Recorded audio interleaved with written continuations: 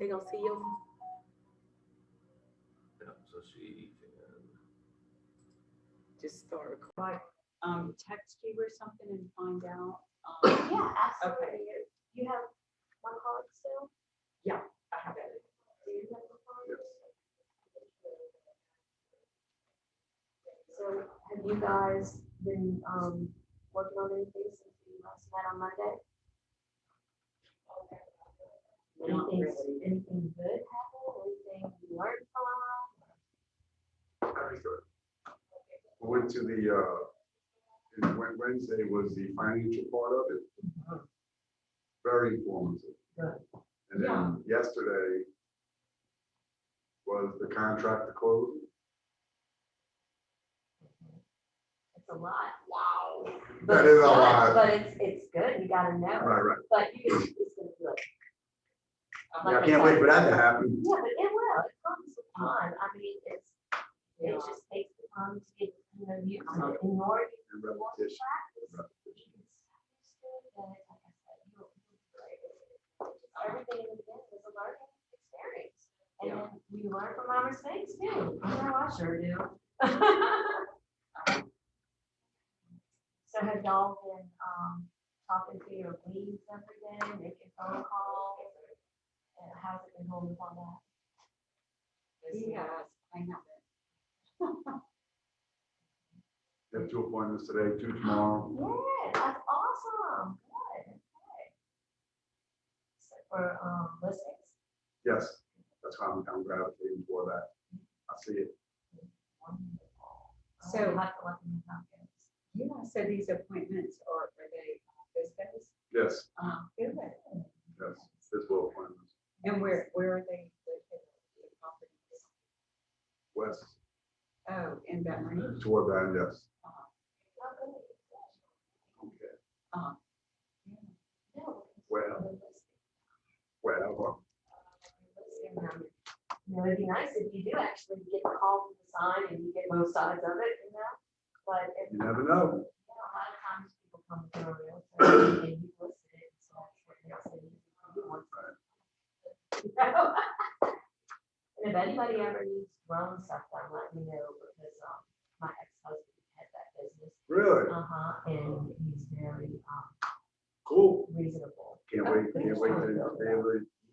That's great. Great to know. Oh, yeah, absolutely. Okay, so today we're gonna talk about open houses. Has anybody done one as of yet? No. All right, so remember what we were talking about, like a little preview about this on Monday, saying that even if, you know, any open house stuff you can do, regardless if you're gonna be on listing, buying side, whatever, it's good. And even if, you know, you do everything, you know, down to the T, you know, even looking at the time structure when you do it and traffic and all that, and you don't have anybody come, it's a awesome learning experience. Of course, we want as many people to come as we can, but just look at it that way. Don't be feel defeated, because it happens. But you've learned the whole process of doing it, you've got the experience. And then once you've done a few and you've got plenty of experience with everything, you know, then you can be more selective or only doing what you need to on your properties. So do you recommend, when you have listings, how do you feel about open houses? Absolutely. Really? I mean, at this point right now, Probably not. a lot of times you don't even need to do it, because it may be sold the thing the minute it goes on the market, you know? But it doesn't have, and this is another cheap thing, because I didn't understand this, but okay, so you know you're having a open listing coming up, and you know that you get offers on it. As soon as it gets the MLS, you come through simultaneously. But it doesn't hurt to have an open house on it. I mean, it's not gonna close right away. Schedule one like on a weekend on a good day, and especially if it's like in an area with good traffic flow and it's in a nice area that people are looking for, because even though it's already sold, they don't know that just yet. Right. And also, they'll come stop and look at it and then find something. Uh-huh. So, Yeah, you right. know, remember we Potential. talked about the other day, just for doing an open house, it doesn't mean that it's just to sell that house. You're gonna get leads through the process of with having an open house. Mhm. And then also, you know, you might get people, when we talked about getting both sides of things, just so happens, you know, just because they're coming to look for a house and they don't have one to sell. But they might even just be thinking about, they might love the way you put the open house on.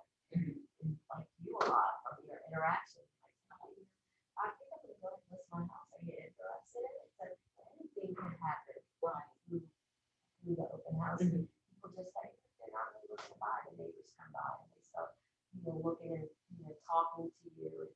You know, this one who needs to sell their house, or this one who needs to buy. So you can get all kind of things all the time that way. Yeah. So just keep your mind open and market yourself all the time. You know, when you go to restaurants, leave a business card. When you pay I your started check, doing that. you know, and then So- you bring it out in conversation.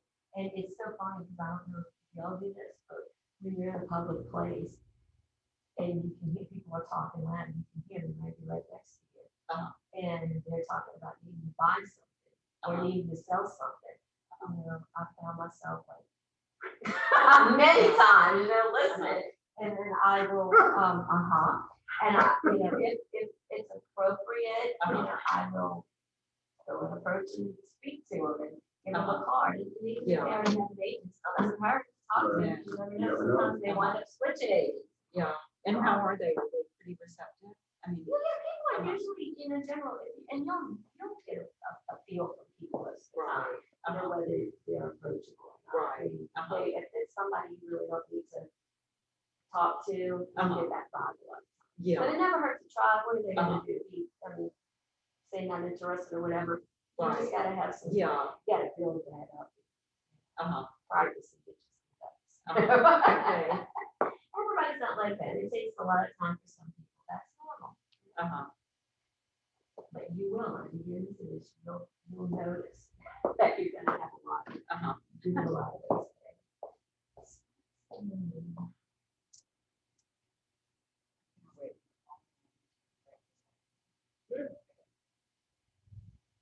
Whenever we take a little break in the call, Okay. Okay, good. it's some facts. Okay, wonderful. All right, so successful agents, what do we do every day? Grow our business, right? Through all these things that we've been talking about, and what's always number one?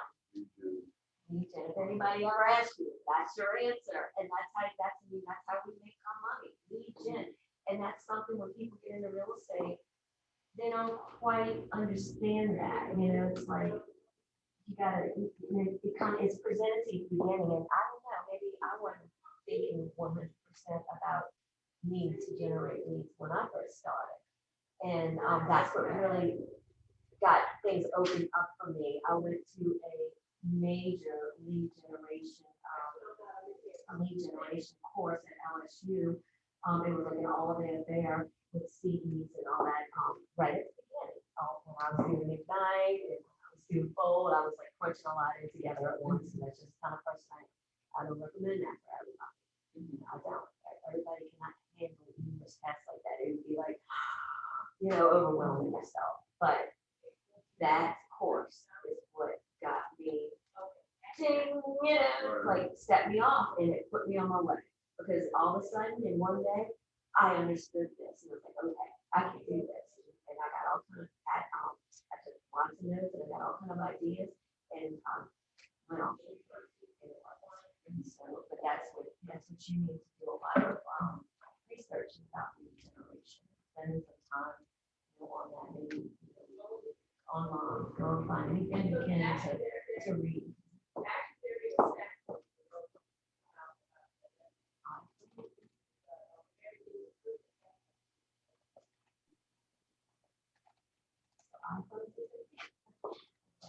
So, that's important. You need to be working on that lead generation part. Now, you probably, you know, will get me some realtors say, hey, you want to work this lead for me? And like I said, take anything you can at the beginning, and don't be picky. Because you're going to learn from every opportunity you get. And the more more you do, the more you learn, the more comfortable you're going to get. It takes a lot of practice. You're not going to feel 100% comfortable for a while. You know, I mean, I know that I need to know what I'm talking about to feel comfortable. And it just takes a lot to be used to it. But you just gotta build up. Okay, so do you hold open houses to sell the house or to pick up buyers or sellers?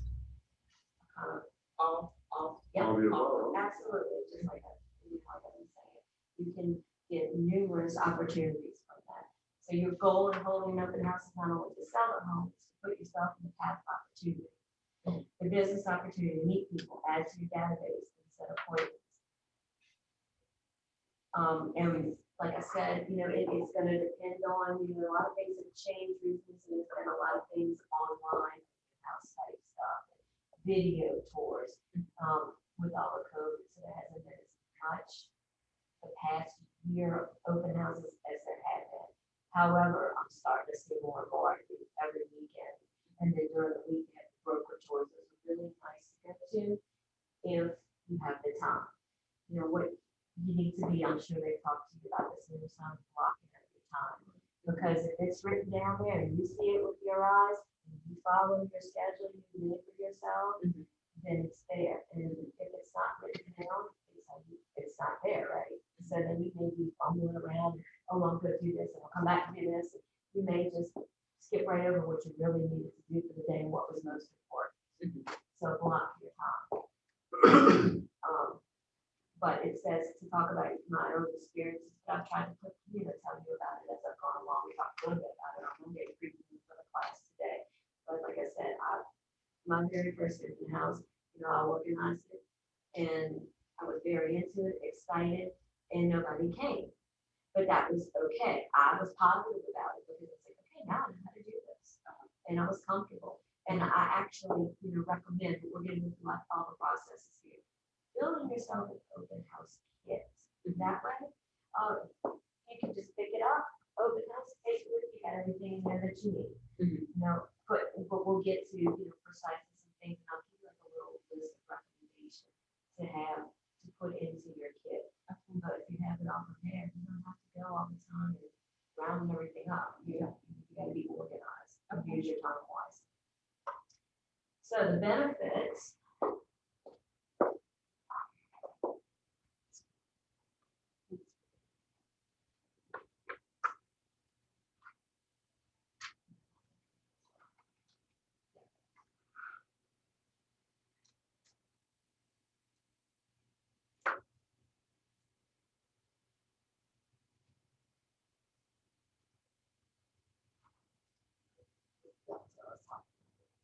Okay, there's our little picture so we can see what we're going to be talking about in the order we're going to be doing in each of our topics.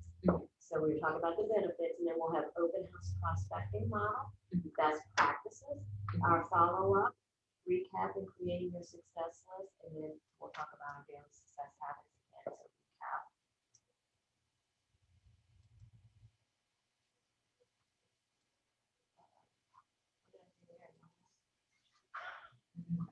I wish I could.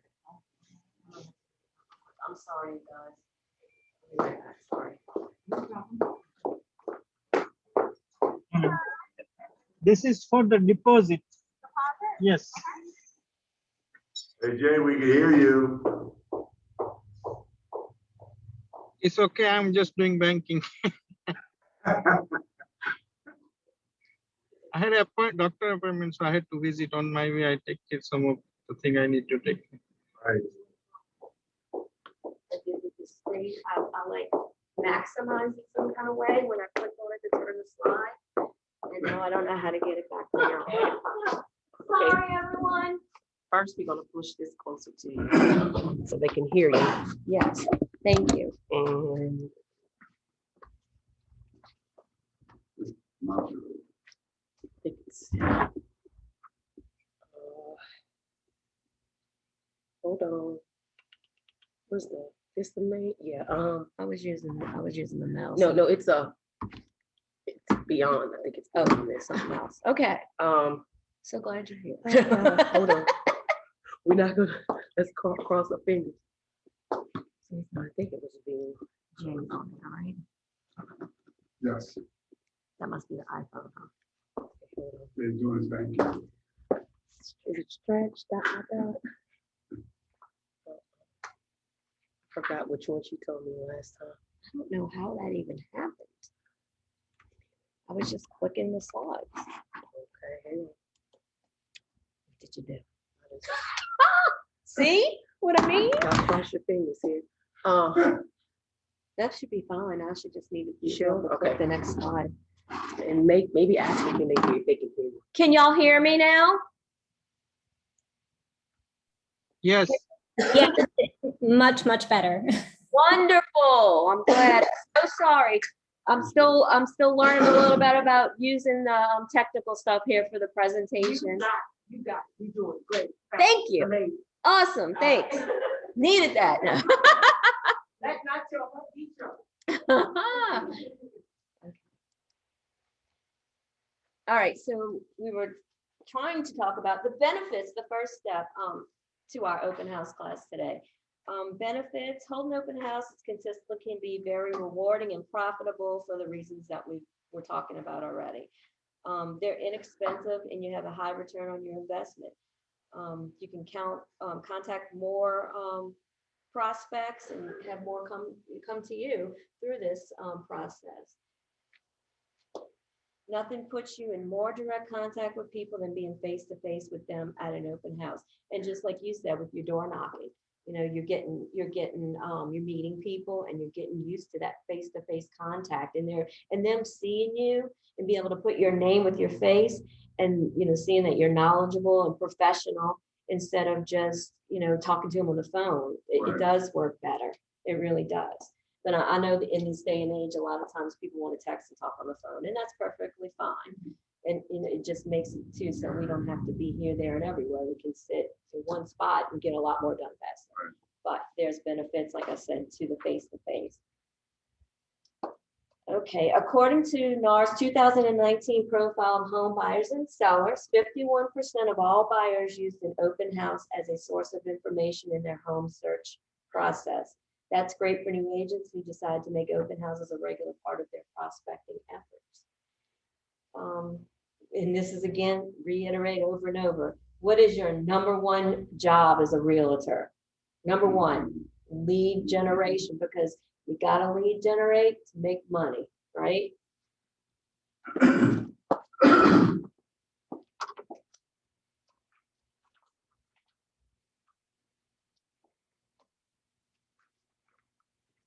So if you don't have a listing, and no one has approached you about doing an open house, you can go and post. I know you've probably seen it already.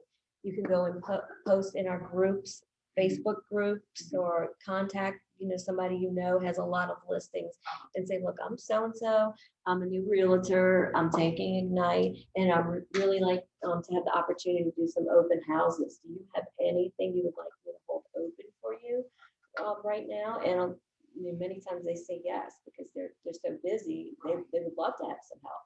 And it's beneficial to you because you're going to meet people of all different types.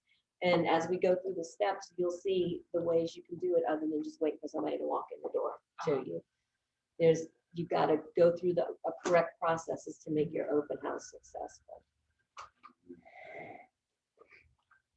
Okay, so the first part we're going to talk about is prospecting. So it's meant to generate future business where you're not necessarily meant to sell that home. Oh, let me go back. Shoot. Yes. So when an open house is done with a purpose, it's a sales present that is preceded by a systematic process and surrounded by a wealth of lead generation opportunities. So the open house prospecting model is, you want to set up for your open house successfully. You want to prospect by promoting and hosting it, and then pursue. You want to follow up and convert those leads to contracts and, you know, buyers and listings, and that's what you have to get good at, getting your leads and then converting them. So warning, real estate agents who violate the Telephone Consumer Protection Act and the National Do Not Call Registry face potentially catastrophic legal damage. Do not use or leave artificial or pre-recorded messages, and check the National Registry and your internal registry before you dial. So they're just reminding you once again, you always need to remember this. I know we talked about it last class. It's just a reiteration, but when you're doing your calls, promoting your open house or however you're doing it, you gotta make sure that you don't call anybody that you're not supposed to be calling. So we want to prepare by setting up for success. So once you've made the decision to host an open house, promotion starts at least a week out. So here's how you're going to set it up for the open house success 7 to 10 days in advance. So, I mean, it doesn't have to be an exact thing, but this is just to guide you of what you should be doing and when. Because don't do it at the last moment. Like if somebody asks you, hey, I need this household open this weekend and it's Thursday and they want you to hold it open Saturday, unless it's already been prepared. They have everything needed coming in, and it's been advertised and everything. Do not say yes to that, because you're going to set yourself up for failure. You want to have your time to prepare and be successful. And y'all know that you can stop me at any time if anything comes to your mind that you need to ask. I'm good with that. So on Monday, select your open house location and time, or volunteer to host an open house for someone in your market.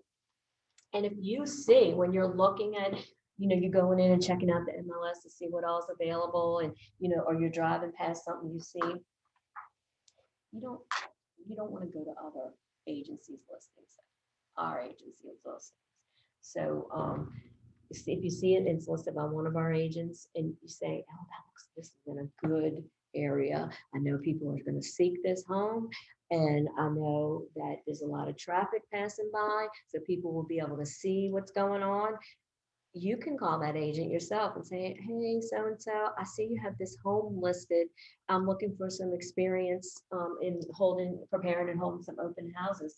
Would you mind if I held an open house for you next weekend, like at least a week out, remember, next weekend? And 9 out of 10 times they're going to tell you yes. But if someone tells you no, do not feel defeated, because you do have some agents who have clients who don't want anybody else in their homes. They're very strict, and we have to respect what other people do and do not want, especially during all these. Well, always we need to respect, but it's harder during all this COVID stuff. As we come out of it more, hope and pray that things continue to get better for us.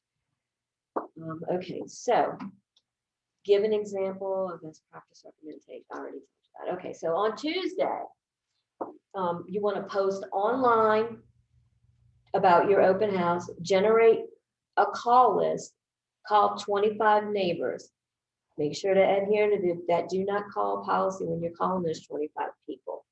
Now, in your database, you could narrow down who you have in there and approach some of those people about it. Or you might have plenty of people in there that are looking for a certain area, and it's that area. So that's what you're going to build your list from. But there's many sources out there where you can find people to call. You could put an ad up, like in social media, where we're talking about last time about you guys generating some leads.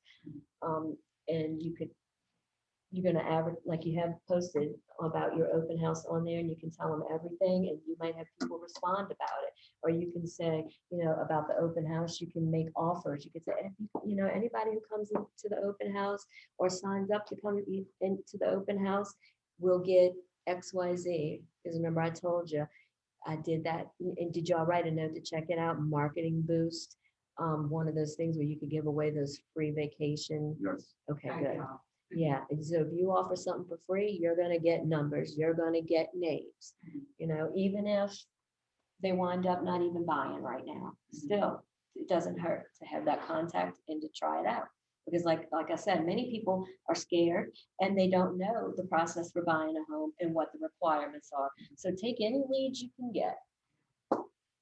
Okay, and then you got to learn about doing your posts on your social media too, because that's very important. Everybody looks at social media for everything these days. So take that time to work it. Wednesday, post online. Install the KW Consumer app on your phone and put a sign in the yard where the Hope Open House is going to be. Now, when you're doing the signs, I didn't just put signs in that yard. I would go around and post like on the way, like if you have to make a turn, I put one there, and then, you know, and arrows pointing if they need to see exactly where they need to go to get to it. And then balloons, I wouldn't really recommend those helium balloons that fly all over the place. Get regular balloons, and I usually would do our red, you know, Keller Williams, and maybe put some gold in there or some white and red or whatever. Just get a pack and keep that in your kit, and get the balloon sticks and attach them to your signs, and that way they stay straight and they don't fly away or get, you know, lost. It works much better, so remember that. Thursday, post online. So every day you're gonna post online and share, you know, share.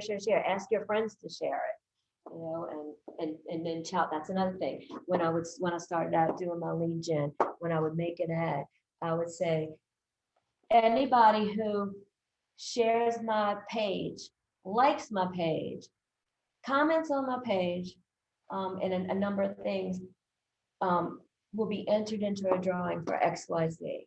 Many people do that, and you can see it for all kind of contests to promote business on Facebook every day. Vacations, giving away a camper, giving away a car, you know, and how legit some of it is, I don't know, but you always want to be legit with what you do. Okay, you don't want anybody being able to come back on you legally about anything. So before you do something, you make sure you do it right. Disclaim anything you need to disclaim, okay, on there. But the more you can promote yourself, the more leads you're going to get. Okay. So on Thursday, you're posting online, invite your database, return yard sign calls if you've gotten any, and email property-based internet leads. Friday, post online, prepare your market stats and comps, and print open house flyers. So when you go to have your open house, you want to have all of your things printed so that somebody comes in there and they want to know about this house, if that's exactly what they're there for, this particular house. You want to be able to give them all the information on it. You know, you want to give them, you know, in the MLS, all the information, print that's in there, but don't print the one for the agent. Print the one for the clients, because there's a choice in there, different views you can print. And you want to have some of those in there, and then maybe the disclosures for the property in case anybody asks. They're very serious about it. It's, you know, it's still in the market, and they say, okay, I might make an offer on this house. Do you have disclosures? So have everything in hand, you know, not just in your head. You know, you need to be knowledgeable, be able to speak about that home and the area and the prices. So you want to prepare a comp for the area too, for that house. So you can talk about it knowledgeably, but also have things there because people like to see it and take it with them. Okay. Open house flyer. You need to create an open house flyer too, because that's going to be part of prospecting, is going to be to have your flyers. You're going to need to go door to door. And if you have any kids or grandkids or friends or whatever that mind helping you build up in the beginning, I used to use, you know, having a lot of kids, that's good because put those suckers to work. I was like, y'all want me to make a lot of money to buy you X, Y, and Z? Well, let's rock and roll. Y'all want to make $20? Let's go. You know, there's an advantage. Use your advantages. Kids like to make money. So you're going to make sure that you have flyers to hand out. And then Saturday, you want to post online, place your directional signs like I was talking about, door knock the neighborhood. So get there early, Even if you want to door knock the day before and hand out flyers, that's a good idea. See, you just go up there with the flyer, knock and introduce yourself, especially to the neighbors that are right close there. I mean, do as many as you can, which you have time for, but especially the ones that are right there around. Let them know that you're having this open house this weekend and you would love for them to come out and tell them about your prizes and your goodies you're gonna have, anything to entice them to come.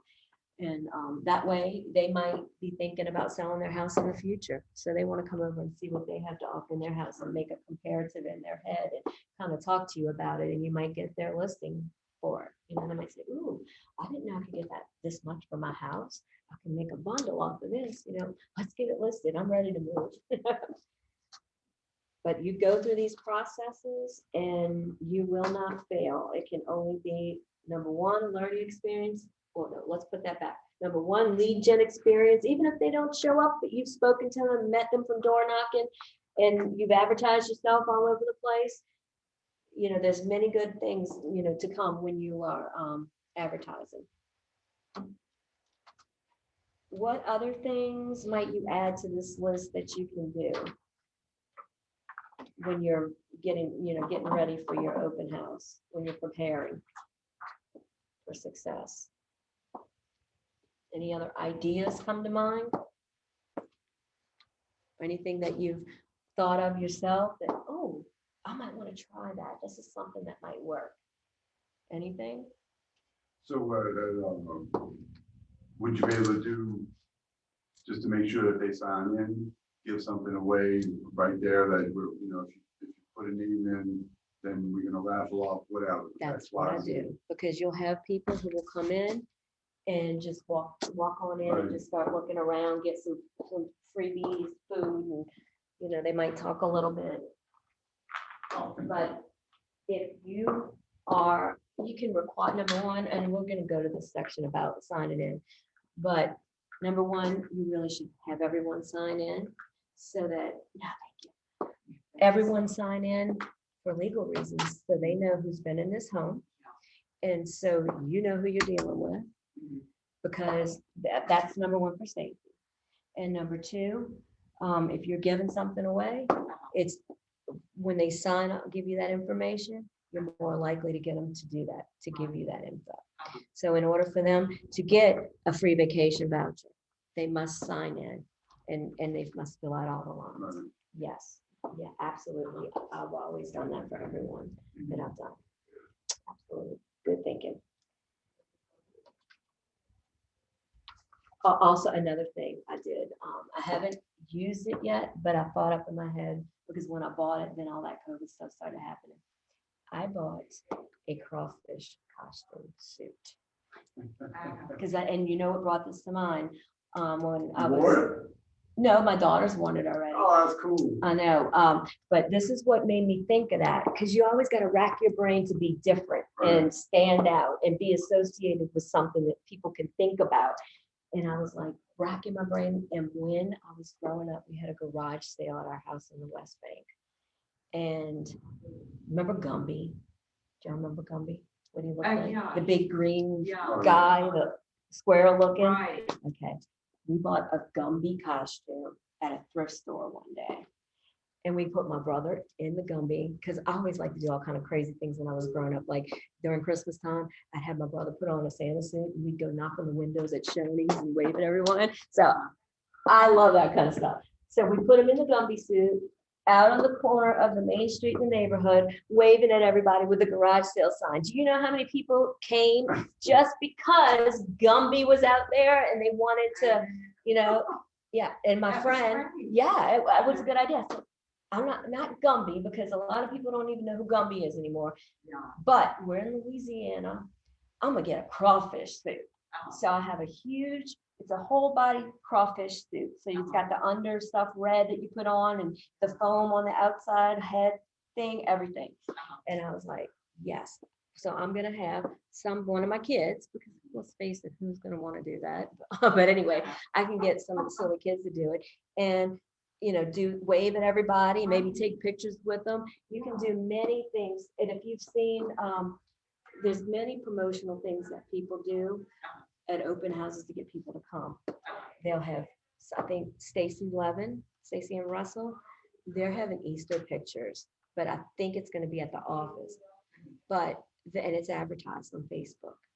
And that gets you people to come by. Yeah, they're gonna get a free Easter pictures for their kids by a professional photographer.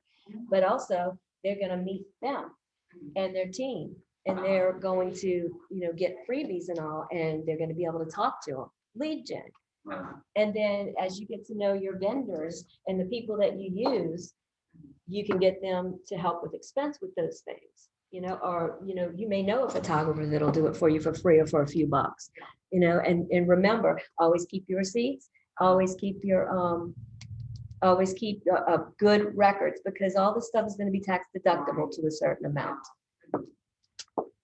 Okay, so just think how you can be different and draw people. Always have that in your mind.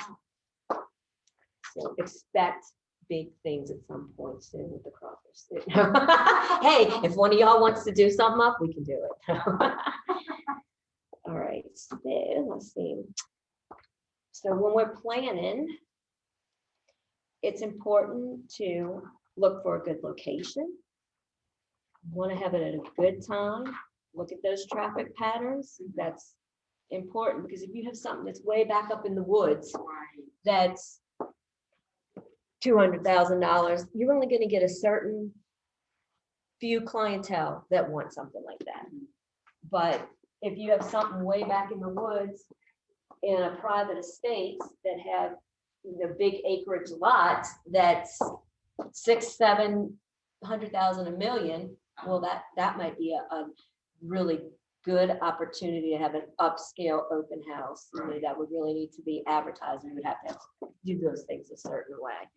But that would be a great learning opportunity if you could get into something, upscale at some point to do. It would be fun and great learning experience and meet some really good students. And then local practices. You wanna be aware of how the people practice with their open houses in our area. So just kind of, be mindful of how things work. Yeah, Steve and I are gonna go to an open house Good, together on Saturday. And good, yes, I have a perfect. friend who was with Keller Williams a number of years ago, and she lives in Bay St. Louis now, but she's coming over Sunday, and I've got like 4 open houses that she and I are gonna go to. See, together. wonderful. See, you're going Just to around to yeah. learn and experience and Mhm. see what's out there. Right. Perfect. Mhm. And you can see what other people do. Mhm. You guys are going to do nothing but learn from that. So Mhm. take the time during this learning, process. Your whole life's going to be a learning process. We all know that at our age. So, you guys are experienced with that already. But in the real estate learning process, that's what you do. The more you can go to and see, put out the time and effort to do it. Just do it, Yeah. because it's not going to do nothing but help. And let's face it, we like to go look at other people's Oh, stuff I they have in their know. I house. love open houses. I do too. Get ideas for decorating, free food, prizes, So, what do you think would be a competitive time to host an open house? A competitive time. Time. It seems like most are held on Sundays, anywhere from noon to 4. That seems like the most A good time. popular time. Mhm. I guess, most people are available, of course, more. I mean, it's unusual to see an open house on a weekday, unless it's a broker. A broker tour, yeah. Yeah. You have to kind of do your research and see what all's going on. Mhm. Sometimes it's better for people to be able to come to a twilight open house during the week. Uh-huh. If it's going to be something that's worth your Oh, time really? and efforts Uh-huh. to do. Yeah. And then, and that would be something nice, but I would, if I was going to do something like that, I would have to really be in a high traffic area, Right. and it would have to be a really desirable area and maybe a little bit more upscale-ish. But there's lots of options, but that is a good one. And you'll see, I'm sure you must know Daniel Mon, right? Who? Daniel Mon, do y'all know him? Yeah. Okay, he's out of our Mandeville office, He's got a great personality, but he, I know he's who you're talking about. out there. Yeah. He has done a number of high-end open houses, and they will advertise them very well, and they will video everything, because he loves to do, the video and of everything. But he will hold them at some of those odd times, but he'll do like a twilight, like they'll have a crawfish boil open house, which, That's a little odd. be careful, you don't want Crawfish. people bringing crawfish in the house or anything like that. Exactly. And then, you have to be careful, but, I've had open house and served alcohols at them before. And then at the open house you will, and like you'll go to closings, like if you use Florida Lee, I don't know about other ones, they have beer at the closings and, things like that. And then they have the hydro coffee. They're really, no, I'm not familiar with. it's cool. It's really neat. And they have the color changing cups, but they are, that's in the Covington office.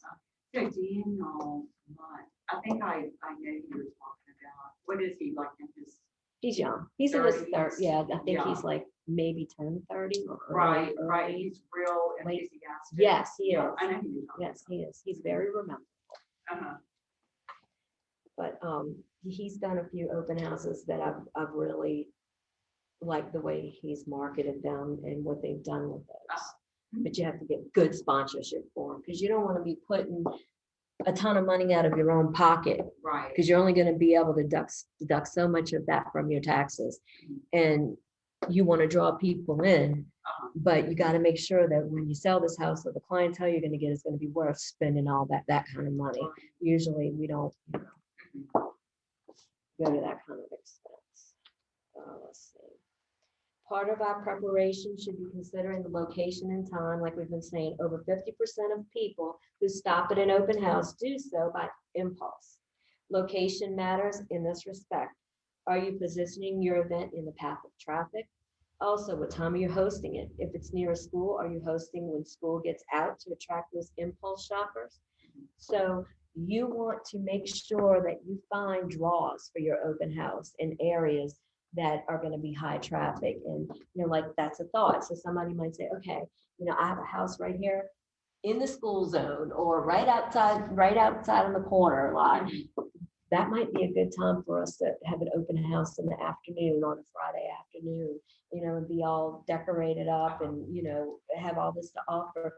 You're going to get, in certain areas especially, you can get people who are going to stop in right there because they see it and they're like, oh, they have an open house. I'm going to see how this house looks inside. And maybe I might want to, I'm looking around to see what they have out there. I might want to buy something here shortly. You never know. So just weigh all of your options and think out the box. Role model door knocking. That's Steve's. It's an excellent way to garner interest in your upcoming open house event. The script we are about to role model can be found in your participant guide on page 6. Okay, so do y'all have that Yes, script? yes. All right. Do y'all want to do that together real quick? Read it first so you know what you're going to do. Okay.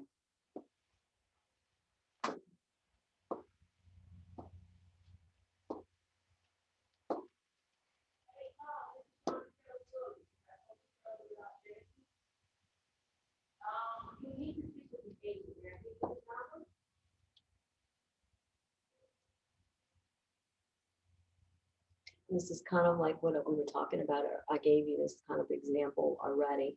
So it's just, it'll help, we can practice. Yeah.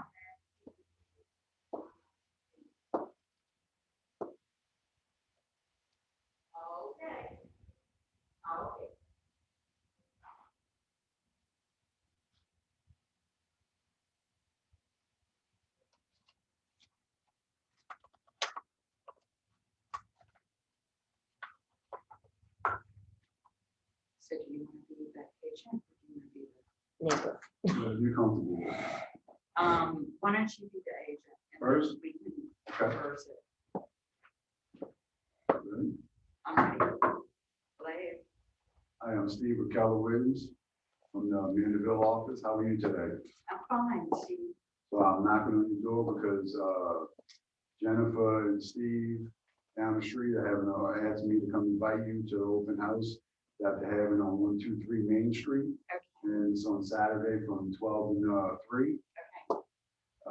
I'm just coming over here to invite you. You're more than welcome to come. Feel free to bring someone with you from work or a friend or whoever you think, or relative even, that might be interested in buying a home in your neighborhood. Do you think you might know someone? Yeah, actually, my sister is looking. That's awesome. That's great. And by the way, when I find a buyer, I would like to be able to share with them what people like about this neighborhood, and ask you what you like most about this neighborhood. Well, I have 3 kids, and there are a lot of families with children in the neighborhood, and you know, my friends have developed a lot of friends because of all the kids. That's great. Great. Yeah. Glad to hear that. That's the thing that I have liked most about it. Excellent. And if you were to move, where would you go next?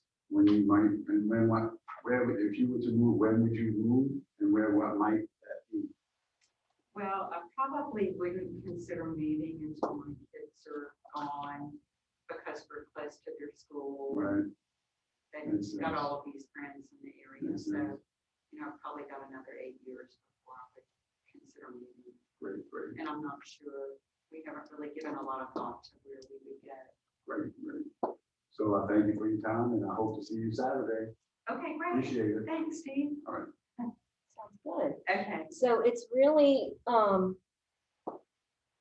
that's a good script for you to like keep in mind as you're practicing and, Okay. you know, going back and forth, but that's gonna come to you, you know, as you get used to this process. Right. And that's with anything. You're gonna go and they may be out in the yard, you know, doing some yard work, and you Right. go up and introduce yourself. And you're always gonna introduce yourself to anybody, and, you know, but you wanna make sure that you say, I'm with Keller Williams, the office out of Mandeville. And you're gonna start talking to, you know, just, these are gonna be common things you're just gonna say. And when she said 8 Make years, sure I you- wanted to get her information. Right. Make sure you always make eye contact with people, Right. because if you're looking down while you're talking to them, or you're fiddling with your phone and, you know, doing different stuff, Uh-huh. they're not gonna respect you as much, and they're not gonna feel like you're really listening to them. So you wanna make sure you engage with the people correctly. Uh-huh. And just be friendly, be natural, you know, and, you know, if you, that is really helpful too. Take some notes when people are telling you what's good about the neighborhood, and say, oh, yes, that sounds awesome. Like, the people will say, besides the kid thing, there's a lot, this is a big family neighborhood. There's a lot of activities that go on in the neighborhood. Yeah.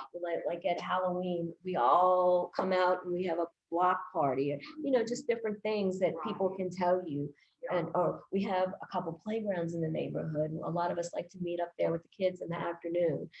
There's a lot of moms. We have a walk-in club, you know, and then we have garden, and some people like to garden, and we have a garden of the month club, and it really helps to keep our neighborhood beautiful. And, you know, every month we have a winner, and the sign will go in the yard. So people get excited about different things, but it's nice to know every aspect for all the different people that the neighborhood has to offer. You always want to make sure that you're honest with these people too, because your clients are going to respect you and use you again and refer you if you're honest and sincerely care about them and not just about a buck. Okay. So if they ask you, you know, about, did they say anything about the next door neighbors for this house? Because a lot of people want to know that before they go around a few times. And, you know, and I'll even tell them to come, like, I want you to, before we make this offer, I want you to drive around this whole neighborhood, and at different times on the weekend and at night. I want you to make sure that you're comfortable with this neighborhood. Yeah. And even I'll tell them, remember about our beforehand picks, if they have a whole list of houses they want to see, and I'll tell them about the times and everything, because I want to make sure that they're comfortable with that neighborhood. And if I do know anything that would not be an advantage to them buying this certain house that we're looking at, I'll tell them, Oh, you know, if there's an issue. Yeah. yeah, you know what? You need to be honest with your people, because you know, you always want to put yourself in somebody else's shoes, or a family member of your shoes. Just like when you know, like, I'm a nurse. When I was taking care of my patients, I always thought to myself, how would I want to be treated? How would I want my mom or dad to be treated? you know, and that's why I would never be judgmental or Yeah. ugly or mean or any of that. I would give the care that I would like to receive. Yeah, So of think that in course. any practice that you do. Yeah. Yeah, I think that's great.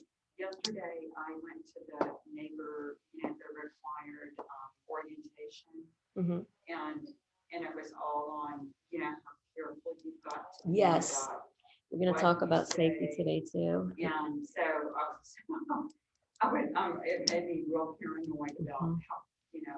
how careful you've You've got gotta be not careful, say too. anything. Like if they ask you about the neighborhood and. You if- can't if talk it's about safe or- schools and things like Right, that. Yeah. uh-huh. Safety, you can tell them where to find the safety statistics, you know, Uh-huh. and things like that. Yeah, But you don't want to legally uh-huh, put yourself in jeopardy. Right. You want to be able to offer them where to find this information. Right. You want to be Uh-huh. honest with your clients, but just find a way to do it, to be honest, that's all. And to not jeopardize yourself. okay, And it takes like practice, and you're gonna make mistakes, period. You're gonna Yeah. do it. uh-huh, So yes, get all the good information you can talking with the people. And if they don't answer the door, leave a flyer for them mhm, if it looks like Okay. somebody actually works there. uh-huh, So you can find more scripts for the door knocking in your script book on page 25. Okay. And try to practice, you know, and you're probably getting good at it because you've been practicing, you know, with your Yeah. door knocking. First day was scripts, a you know. disaster. Oh. It was. I didn't go with the script. So what did you learn or what did you do that you thought was such a disaster? Because I didn't have a script. So I just kind of winged it. And I didn't get nowhere. No responses, no good responses. No good responses. But then I went back and I found the script and I went back Uh-huh. night and day. Yeah. oh, really? Yes. Oh, good, And also, if, like I said, if you engage with the people, like before I start asking it for any personal information when I'm talking to a lead, uh-huh, I start engaging them in normal, funny Right. things or about life or whatever before I start asking for personal information. yeah, You know, Uh-huh. because if you make them feel comfortable, they're gonna open up to you more. uh-huh, And always, always, always, another thing is when you do get to ask them personal information, you always want to tell them that anything that you discuss is between the two of you, that it's nothing you would ever share with others, and you're legally bound to that. So they never have to worry, because you're going to deal with people who are direct family members with friends of yours and things like that. And they don't, and even total strangers, you know, doesn't want to give out.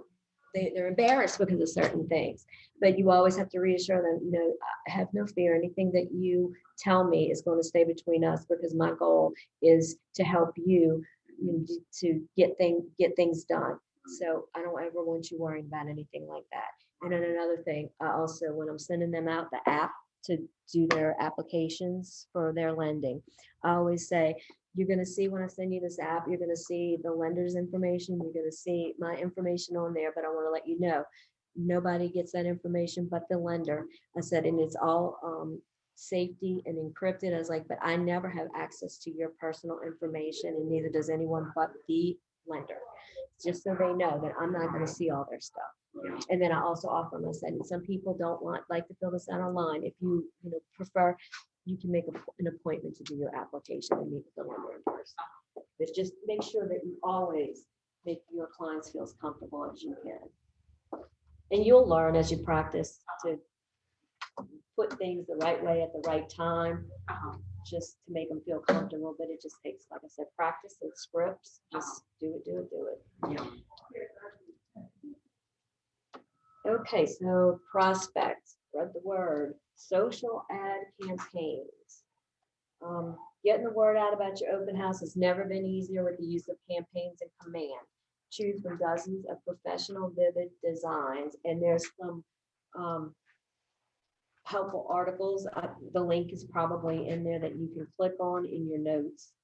It probably shows you. but this is, shows you how to do them in command. And I'm gonna say this right now.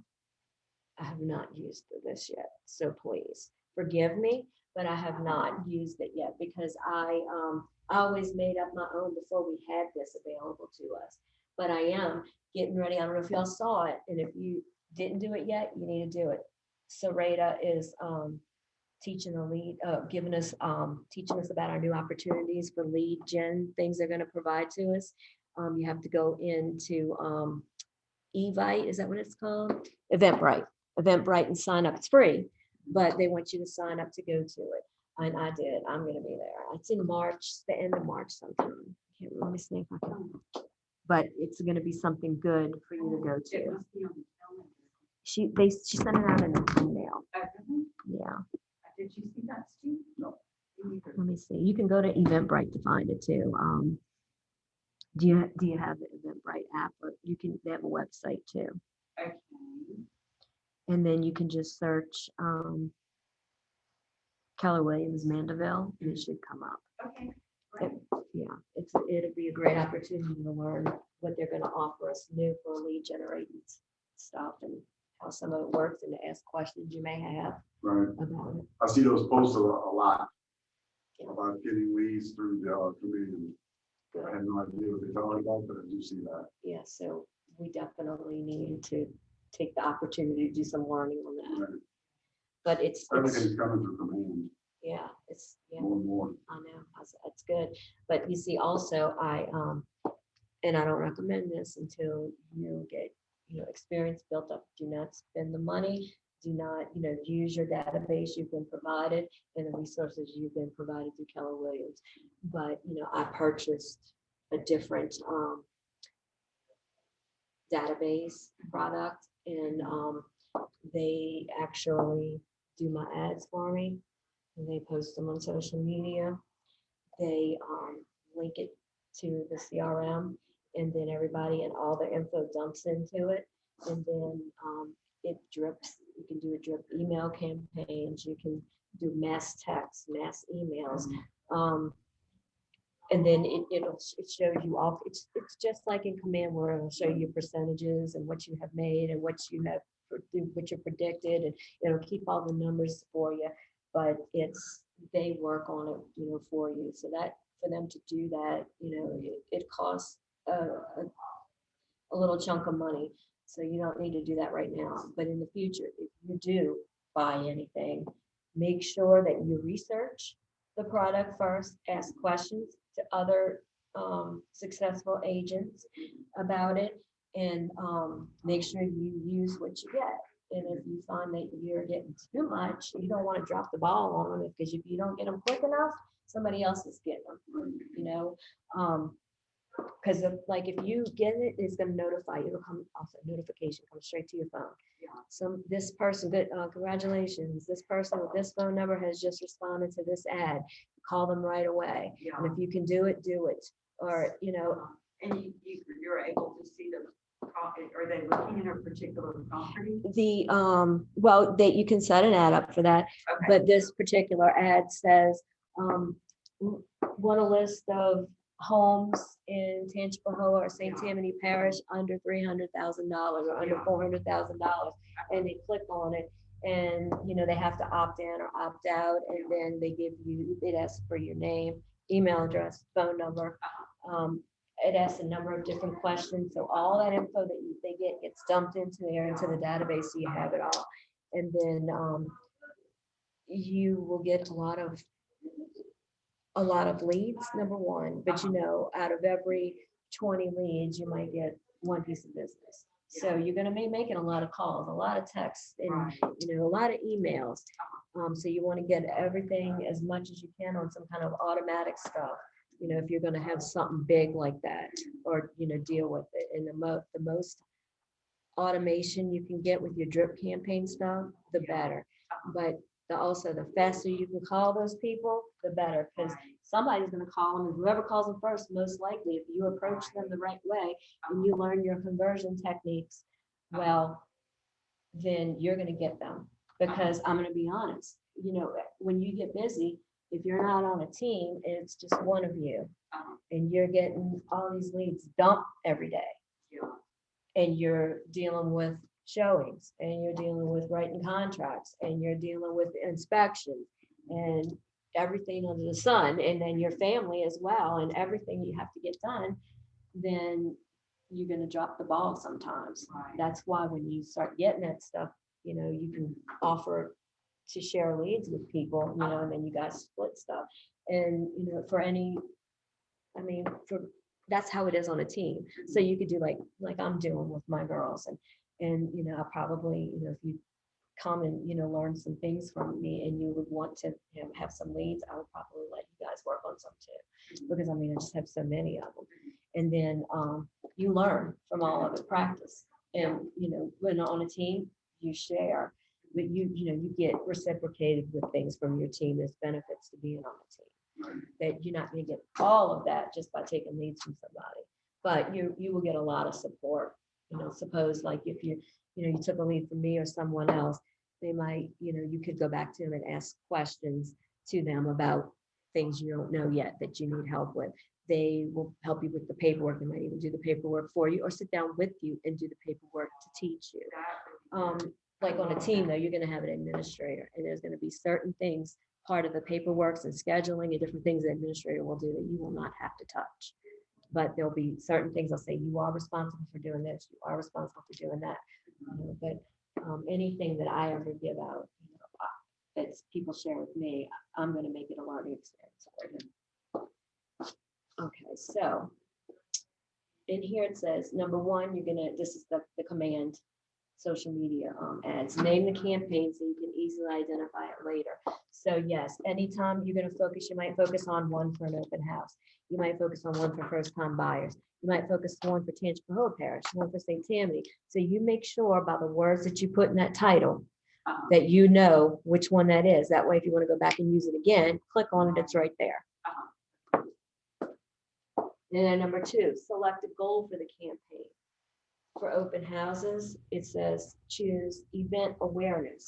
So I would say to go in and practice looking at what everything is in here. See, it says you want to advertise a listing, attract listings, attract talent. So you want to recruit. Brand awareness, event awareness is the one they said for an open house. Attract buyers. And then where will you want your campaign to run? Facebook, Twitter, Instagram, all of them. Excuse me. Set up campaign after you've done all that. So that's it looks like that is going to be extremely helpful.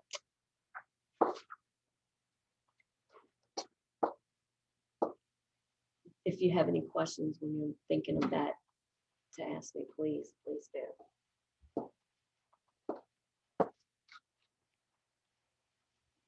You're talking about the talent thing. I went to FISBO, and they were giving aids the next day. So I started, since you're getting ready to do Saturday House, I said, you mind if I give you some pointers? Mm-hmm. She said, no, would you? And she Great. was so receptive. When I left there, I said, man, she'd be a really good real estate agent. I And even you should told her tell them. that. Yes, good. I do So always. I'm reaching out to her. I kid you not. I said, man, that'd be awesome. I do it all the time to my clients, especially, if I've known them a while or they're friends of mine, but any of them, if they seem that they would be really good at it and they could use the extra income, because I don't remember if I'll know that last week I said, I wish I would have started this much sooner in life, but I didn't know what kind of career I could have with it. I want to be informative to other people so they know what they can have in their life and what they could do. She's taking notes on what I'm telling her. I Yes. said, oh my gosh. Yes. Uh-huh. So you'd be a really good real estate. Yeah. She said, you think? I said, yes. Yes. So that's I don't know how for sure, but I think you have a good chance. that's how you recruit people. And profit share is a big thing. And even if you were ever to leave Keller Williams, you still get profit share from the Right. same people. So it's a benefit to you. It's another way to make money. Dawn always called it her mailbox money. So if you can do it, do it, and just incorporate it. Later on down the line, as you get used to things, you could do more advertising for it and make it you know, when you're going on Facebook and you're making posts or whatever, or you're talking to somebody, you can show some kind of picture. And if you want to see some good ones, I've seen lately, Laura Whittle. Do you know her? Yeah. Laura Whittle. Okay. She does a lot of posting, but about a lot of things. But when she's working on contracts at nighttime or, you know, different things, and sometimes she'll make something particularly about trying to recruit people to do real estate. You know, she'll post a good picture, say what she's doing, and say, you know, I can go on vacation and write offers at the same time. That's why I became a real estate agent, or, you know, something good like that. And just do it, you know, all the time as you know, just incorporate it in. But I also want to suggest to you, if you're doing that, you need to be there for your recruits. Don't just get a paycheck from them, please. That is not, is valuable to them, and to me, it's not offering anything to them. You don't want to just look like a paycheck to them. You want to have something of value to offer to them. So you're going to need, I feel like you need to spend your time, some time with them. You need to be there for them. You really, you know, that's what I recommend. I want So, part of the team. huh? I want her part of the team. Yeah, absolutely. I saw something, so she had something. Yeah, I don't exactly know what it was, but she had something. right. Yeah, you'll get those cues with some of those people. You really want to be persistent with them. You do, because you're like, you know, they can do this. They're good. You know, some people are just know how to talk to people, and that goes a long way in this profession. Because if you don't know how to talk to people, and like I will have somebody that is working leads with me, and I'll say, okay, I have this client. I've been working with them. This is what's going on. I can't show these houses to them this weekend. Would you like to, you know, show the houses and speak to them and help me deal, you know, with this, and we'll work together on it. And they'll say, yeah. Well, she shows them the houses and all, and then I touch base with them again, and they'll say, man, they're like, Jennifer, I love you, but so and so, I'm sorry, I just don't like them. I just want to deal with you. You know, and I mean, you're going to come across that kind of stuff, because everybody does not mesh with everybody. And some people are better at communicating than others are. If you feel, if somebody asks you a question and you look or act aggravated about them asking you questions, or you don't explain things to them and you just look at them stupid because they don't understand what you're saying, forget it. Forget it. You're going to lose those people, or you're not going to be able to convert them when you try. So, you know, communication is very important. Yes. Okay. So, promoting and hosting. The prospect stage is all about hosting the open house and capturing those leads. To successfully promote and host your open house, consider these tips. You want to build rapport with guests and establish relationships. And we've been talking about that, how important all that is. You want to greet everyone that walks in the door. Have them sign in, so you capture the information. And like I said, we came up with ideas to get them to do that, besides just asking them to. Take advantage of one-on-one personal time. A pro tip, wow your guests and show them your neighborhood expertise by using neighborhood snapshots in Command. Have y'all used that yet? Okay, well, go in and practice with that when you get home, so that, you know, you could talk to them about the neighborhood, you know, when they start asking you questions, or even if before they start asking you questions, you can say, in this neighborhood, you know, the houses have been selling like hotcakes. The average time on the market is only, you know, less than 30 days. And they've been selling for an average price of blah, blah, blah. And, you know, to be able to be knowledgeable to them. Get to know your guests. Find out about their family, occupation, recreation, and dreams. And, you know, you're going to get to know as you get your clients and you convert them, and, you know, you're dealing with them. You're going to know way more than you probably ever wanted to from some of them. And then, you know, some people, it's like pulling teeth to get info from them, but make them feel comfortable first, and then you'll get the info that you need. Some people aren't good at that. Some people are excellent with it. Some people are better at it than they need to be. But all of that communication goes a long way. you want to qualify your leads by asking probing questions, but remember, you want to build that rapport with them before you do those probing questions, okay? So find out from them, as you're kind of talking, at first, about when are they looking to move and what all areas are they interested in?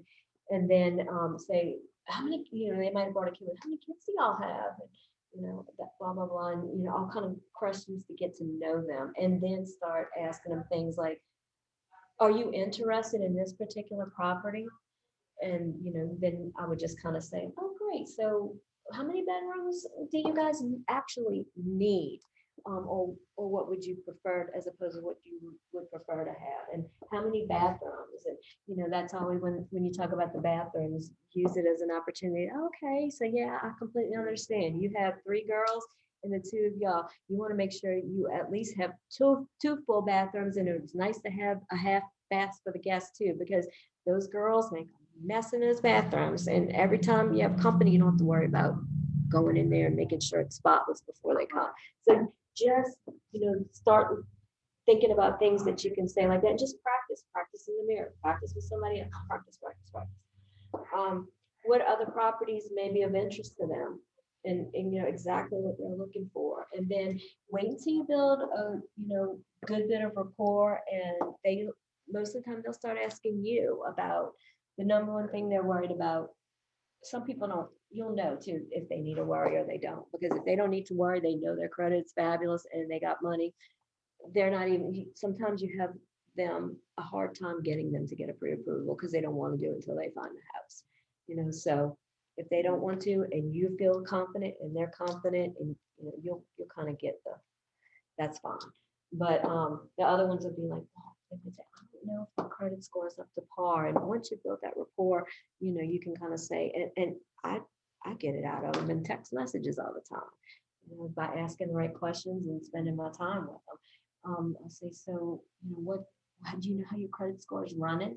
And most of the time, people get these tools online now, like this Credit Sesame and those kind of things that are free. And I'll use that as kind of a base to know where they're at, but they're not 100% accurate. It can fluctuate. Most of the time, it'll be lower than what it's given. Sometimes it's come out to be higher than what it's given, but most of the time it's going to be lower. And then you're only going to get 1 score. But when somebody gets a loan, they're looking at the 3 scores and they use the middle score. So if they have a 580 and then they have a 7 on this one 700 for some reason, and then they have a 620, they're going to use the 620. Okay. So usually if they come up and tell me that they have a 600 or 620, I say, well, I feel like as long as the other things fall in line, like your debt to income ratio and things like that, I said, I think you'll be fine and we'll be able to get you pre-approved. I was like, I can't promise you, but it sounds good. But I'll ask them some other questions, see if you've been paying everything on time for the last 12 months. Just you'll learn the questions, and if you come and meet with me too, you'll learn exactly the questions and how and when to ask. See, I'm so nervous about calling this lead because I don't know any of the questions. I don't know about like if they're interested in buying the app to send them, listings. I don't know how to use that.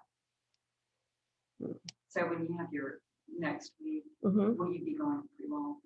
Yeah, absolutely. See, when I give. Don't be nervous, because practice, and they just want help. And you're kind, and you're going to be good at it. Just practice. You'll be fine. But see the questions, like, if she wanted to buy, I have no idea how to go about sending. Is it definitely say a lease on the lead? No, I'll have to go. No, just the lead in general. Oh, good. So I would call them up and say, hi, whoever this is, whoever with Keller Williams, I got your name that you were interested in real estate. What is it that you need help with today? And they'll come out and tell you. Okay. And then if it's a lease, you'll say, okay, well, what area are you looking to go to?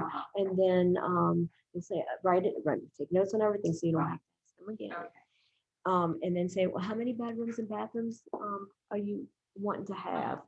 And then say, and then what is your price range? Uh-huh. You know, and you want to know what their max is because, Right. you know, there's not a lot out there. So you want to see exactly what they can go to. Okay, okay. And then you can ask them, you know, after you've gotten all that info, you say, I'll be glad to do a search for you and make sure you get their email address Okay. and say, and I will email you the properties that are available and I want you to look through them and see which ones you'd be interested in.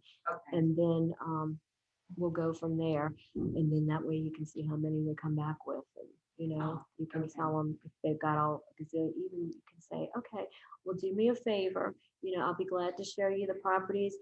Is there any way that you have time to go and pass by, you know, where they're at and make sure that you like the area first and that you really are still interested? And then we'll go look at the ones that you're interested in and try to do it as soon as you can, Yeah. coordinate a time with them because they go quick. Sorry, lost my train of thought. And then before you hang up, I would say, have you thought about buying? Or why exactly is it that you're wanting to lease? And that way you know if they're only going to be here for 6 months because their job is transferring them. Yeah. Or if they sold their house and they're building another one, but it's not going to be ready until XYZ. Yeah. And then whatever, a lot of times they'll say, well, you know, I need a place to stay and I'm either not ready right now to buy or I don't know where I want to buy yet, or I don't know if my credit's good enough to buy. So you're going to say, well, I'd be glad to try to help you with that, or at least to, you know, tell you about the different options available. And that way I would come to them, you know, I would feel comfortable after I've talked to them and got all this info from them. I would say, do you happen, if they're concerned about credit score, maybe, do you happen to know what your credit score is running? Then I'd go through that. Okay. And then, lost my train of thought. But just going through all that is, you know, how, and you just got to keep practicing at it and practicing. It's not going to be comfortable the first few times. You gotta, but having your questions on a piece of paper written out first. That's the way I did it when I started out. Everything I needed to know in that call, and I wrote them in the order I wanted to ask them. And then I would write my answers as I got my answers. Okay. But you always want to convert to a lease to a buyer if you can. And then the best thing to tell them is like, well, you may be able to buy. I'd be glad to meet with you and teach you the process of, you know, the first time buyer's process, so that you know exactly how to prepare to buy a home and see if you might be where you need to be right now to buy one. Because it'd be great for you to be paying on something that you own instead of giving your money away every month. And this will just come to you second nature. But if just practice by having your questions in front of you in the order you want to go through them in. Yeah. And then so you find that if the credit score is like over 600 and their income to debt ratio It's pretty low and they've been paying everything on time for the last 12 months. Okay. And then I'll usually ask them, is there going to be anybody else on the home loan? And then I'll ask them the same questions about them. Okay. You know, you're gonna get people who think they can't buy a house because they filed bankruptcy in the past. You can actually, if it's a chapter 13, you can buy one in a year if you've paid everything the way you're supposed to on time, and because it's the chapter 7, I think, where they write it all off, right? Yeah. That one, I think it needs to be 2 years before they can buy. Okay, so if they file for bankruptcy and it's chapter 7. Chapter 7, 2 years, chapter 13, 1, as long as they've kept everything up to par since they filed. Okay. Can't have anything negative since they filed, and any bills that they have, they've paid them all on time and they're reporting on time. And you always, when you're teaching your people about their credit, you may already know that. When you're teaching the people about improving their credit scores or keeping them up, you tell them, make sure you never pay anything more than 30 days or more late, because it's not going to post. Yeah. as late until it's 30 days Oh, late. You really? may have a late fee because it's over Okay. 10 days late, but it's not gonna post that it's late as Okay. long as it's not 30 days late. Okay. And then when you get any 30-day lates, they're not gonna finance you until you've, most likely, unless it's special circumstances that they can write letters to the lenders about, you know, like suppose this happened 1 month because COVID, they were laid off from work for right away and it was unexpected and because of COVID. And so they can explain all that in a letter, why they were 1 month late on their bills that month. Yeah. You know, but ever since then, they've been fine before and they've been fine after. They Yeah. might say, well, okay, you know, but it has to be something that can be explainable and have a darn good reason for it. I mean, you had a heart attack and they were out of work and for a couple months because of this, you know, and they didn't have resources at the time. Yeah. So as long as you have a good explanation, Uh-huh. and it's not like but before, you know, 2 years before you were months late and after you've been late since, and no, you know. But, and then also, just while I'm thinking about it, just to put it out there, once you have somebody under contract and they're not paying cash for their house, they are having any type of loan for their home, do not purchase anything on credit Right. and don't go spending any big chunks of money. Right. Wait until closing. After closing, do whatever the heck you want to do. Right. But if you do, you might go buy a new car, say, no new cars until after closing, because Right. you might buy the new darn car and then all of a sudden you can't get your house Right. because you've changed your debt to income ratio. Uh-huh. So you've got to be very careful. So you just tell them, make sure, the lender's gonna tell them, but you make sure you reiterate, because you know, everybody wants to get brand new furniture when they buy a house. Say, Yeah. please, just wait until closing unless somebody's gifting you some money to buy your furniture. That's fine. Or you have some money hidden at home that you can use to buy some furniture. That's fine. But you Right. don't want them, if they have so much in the bank and say they have $10,000 in the bank and they've used that, you know, to show, and they go out and spend 7,000 of that money on furniture in cash. Mhm. That's not going to look very good, and that might change something for the loan too. So Right. you need to instruct your clients to be very, very careful. Mhm. Okay. Thanks for that information. Yes, when I think of things that are important and I'm thinking about them when we're talking about these, I'm going to throw them out there to you Okay. because it never hurts. It's things you need to know. Uh-huh. So, building the rapport, qualifying your leads, and providing value to them is very, very important in all the ways that we've been talking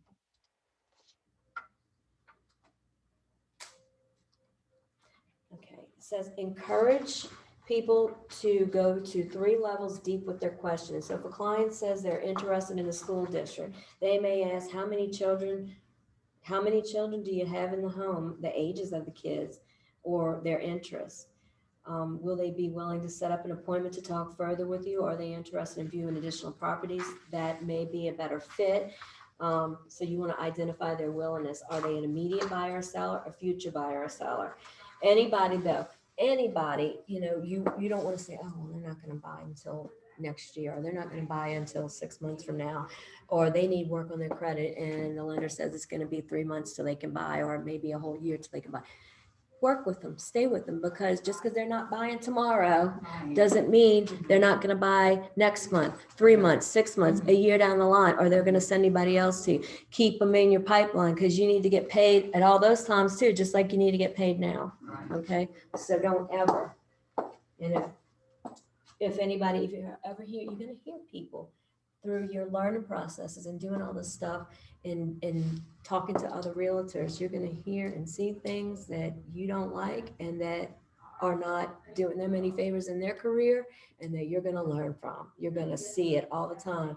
You're like, oh my God, Jennifer said don't ever do that. And you know, you can say, oh, she said I'd hear this. She said I'd hear that. You take some notes when you see those things at the beginning. Say, you know, this, and that happened, and this is how this one responded. You know, just so you know that's not correct to do. Or if you, any situation like that, anything you can learn from, go ahead and take notes at the beginning. Okay. Yeah. Let's see. So provide value. You can capture contacts and commands simply by sharing your neighborhood snapshots. That's what we were talking about, getting leads from command. Neighborhood snapshots are ideal for showing your expertise. Do y'all see the link on your paperwork for the neighborhood snaps, how to? Mhm. I want to go into command and try to do that. Is it showing here on mine, the link? Do you have that link on your paperwork, on your notes somewhere?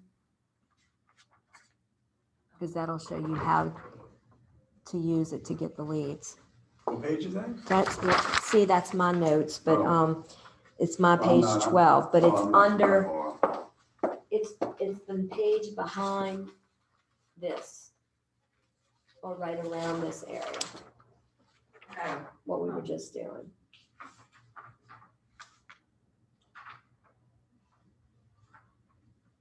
So if it's not right there, it's gotta be in your materials somewhere, your Ignite materials.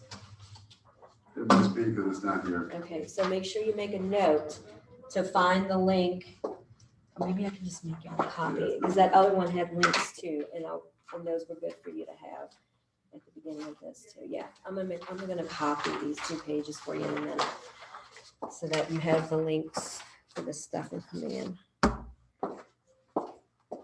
Okay, so capturing your lead, this is what we were talking about earlier. One of the most important prospect tools in your open house toolbox will be capturing the contact info of the prospects that visit your open house. So you can add them to your database and nurture them into opportunities for you. A best practice during an open house would be to have the visitors sign in upon arrival at the event. Some agents even make this a requirement, stating it is a safety measure, like I said. You'll have plenty of opportunity to wow them with your technology and expertise after they've signed into the event. You can even ask them to leave something of value with you while they tour the home, like their car keys. So you can say, I need you to leave your driver's license with me. Sign in. I need you to leave your driver's license with me until you're finished touring the home, and I'll give it right back to you, or their car keys, or whatever you think, because you want to first and foremost be concerned with your safety. Okay. Yeah, how do they respond? to Big, that? big deal. And it's usually fun. They're usually good. And if you've got people who, if they're not up to no good, most of the time, unless they're just being a jerk, they don't give you issues about signing in. They give you whatever, especially if you're giving them something for free. But using that freebie, that's a really good tool. So if you've got something or your raffle, I never have an open house without having something to give away. And many times you can get something from your vendors. Like they'll say, well, what do you want? And we'll say, oh, a $50 Visa gift card, or, something like that. Or we'll make a basket. You value it, whatever, and they'll give you the money, or they'll order a basket for you to have. And you always, they get publicity from whatever they provide. Let's see. If you do not use a sign-in sheet, what are other ways you can capture the contact info of leads that come through your open house? That's a phone number. So you could, I always bring my laptop with me. To get on the internet though, if it's not people who are still living in the house, and you may not have internet access, so you need to have a hotspot if you're going to use your computer for stuff. Okay. I usually have it set up that way. If you get to talking and they want me to do an MLS search for them, and I'll do that while we're talking and show them some things there, or pull it up and email it directly to them right there. You could use it for many things. So they might ask you a question you don't know the answer to, and you need to find out. You say, well, that's a good question. Let me find out the answer for you. I'll get back with you before you leave. Why don't you go have a look around the house and see how you like everything. If any, just talk to them, talk it up. Yeah. And then you can look up the question or call somebody if you need to get that answer before they leave.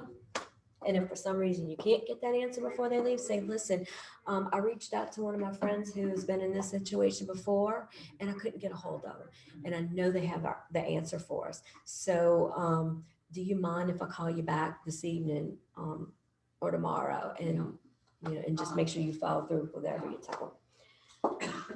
Let's see what else.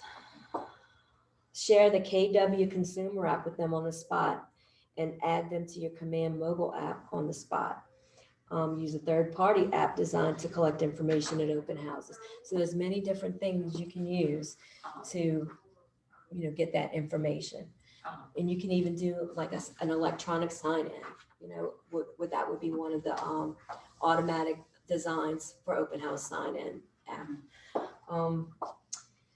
Say there's an open house sign in sheet template. Oh, that's for me to say. Oh, sorry, but this is for y'all. It's an open house sign in sheet template in your Elementals toolkit, which you can customize to meet your specific needs. So your toolkit that you have Yeah. for here, there's one in there. And it looks like this. Okay, good. And I've used that before. And you can even, okay, so say you use this one, you can cut them into strips for your drawing if you're going to do the drawing. So have them fill that out and already have it cut and tell them to fold it up and put it in for the drawing. And you do not, I never tell them they have to be present because they're not going to stay the whole time. We'll say we'll capture it. And if you give something away online, people might say, oh, it's just a hoax or whatever.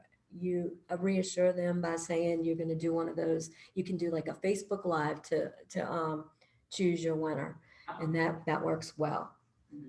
And then or you can do one of those auto generating things that's going to pick the number for you. So anything to show that you're being fair. And but I'll also can tell you some other tricks of the trade too later.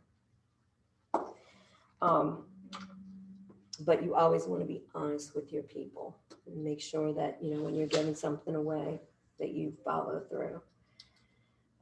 Whatever information do you think is key when collecting info from leads at the open house?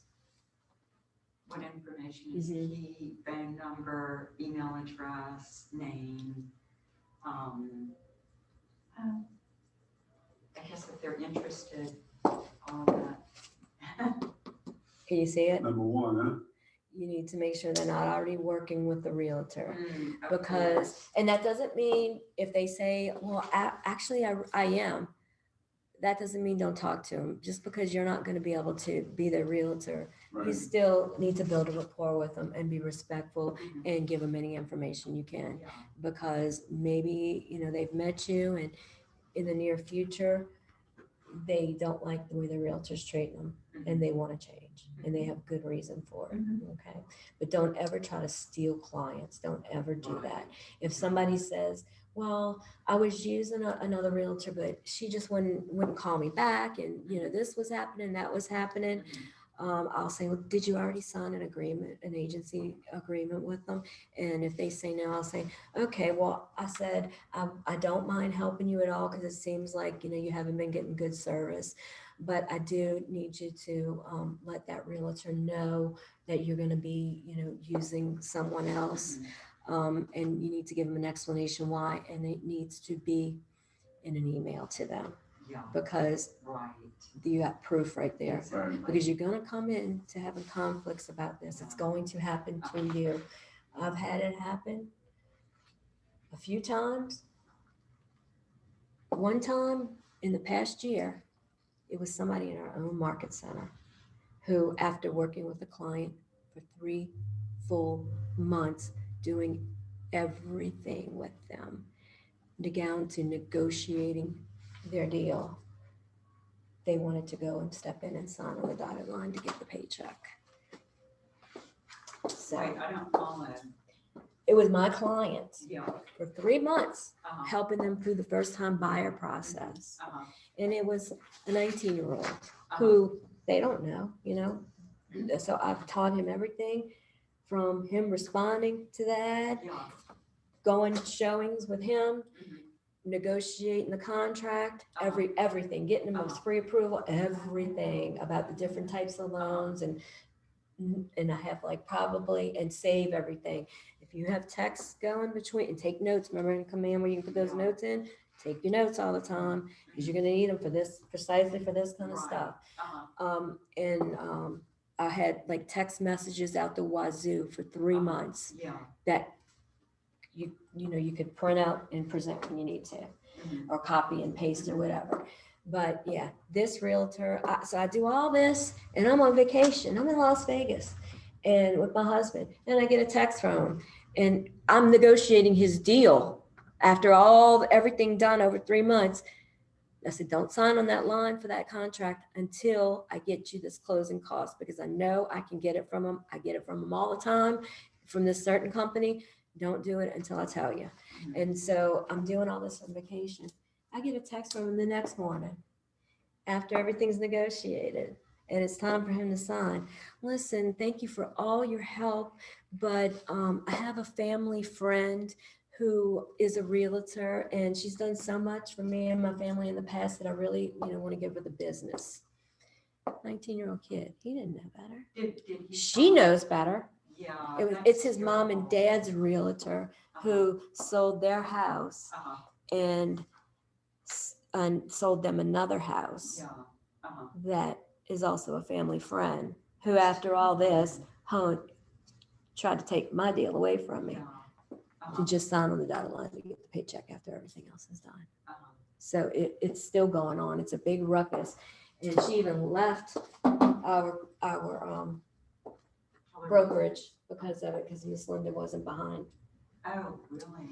Yeah. That's So she left our brokerage, went to another one, and guess what? Still, she didn't get 100%. We said, I was on the team then, so my team leader and I, we talked, and I said, listen, I would never, this is unethical for any realtor to do. I said, however, this is our own market center, and for the sake of peace and everything involved in this, let's just talk to her and say, we'll split the deal with her. And it'll just be the end of it. It is what it is, learning experience for everybody. Yeah. So she calls her up and the girl's like, wow, she's arguing back and forth with her, back and forth, and trying to say that things were said and done that were never said and done, and we have all the proof of it, and everything went to the appropriate resources for decision making. And she says, well, I'm just not gonna let you take the whole thing. I'll split it 50-50. So we said, okay. And then she tried to come back later again, and she was very unresponsive to us and say, you know what, I'll give you a 25%. And we're like, no, the deal was 50-50. You really shouldn't be getting any of it, but we're trying to work together with you.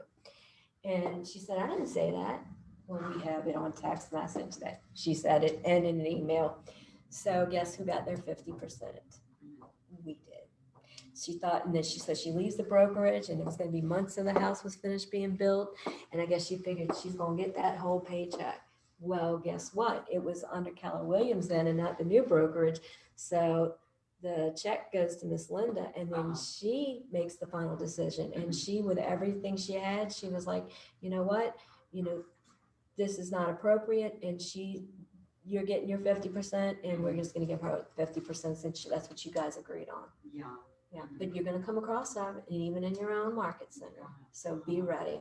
That's why I'm telling you, take notes, keep your text messages, screenshots, anything. Keep your files good, because you're going to need them. Did he sign a buyer's agreement? Is that what And it's that called? was my lesson for that one. I did not. So the first thing, once you call your people and you start doing anything with them, you say, listen, since we're going to be working together, and I put it in that packet that I give them when I meet with them. But if I'm not meeting with them in person, I'll say at our end of our call, I'll say, listen, I need to email you some things that I'm gonna need you to sign. It's just for your file. Since we're working together, it says I'm going to be your realtor. So anything that you want to see, you just let me know, because I have access to everything and I'll handle everything for you. And I get them, send it over to them and have them to sign it electronically, because you always have that. And you can also use that. I mean, it's not going to be, like we talked about last time, it's not going to be legally binding, really. But still, it's another thing you had to present, saying that you guys are working together. Right. Because the same realtor had this kid, after all that was said and done, she was so mad.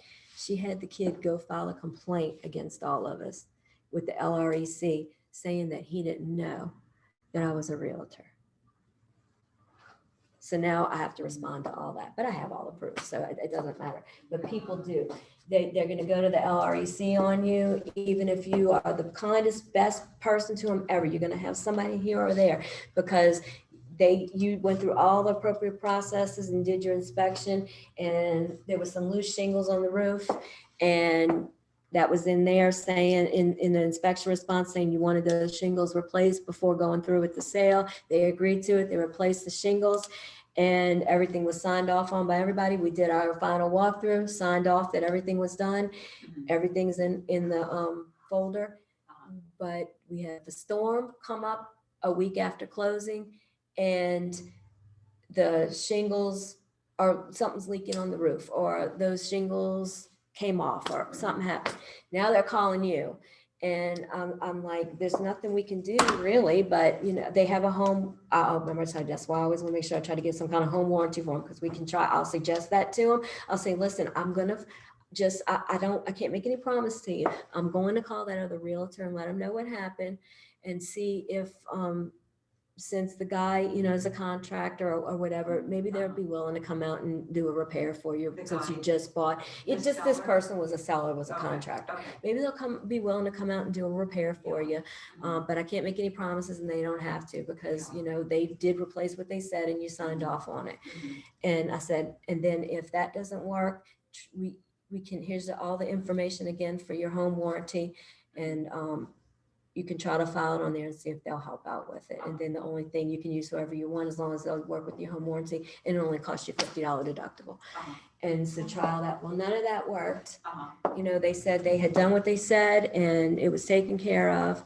Mhm. And the homeowners was telling her that she needed to have repairs done to that roof, or roof replaced, or they weren't going to cover her any longer. And she was pissed because she just bought the house and they were supposed to fix all that. Mhm. So she files a complaint against me at the LREC. It went nowhere because I had everything there. You know, Miss Linda gets all that stuff and you get notified too, and you need to send them a response.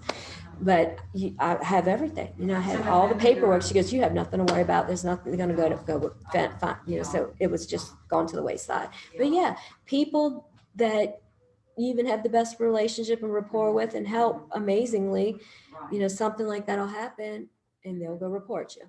And then you have to deal with it. But Uh-huh. yeah, So a home warranty covers a roof? it just depends on the warranty and what they will actually and won't cover.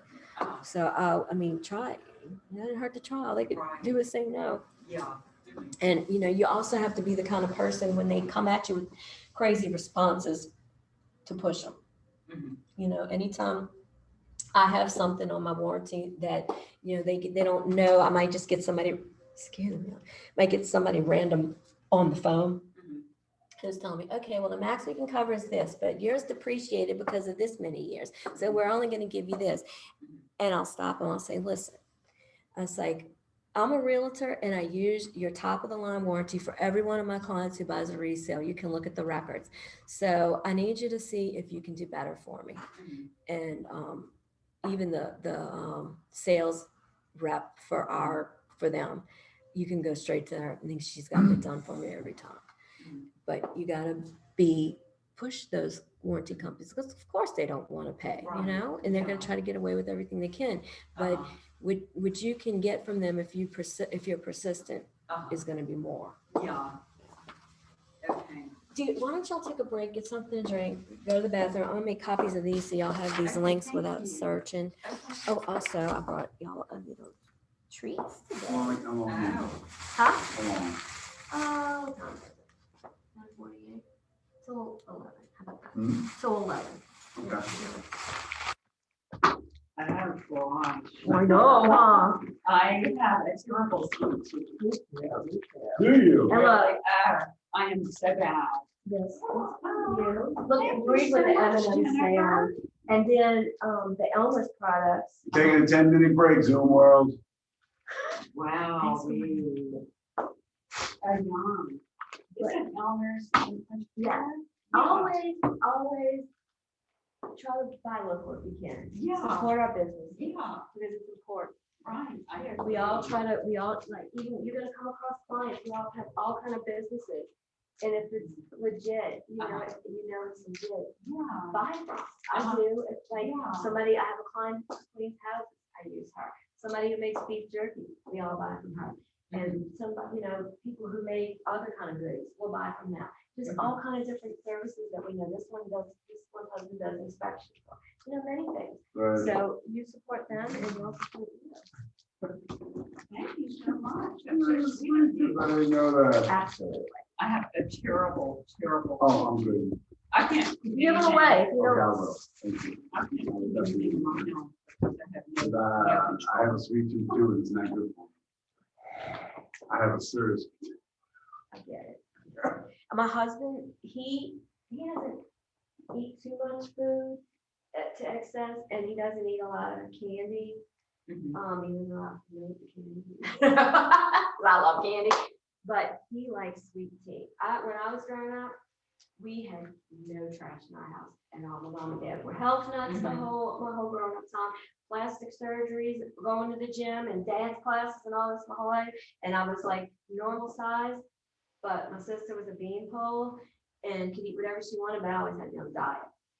But anyway, so we always had unsweet tea Right. and black coffee Uh-huh. and that. So that's what I grew up on. That's So that's really, what I drink. Well, of course, my husband from Bogalusa, he grew up on a sweet tea, like syrup. So I was like, listen, Mom, I was like, we've done this before and you really need to, you're getting older and you already have health issues and all. And also, with all this sugar in the tea, it's gonna push you more towards diabetes, developing that. I said, and the other thing is, you're gonna set precedent in the kids for diabetes down the line too, with all this sugar. uh-huh. I was like, so really, if you have to have. Best in life.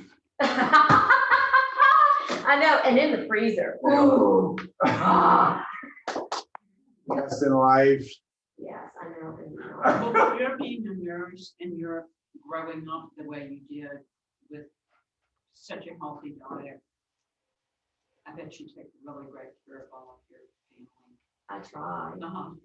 but it's not always that easy. Mhm. Some blood flowing. Yeah. But I really try, and I told my husband, we have to be more mindful here. We gotta get everybody eating a little more health. I cook lots of veggies. We buy a lot of fruit, we buy whole grains, all this kind of things. And then we promote low carb in the house, and it doesn't mean we always eat low carb. I said, we really just need to stop getting so much junk that just really needs to be a treat. I was like, because we're not doing the kids any favors. So we No. need to start watching No. this for their future later down the line. Uh-huh. They're not gonna be healthy. Yeah. I can't go to the store if I'm hungry. I mean, Everything looks good, huh? Everything. Oh, Lord. And no good items. If you're not hungry, you'll but if you're hungry, oh my gosh, Yeah, it's hard. come home with a whole thing of these, and half of them. I know. Oh my gosh, in one sitting. I know. That's terrible. I know. It's like, I just keep getting up and go get more. I'll get the candies that I like, and I'll have it right next to me when I'm watching TV.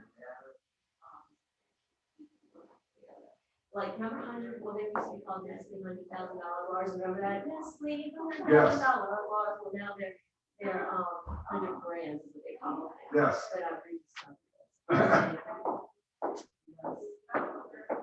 We like caramel.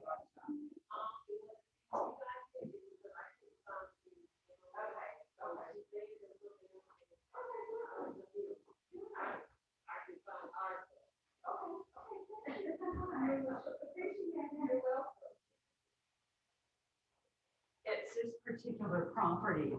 I guess Oh, that's- cool. You calling? Well, I don't know, I need to, I guess check on the MLS and see if it's property. is- Available? Yes, you want to know that answer. You can, Oh, wow, these are cool. make sure you come. I don't know if it's for these or for this. Let me check that out quick because I think, that might be, the newer construction. I'm not positive. And you see, I've been, what is that? I've been using my desktop. Do you know the website, offhand? I'll type it NOMMLS matrix. And All together, MLS matrix. Okay, thank you.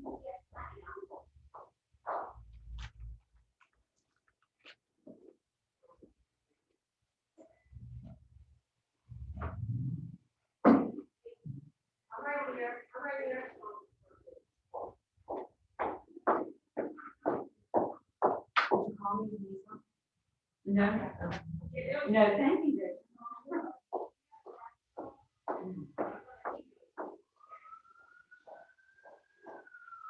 Okay.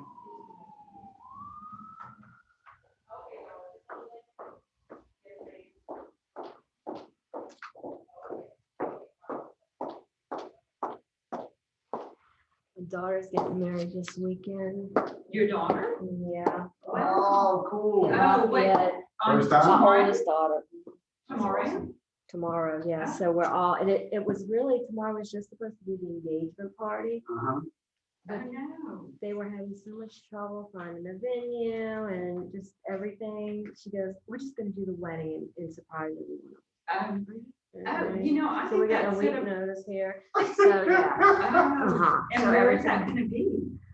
She's having it at her, which is gonna be her brother-in-law's house. They have a nice large property out there and it's gonna be outdoors and everything. And it looks like beautiful weather. Yes, thank God. Mm. But, yes, so my mom and dad are in Slidell.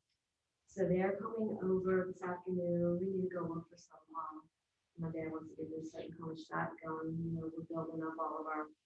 Your arsenal. Yeah. Mhm. Anyways, I know some places that had some of them, so we're gonna go look at that and go eat and then spend the night at our house tonight. And then we're gonna have a caravan of 3 or 4 cars to go out there tomorrow, and then already all our hotel rooms. So we're like, early check in. Have fun. It's gonna be fun.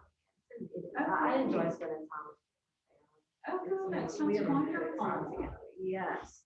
Good deal. I just don't like to be, I like detail, so, Yeah. not knowing everything in a timely manner and having a week to prepare, it's not for me, but. Gonna be there on the Matrix.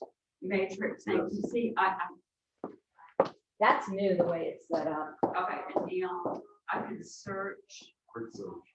Just- Jennifer's coming, go ahead.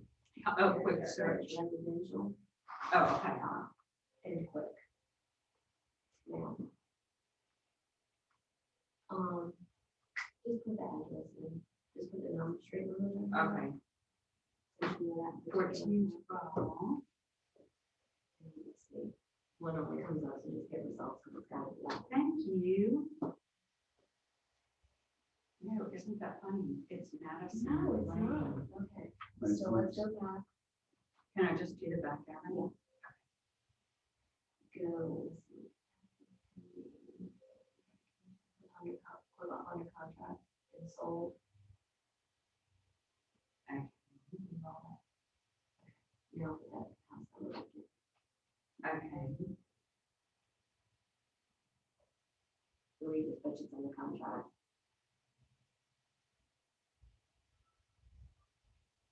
Oh, it's not there.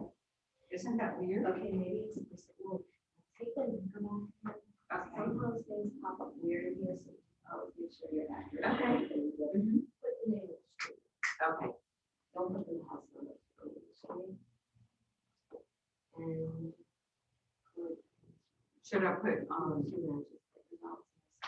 If it's gonna, a bunch of results, then we'll. see. a 1610? That's weird.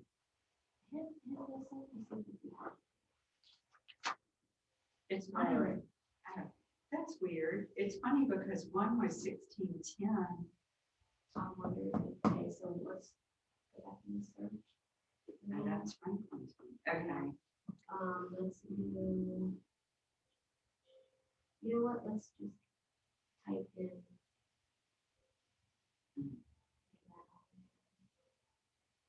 Let's just type the address in. 1412 Madison. Should I put Lane? And comma? Oh, Let's do a search, see if anything comes up. No, it's coming up. weird. Let's see So- something. I'm just curious. See if it's in realtor.com or Zillow or anything. I'm just curious if there really is such a. There is a 1412. Madison a bunch of to us, I'm thinking it may be a new construction area. I'm not. There it is.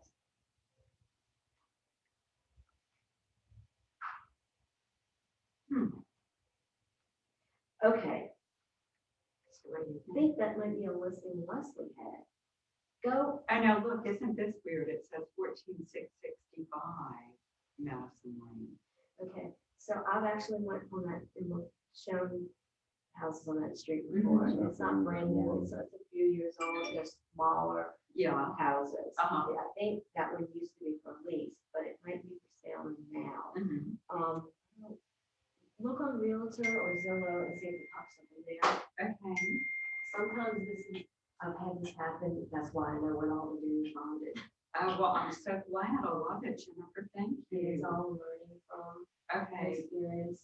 Yes. Well, I'm glad you're I'm glad you're giving me the exposure. Am I in the right place? So I agree. Okay.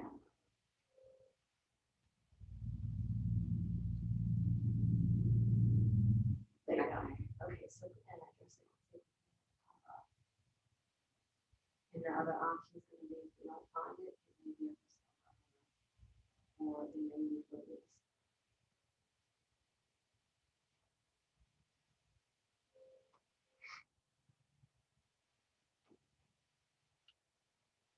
Huh. I wonder if they had the address wrong, 'cause- It, along should type in, they got the house number, and then Okay. just put in Madison Lane. Okay, and see what great. comes up.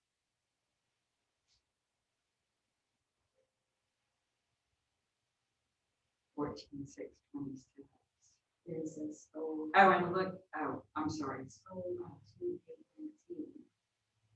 So this may be a for sale by owner, or at least by owner, so you're gonna have to call her Mhm. and, see.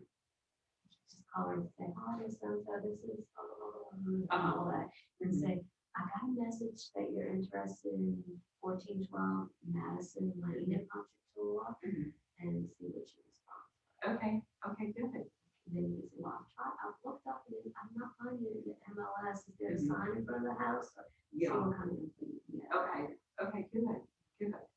All right, You'll get it. okay, good. You'll get it. Well, I guess y'all should, I don't want to delay your starting back up, but maybe I should get called, or what do you think, or should I? Go ahead and take your call. Over. We can wait a couple of minutes. We don't have much more to go. Okay.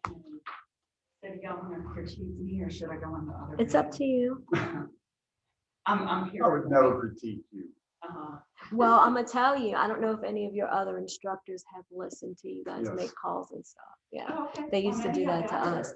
And it's good because we're not being judgmental of you. No. We are just want to be helpful, you Uh-huh. know, to you Yeah. with the practice and everything. Okay. And you may be very good and you're thinking you're not, and you may be, you Uh-huh. know? Okay, well, thanks. Yeah. I'm thinking maybe I should go get my earbuds, so I can write and hold, not just hold the pen. But I don't want to delay you starting back up. Are the people online? Are they? Can you guys hear? Are you still there? Yes, I'm still here. Yes, Okay. We're waiting a couple more minutes, okay? Are you okay with that? Yeah. that's right. That's And if you guys have questions, feel free to chime in. Can I get your name, the number, please, or maybe I'm gonna text you later on, but would I please be able to get your name? You know me, it's Jennifer Tuttle. And you need my phone Uh, number? If I You need get, yes, please, Okay. please. 504 554 Hold on, you- 2839. And y'all can feel free to text me any time of day or night. I keep it on silent. So if you think of something that you need help with, or you have a question, feel free to text me and you can call me. And if I don't answer, leave me a voicemail, but I'm glad to help you guys with anything you need help with. I actually, if you said I missed which home warranty I'm gonna company. go ahead and phone. Oh, the home warranty company that I use, Yeah. America's Preferred. Okay, that's the one I used to. So you said, Breaking up. And I always try to get the 685 warranty for all of my clients. And I've only had trouble like maybe once or twice with people who don't want to give, they want to go no higher than 400 or blah, blah, blah. So just depending on the price of the home, and what my relationship is to the people, I might just put that extra for them to have કઈ નહીં that. તો મારું જે કઈ plan એ તો જો બેસ તો હારામ હાર તો મને તો એપલ બી ગમે જો લવાતું હોય તો નહીં સપટી કને તે line What's that? I don't think that was I the, was just talking with my wife for lunch. Oh, okay. but you said you called them and told them that you know, buy one for everyone and they kind of help you out with the price, or did I misunderstand that? Suzanne Blades is our rep. Okay, And I have her contact info, and she really wants me to just go straight to her. So she Okay. can help me, but she definitely says if I ever have any problem, call her and she'll work on it for me. But Okay. This is, do you order them online for your clients? I do, and Okay, I've just been doing the one that ends up being, I think, 465. okay. Yeah, I do the 685 because it's extended. It adds a lot of things in there. It even covers the Freon for the air conditioner and everything. Okay, So if you can get that one, it's really good. But if not, whatever you can get, you know. yeah. No, I'll start changing to that one and see how that goes, you know, see if there's any issues. Okay, well, thank you, Jennifer. You're very welcome. Like I said, and I'm here if you guys ever need anything. I'm glad to help. And I'm a newer agent myself. I mean, it's been 2.5 years.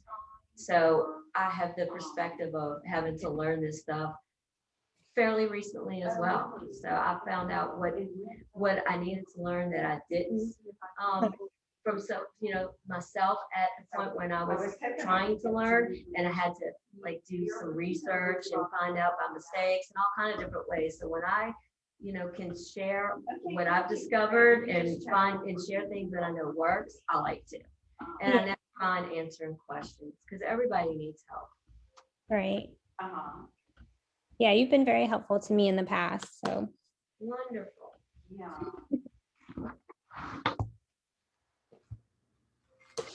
Oh, really? Uh-huh. Do you have to let us on? Like you have to allow us to get on there? Uh-huh. Onto the Zoom. Yeah.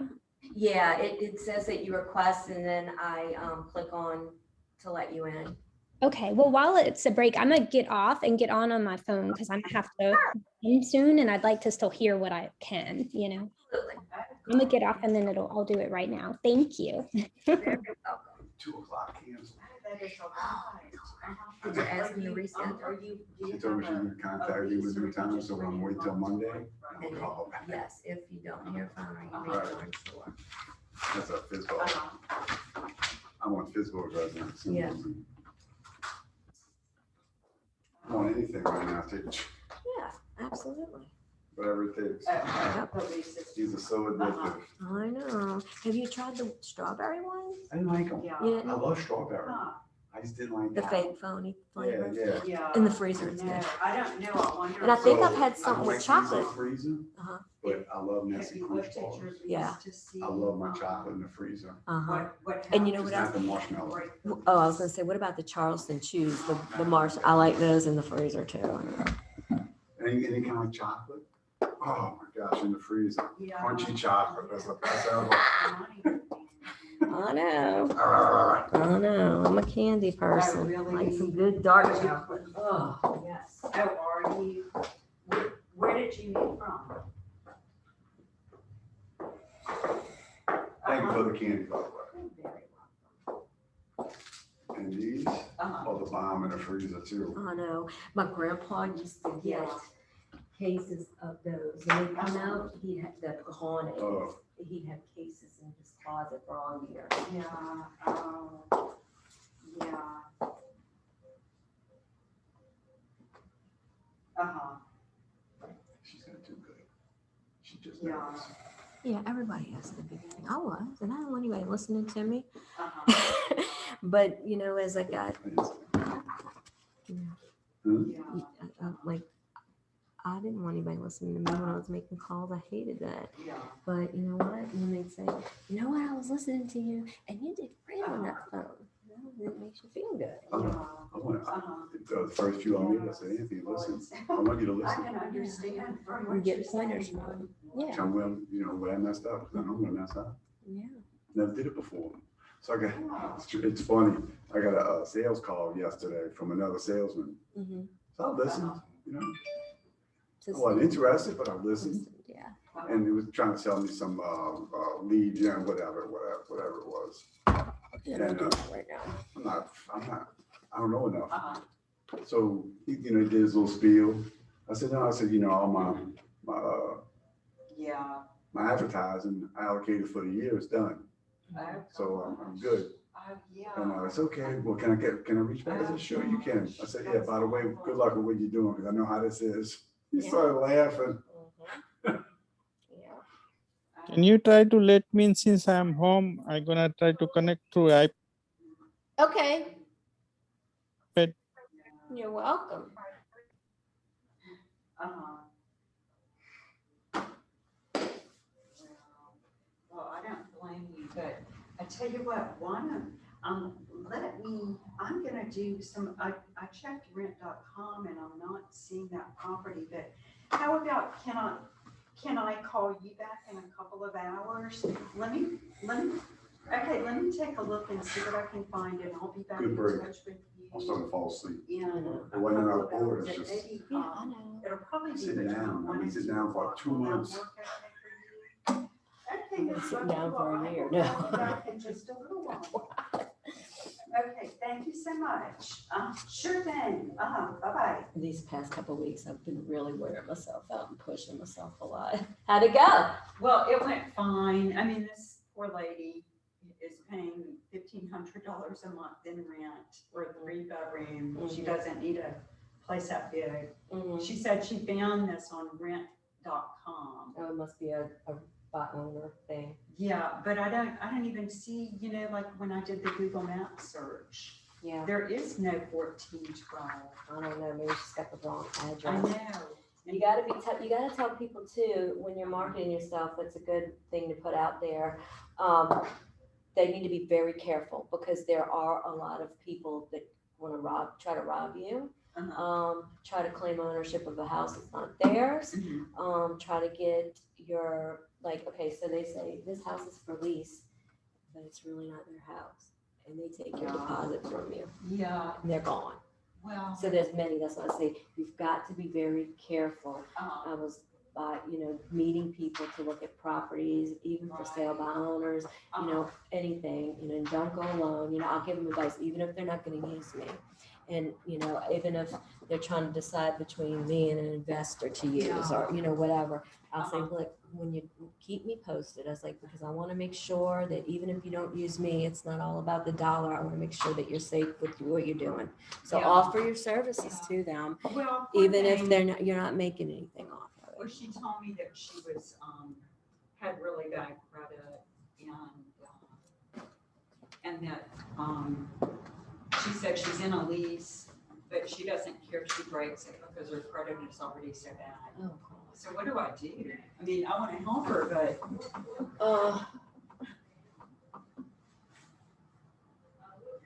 I usually tell them people lease for a reason.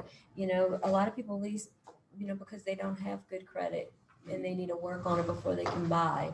Yeah. So they're not really, most people are not really strict on credit, having perfect credit. They want to make sure though that a lot of times, some people aren't even worried about this, but they usually do. They worry about if you owe any utility notes, stuff like that. Yeah. If that's on your credit report, they don't like to see that. Yeah. But you don't have to have a perfect credit score most of the time. They just want to make sure you make enough to pay your rent, that you've not been, they don't want to see evictions from someplace on your Yeah. credit report. Right.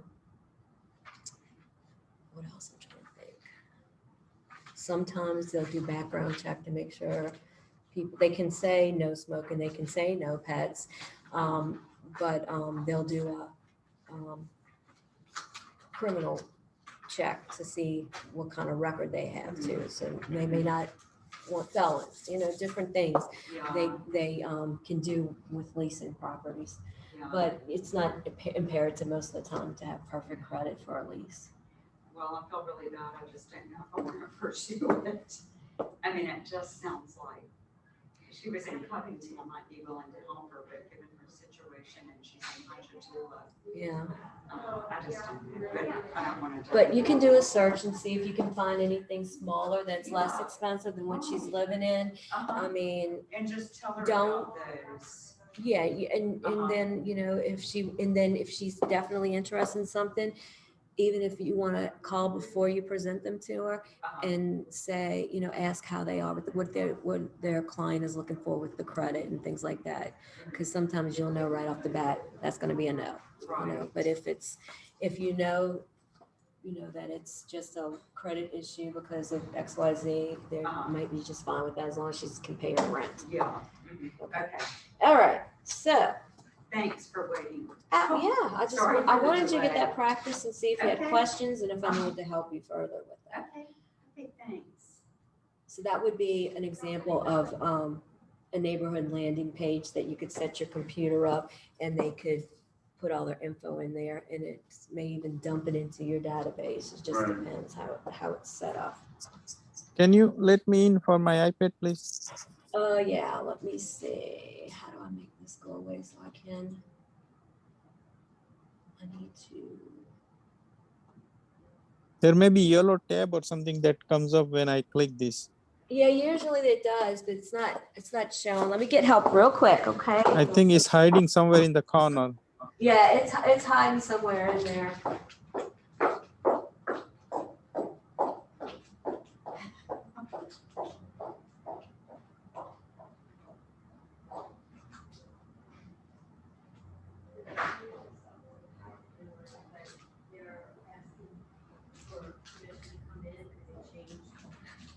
Prices or whatever, and it's not coming up where you can see it. So you might need to minimize this in some sort of way. I don't know. We'll mess it up. Okay. Working on it. Give me just a sec. Let's see. Oh, yeah. Okay. Can I press escape, maybe? No.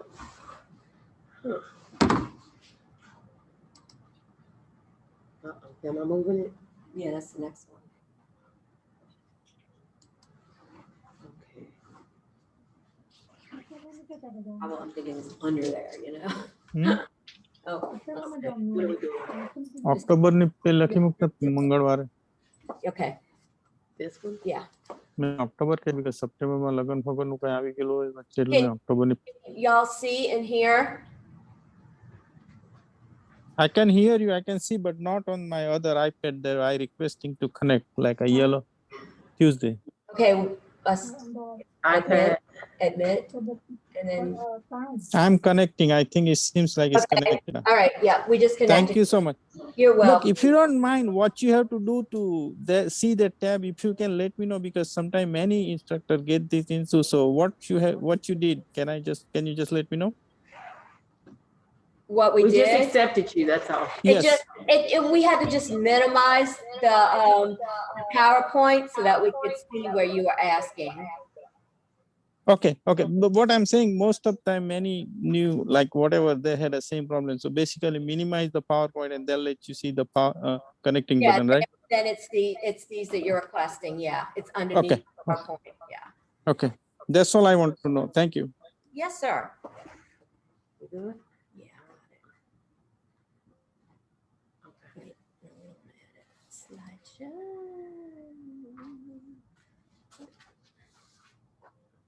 Let's just go back, just click on it. Jeez, technical stuff is not my favorite. Right there. It's right there. from current slide, there we go. I knew something was- Okay, got it. All right, let's rock and roll. Thank you so much. You got it, baby? Yes, ma'am. Getting it anyway. All right. So safety first, when you're doing your prospecting, you want to make sure when you pull up to that open house, you park on the street because you want to make sure that the other people can see everything clearly and they can use the driveway. So you park out of the way. You want to meet the neighbors beforehand so that you can let them know, hey, you know, they know you're having an open house. And so they're not wondering, well, why are these cars everywhere? What's going on over here? You know, never turn your back on a prospect. So you need to keep your eyes open. And remember what I said, don't get cornered in a room. You know, you need to not go in the room necessarily with people, you know, go by the door and say, and this is this. And, you know, feel free to walk around and look and, you know, and let them go in the room and you stay back. And if you really have a very uncomfortable feeling, you know, we've already gotten everybody to sign in because, and maybe you have their keys or their driver's license. We've been through all that already. But if you just have an uneasy feeling all the way, when I get like that, I'll say, I'm gonna be right here waiting for you. I want you to feel free to go look around the house and, you know, any questions you have, I'll be glad to answer for you when you come back out. You can download a open house safety handout from your Elemental toolkit as well. Review I'm sorry, download. safety handout. Okay, okay. From the Elemental toolkit so that you can review it again to make sure you touch all the bases and make sure you're safe and you know, perform safely. Review the items on the open house safety handout. When you get to it, make sure before you do it each time that you've gone through. Thank you. Good seeing you. Oh, are you kidding me? Don't forget all that. Thank you.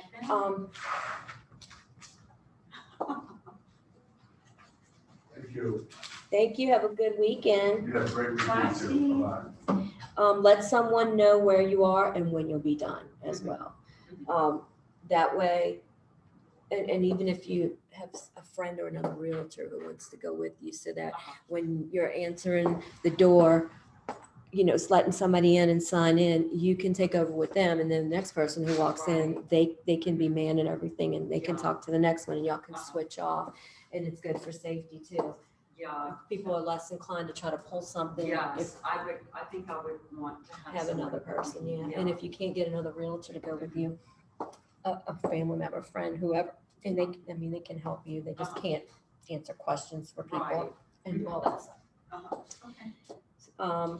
Charge your cell phone. Make sure you don't go there with a dead phone and to make sure you don't forget your phone. You've got to have communication. Right. And like I said, also bring your laptop because if it is very slow, you could be work on some CEUs, do some lead gen, make some calls, anything like that. But you got, if it's an empty home, make sure you have the hotspot on your phone so you can connect to the internet.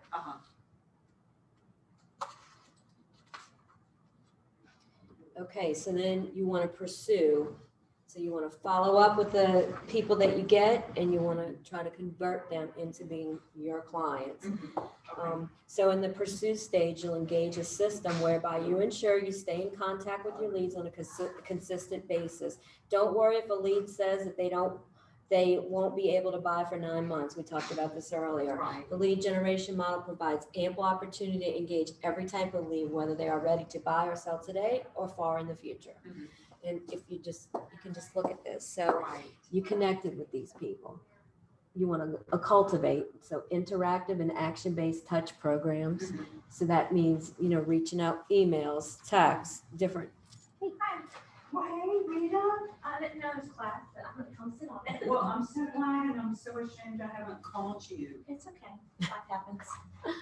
So you want to nurture your leads and then get them qualified if you can. You want to try to make an appointment with them. If they are willing to meet you in person, that's Uh-huh. good, especially if they're a first-time buyer. That way you can go through the whole process with them, and then you'll get them converted because they'll feel like you care about them, you're educating them, Uh-huh. and their business is important to you. Mhm. And if you can't get them to meet with you, offer to do a Zoom or offer to do a FaceTime call, or Okay. even just a phone call if that's all you can get them to do. Okay. Um, so you've set an appointment, then the next step is they're active. Y'all are, you're getting them pre-approved, you've taken them to look at houses, and you've gone through that whole process we talked about last time. Uh-huh. When you get with them to find the property they want, the whole process of starting from the beginning. So then they're active, and then once you find the perfect house, remember our contract writing, we're doing all that, and then we're under contract to close, and then you back up to the top again, working with the next ones, or keeping them in the loop, because they're gonna buy, more homes in their lifetime, and their families need homes, their friends need homes, and you're building your referral base, so everything ties together. Okay, so now that we've captured a lead during the open house, we want to cultivate it. So enter your prospects where? What's important? What do we need to do every day? Oh, enter them in. Enter them in your database. Don't they tell you they want you to try to put it 10 a day? Yeah. So work on that the best you can. Like I said, on a daily basis, market yourself any way you can, Uh-huh. and just be thinking about it wherever you go, whatever you do. Mhm. Market yourself. You want to add any appointments you have scheduled to your calendar. So you make sure that you block out your time, and that you have your time for appointments every day blocked, and that you don't miss your appointment, and try your best never to be late. And if for some reason you're going to have to be late for something, you need to let the people know. Say, listen, I apologize, I'm running a few minutes late. Is such and such time going to be okay for you? Or it's only going to be, I'll be there in 10 minutes, or, communicate with them. Don't have them wondering where you are. And then you want to tag your prospects. Is it an immediate buyer? Is it immediate seller? A future buyer? Future seller? And then when you're putting your contacts in, it asks you too, if you've noticed, it says, how long is it? What time period? This is a month, 3 months, 6 Yeah. months, a year. Uh-huh. So you can tag them so that you can make sure that you have them categorized in your database. Right. Customize a touch campaign to make sure you stay on top of things. Mhm. So go in there and, set it to email them, this on this schedule, Uh-huh. and, touch base with them, or text message on this schedule. Put your new contacts on a smart plan, like we're talking about. And use a high volume touch for immediate buyers or sellers. Cement the new connection.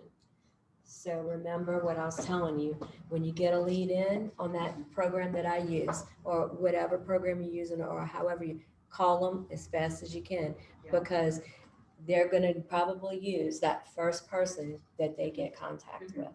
Right. And even if it's by text message or Mhm. email, or whatever way the person prefers, Right. to use, but calling is best if you. Can I ask you something on that? On the leads, because I've been getting them, and you know how they say shared and not shared when you buy them? When it's not shared, they're not giving that contact to anybody else, or, okay. Just you.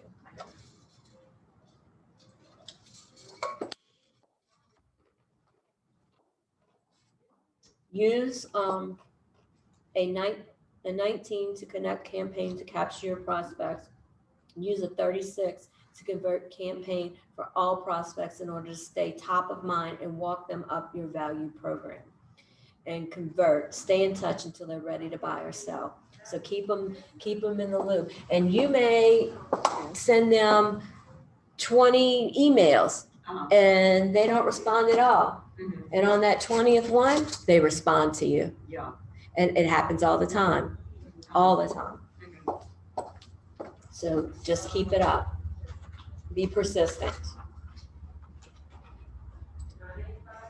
So now we're going on to the best practices along our little timeline here. 4 ways to stand out during your open house. You can host a speaker, offer a gift, which we've talked about plenty, get the house in showing shape, and then go live.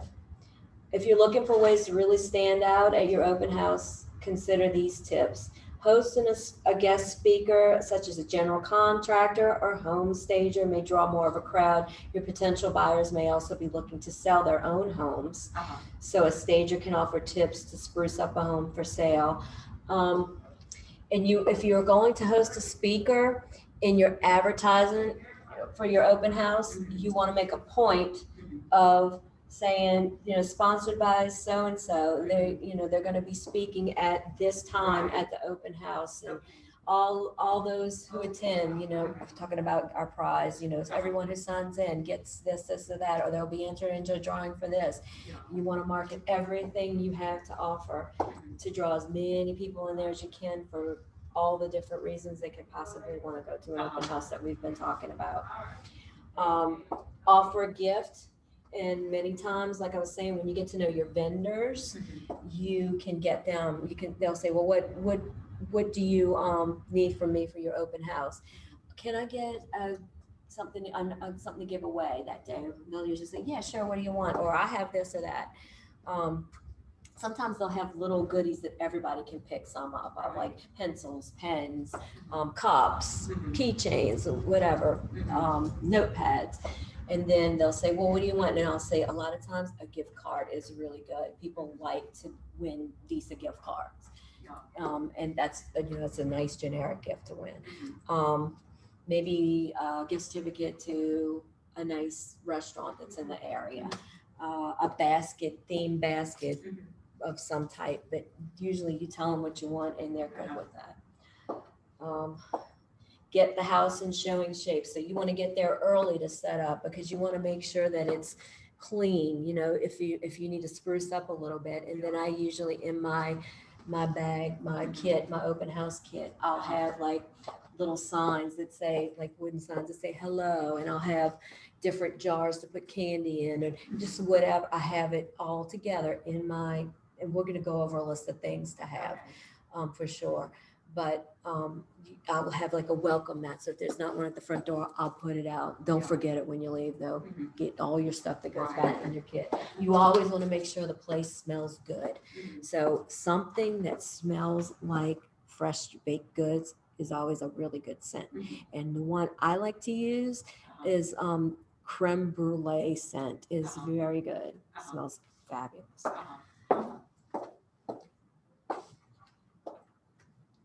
Okay, and then once you're completely prepared with everything you need for the open house, then you go live with it. You just, it's time, and just be available right away and be ready to rock and roll for the time that you have stated the open house will be starting. You're always going to need, and it's going to come up again, but while I'm thinking about it, you're going to go in these houses, there's not going to be toilet paper, there's not going to be napkins, there's not going to be trash bags, and you might need to wipe some counters up. You definitely these days want to have some spare masks, sanitizer, gloves, whatever, somebody can possibly need. And then if you're having different types of food or whatever, you need to have utensils and napkins and plates and cups, and, be prepared for everything in your little pack that you have. And always have it that way. Easy. Yeah, you want me to open house for you this weekend? Sure. You just pick your bag up and you go after you've done all your other step preparations we've been going over. So are people okay, the owners, with your serving food and people having food, eating food? Well, you need to verify, if they're a little touchy about it, have something very simple, like bottles of water and some cookies, or, something like that. If it's an empty house, you could be a little bit more thorough with it. But, if it's not, speak to them about the plans first before you go to lavish extents. But you want to make sure too, like you go in these houses and some of the smells are hideous, or it smells really musty or whatever. Have something, please, that smells good with you, and make sure you have some disinfectant. And then what I always do when I get to the open house and get it started, or right before we start, you can do a live or a video and post the video or whatever, just so you can say, hey, we're out here today, this is what we have to offer, and take them on a little tour of the house if you want to, or just give them like a little sneak peek so they have to come to see the rest of it. And always tell them, that they can see you face to face as well, who you are, and let them know about contacting you if they can't make it, and just look friendly and inviting. Okay.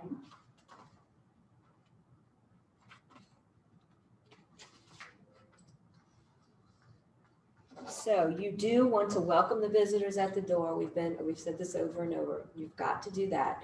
Get the house in showing shape and think safety first. And don't leave valuables exposed. Don't have messy meals or snacks. So you're not, like we were talking about the crawfish earlier. If we had a high-end open twilight house with crawfish by the water, that would be an outside thing, and they would need to tour the house first and then go to the backyard. Those details need to be worked out ahead of time.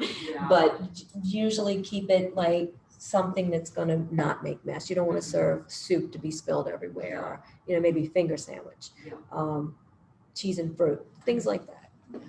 Well,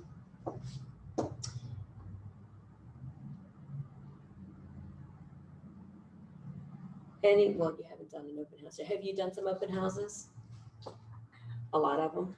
Yeah, good bit. Yeah, well, good. Do you, what are some of your do's and don'ts that you would recommend or not recommend? When I first started, people are like, bring your chair. And I used to bring my chair, but I just feel like that's kind of like a turn off, so I'll stand, or if there's like a stool, I'll bring something nice to fold that chair. But I learned now, like, don't bring the toilet paper, which I always bring it just in case, especially if you're doing it 3 hours. Because I had someone use the bathroom one time when I had an open house and I didn't realize it, and they kind of snuck up that area, and I was like, oh my gosh. And I didn't have any spray or anything like that, but because it's COVID, I bring wrap items because nobody wants, I bring water, I get like a sponsor to give me some goodies, or like a blender or something. They're all about giving you goodies or a concert with you. So I do that, and then not much don'ts. I just learn them as I go, but I don't bring any messy foods. They can drop crumbs and stuff like that. What about safety things that you found, do's and don'ts, and have you ever had any incidences? Oh yeah. I've learned, I was one of those agents, and they warn you, but you don't listen until you experienced it, as a new agent. Get that pre-approval. Don't go anywhere without pre-approval or proof of funds, because I went and showed a guy land. He was like, I got cash. He's like, just come show me. And I went out on a rainy day in the middle of nowhere. And I went out there, and he was just like huffing and puffing. And I'm like, okay. And then he's like, well, I'm not really interested in buying land. I wanted to take you out for a drink. And I'm just like, are you kidding me? Like, if you're not going to buy, if you're really not interested, then that's it. I'm not interested in dating my clients or anything.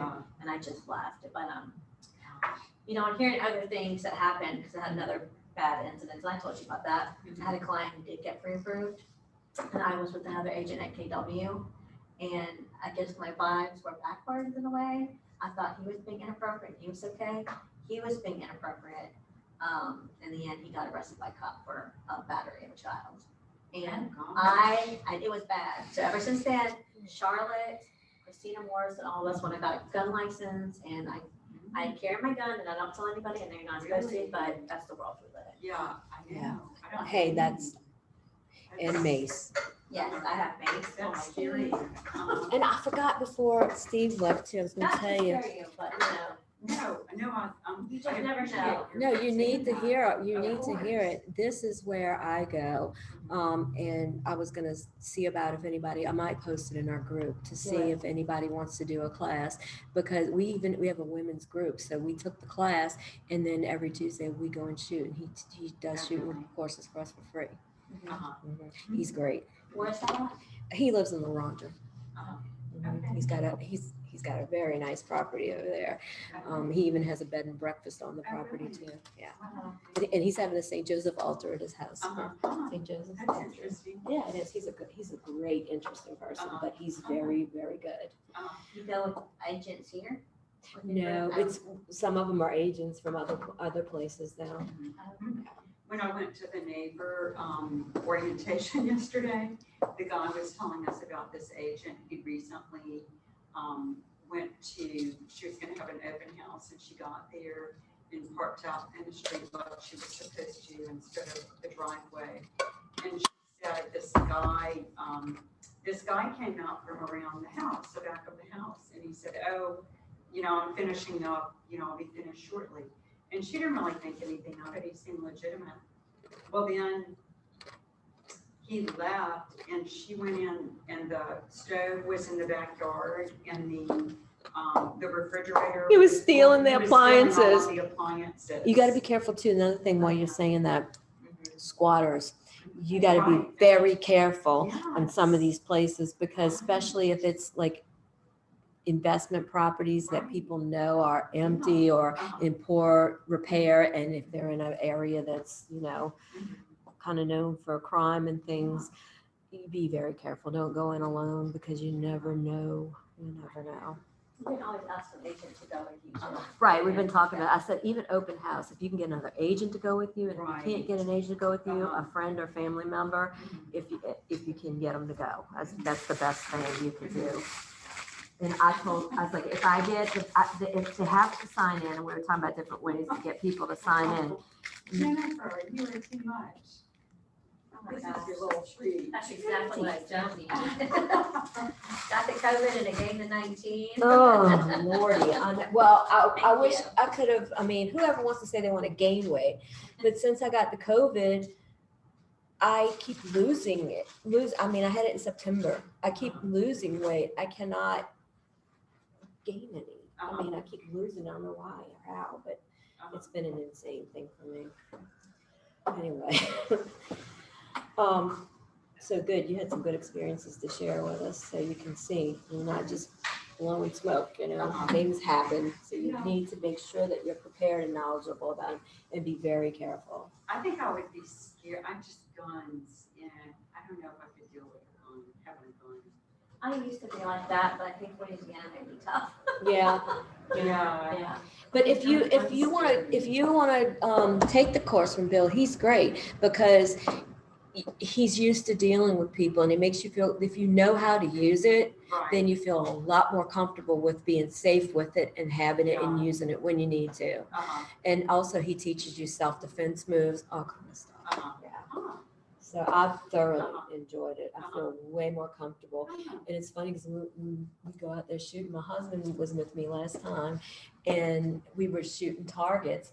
And first we did chest Uh-huh, and then we did head. I wasn't the greatest with the chest. I wasn't horrible, uh-huh. but the head shot on. And I was like, okay, Ryan, this is what we're going to do. If anybody's coming in or we're going to get robbed or whatever, you take the chest, I'll get the head. And we'll make sure that they go down. Wow. Yeah, but it's really good to have that Yeah. these days. Just never know. You never know. Yeah. You never know. Never turn your back. Just saying it once again, don't turn your back on these people ever. Yeah. And always let them go in front of you. Right, I was That's the most telling her, Yeah. I was like, I'll go like, if I'm going to actually take them on a tour of the house, I'm gonna walk with them and I'm gonna say, and this is such and such room. Feel free to walk in there and look around, and I don't go in with them. I stand Yeah. right there. Unless it's somebody I know crazy well, you know, a family member, a friend, or somebody I've been working with for 3 years. But otherwise, and if I get really bad vibes from them, I don't walk around the house with them. I'll Yeah. stay out on the porch or out in the right by the door somewhere, and I'll say, have a look around, and if you have any questions, I'll be right here waiting for you. And especially when you're doing it, there's sometimes, especially when you are a new agent, Mhm. you'll have somebody come in who is an investor. Yeah. Or who has buy and flip property. So I had this one guy, and that was my first open house. He was this big, swole man. He just walked in, he started looking around and asking me stuff. And I was just like, I had my clicker, my finger on my panic button on the car. Yeah. Because that was my first open house. I'm like, this guy kind of intimidates me. He's like, I'm just gonna go look around. And I'm like, okay, well, just don't go. There's nothing upstairs to see because it was just an attic. Yeah. And he was just looking around and he's like, what's in here? Can you show me what's in here? I'm like, yeah, it's just the laundry room. You can go in there. And I was just like, and he wouldn't write his name on the thing. And I was trying to be suspicious, y'all. And I had my camera. And that's another thing. On my phone, Yeah. just in case I needed to see it. Yeah. I was like, I don't know. I just didn't know. Yeah. It was very scary. It was in the middle of nowhere. Yeah. So, I don't know. I was kind of a fancy, but no, I just dropped my gun. Yeah. Okay, so best practice success kit. This is what we were talking about. Right. And I was telling them earlier, I was like, prepare an open house kit. That way you just pick it up and go. You know, sometimes you'll have other little things you need to get, but keep it disinfectant wipes, toilet paper, paper towels, pens, air freshener, extra business cards, backup battery power for your phone or, you know, your charger, bring all that stuff. Yeah. Measuring tape, important. Always carry measuring tape in your purse with you too, all the time. Because if you're going to show houses, people always want to measure things. Right. And they want to measure to see if their, you know, furniture's going to fit or how big is this room. And I need to see if my bed's going to fit. So be prepared, have it there for them. Okay. Trash bags, Uh-huh. tissues. And then like I said, I usually keep plates, napkins, utensils, everything that I could need. And sometimes, you know, you run out and you got to add more to it or whatever, but if you Right. just have that, and I keep my candle, the torch thing to light it with. I'm trying to think what else. My little jars and my signs that I use, I bought like little decor that I use over and over and over. Yeah. So, and then, you know, whatever, if you need a clipboard to put something on, anything that you're going to use every time, put it in your bag. So you just have to pick it up. Very easy if you do that. Okay. Anything you think you would definitely add to that list?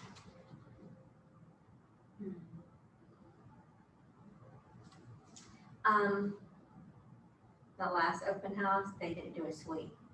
Mm. It was very cobwebby and like bugs and stuff. So like a little broom Yeah, and dustpan. yeah. And I said always, because you might, if it's an empty house particularly, or even if it's not, you might have to do some touching up before you have everybody come in. Because some people don't think like we do. One time, y'all, I'm just gonna say, because was so disgusting. I was showing some houses in Ponchatoula, and it was an empty house. And I opened the lockbox, I opened the front door, and I was like, I almost vomited. Like it smelled like somebody was dead in there. Honestly, I had to call the agent. I was like, I don't know what's in here but I'm telling you, nobody's going to be able to go into this house because the smell is the smell of a dead body in there. So I don't know what's in there, but you need to go and check it out. Oh, I'm so sorry. You know, he must have moved out and I didn't know because the wife was already gone and blah. I was like, yeah, please definitely check it out right away because I've never smelled anything like that. And I don't know what's going on in there, but it was bad. It was bad.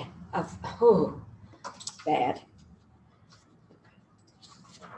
So on our timeline, we're going to move on to the follow-up, and that's going to be the pretty much the big end part for this lesson.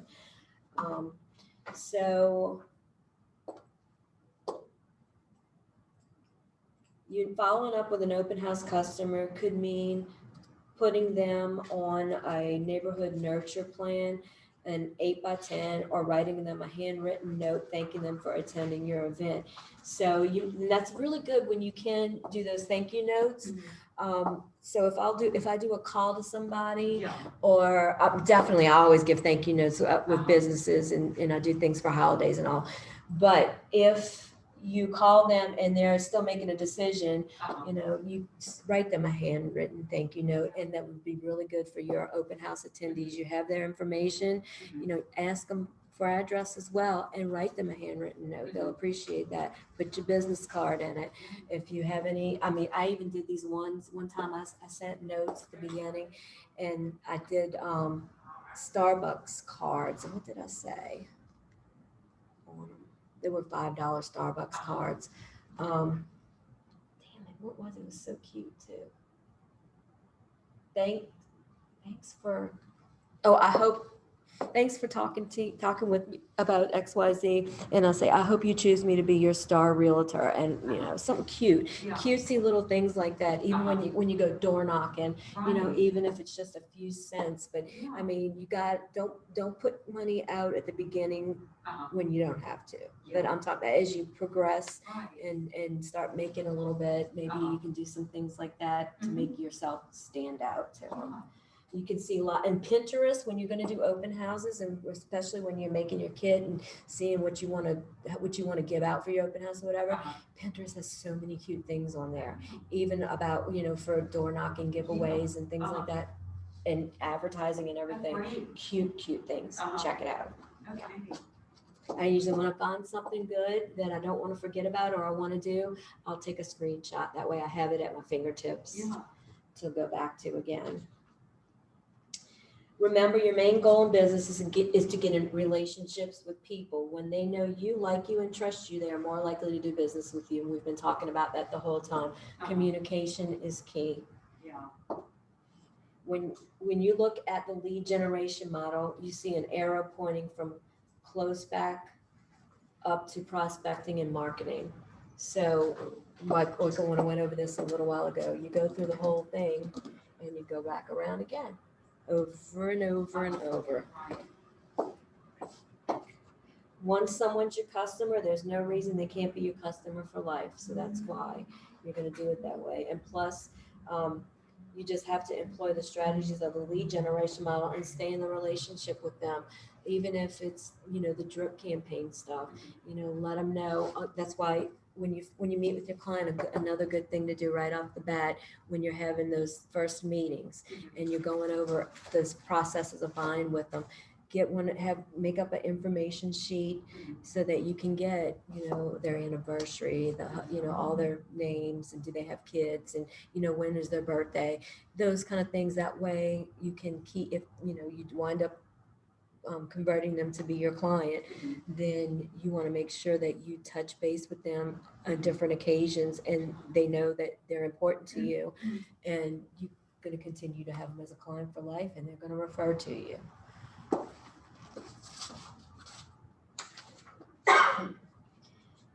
Thinking back to your database and goals for growing your database, how would you feel about adding 2 or more customers for life to your database from each open house you host? That'd be great, right? And what would that do for your business? It's going to grow it. And then each person usually buys about 3 houses in their lifetime. So they'll start out with a first home. A few years later, they'll move up, and then later they may move up more or they may downsize.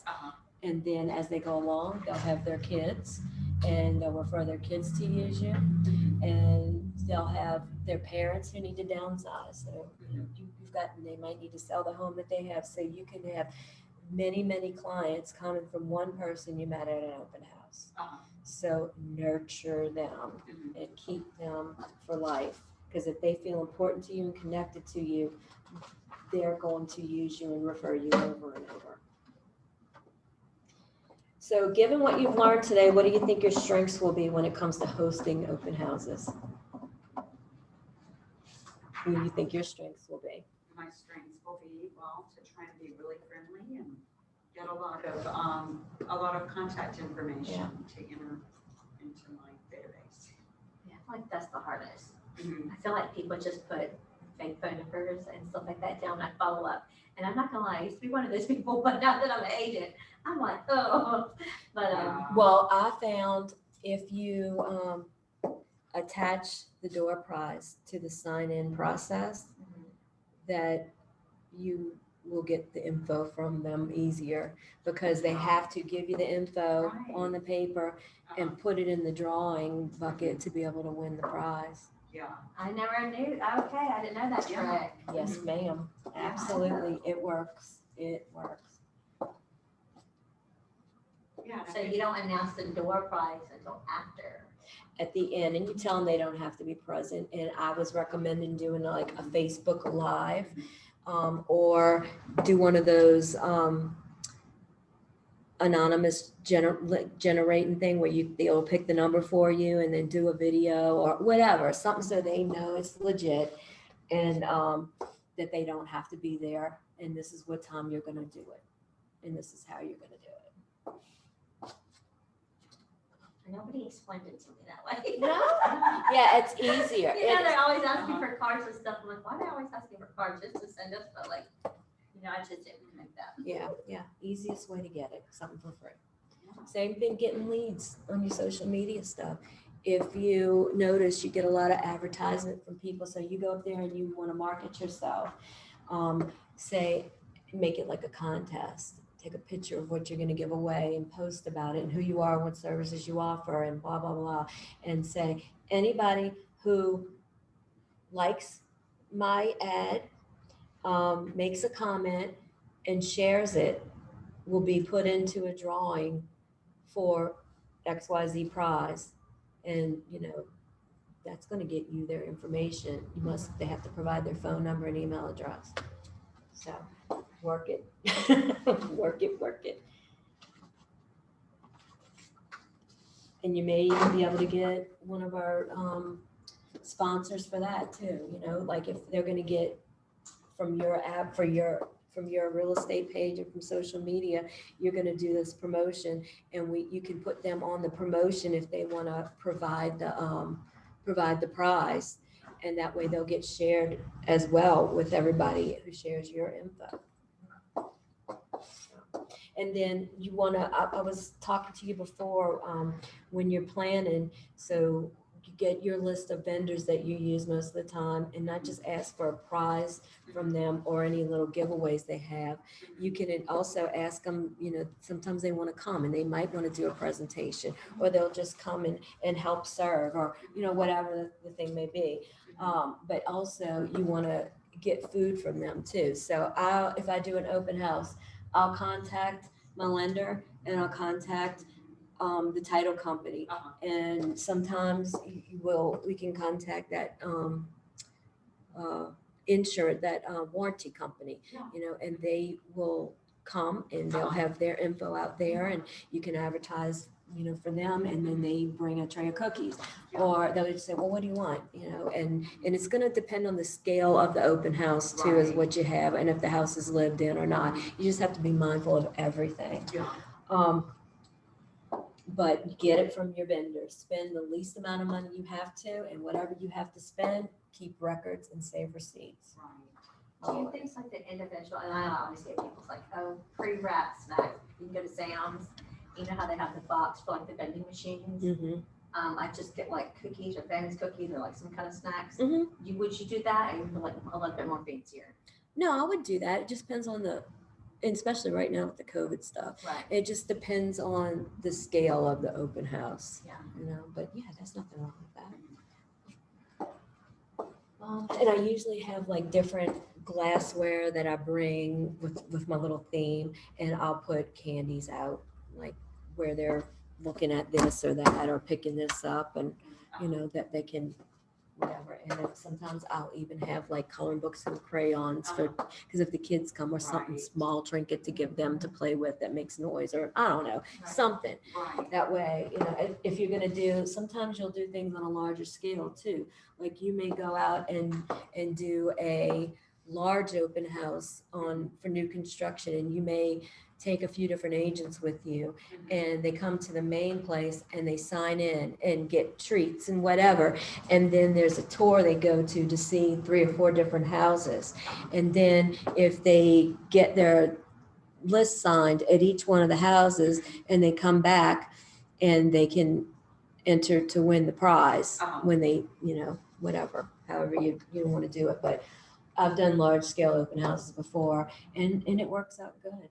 You just have to make sure that you take the time. If you can't, if it's not an overnight deal, don't ever do that. You've got to take the time and go through all the steps that we went through today. Right. You know, it doesn't, It's 7 days would be the minimum I would take to prepare, Yeah. especially if you're gonna do something on a larger scale and Right. themed. You might need 2 weeks to Uh-huh. really get it to where it needs to be. Mhm. So, but like I said, if y'all ever have questions or need help or want to run something by me or ask for suggestions, I'm good for that. Whatever, here's one of my cards for you. I'm good for that. If you ever need to text me or call me, we'll get back with you.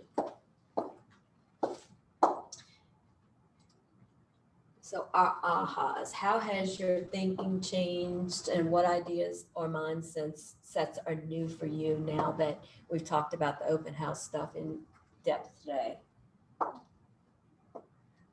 Just all of the things you need to do to prepare, and having that checklist is great. I mean, for Yes. the items, Yes. having the kit ready And having to your kit take ready, with yes. you. Have you had, where you've done an open house and you've had nobody show?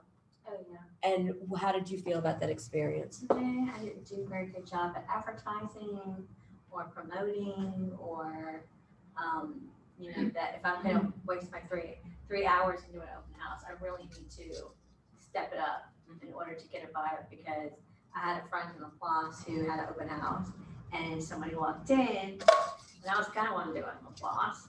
And I said, do you want to do it? And he did it, and a buyer came in. So I was just like, you can't judge the situation. And I'm learning because I've been in it like a year and a half, and I told you. Mhm. People watch you all the time. And I didn't know this when you first came into real estate, because you're coming in and nobody really tells you certain things and they're just throwing everything at you Yeah, and you just get so overwhelmed. And I was that person. So that's why I always pour back into new agents. That's what I was saying, the know, same I thing, know. yes, Right. yeah, the same just thing, yeah, and it's so appreciated, believe me. yes. Both of y'all are really not nice. I was telling them, I've only been an agent for 2.5 years. And when all this was coming at me and I didn't know anything about real estate, I'm one of these people who wants to make sure I know what I'm talking about before I start interacting with people. I want to be able to answer these questions and I want to know how to do everything. And when I couldn't get the answers I wanted or needed when I needed them, I started doing a lot of research and learning on my own. And then, and practice is and just doing it is what I learned from. Mhm. And things that I learned that worked or didn't work, or that I needed to know that I didn't know, Yeah. I make sure that I tell others and train them that, with that, to make sure that they don't go through the same thing that I went through. Yes. Yeah. Oh, Jennifer, Rita might be interested in coming next Thursday to your. To my little meeting. Uh-huh. So whenever I recruit somebody to KW, I really mentor them. Like I teach them. So they're coming in as a new agent and they don't know anything. And I know they have to be in the coaching program. They have to take Ignite and all this. I'm hoping something changes. Yeah. I heard that it is.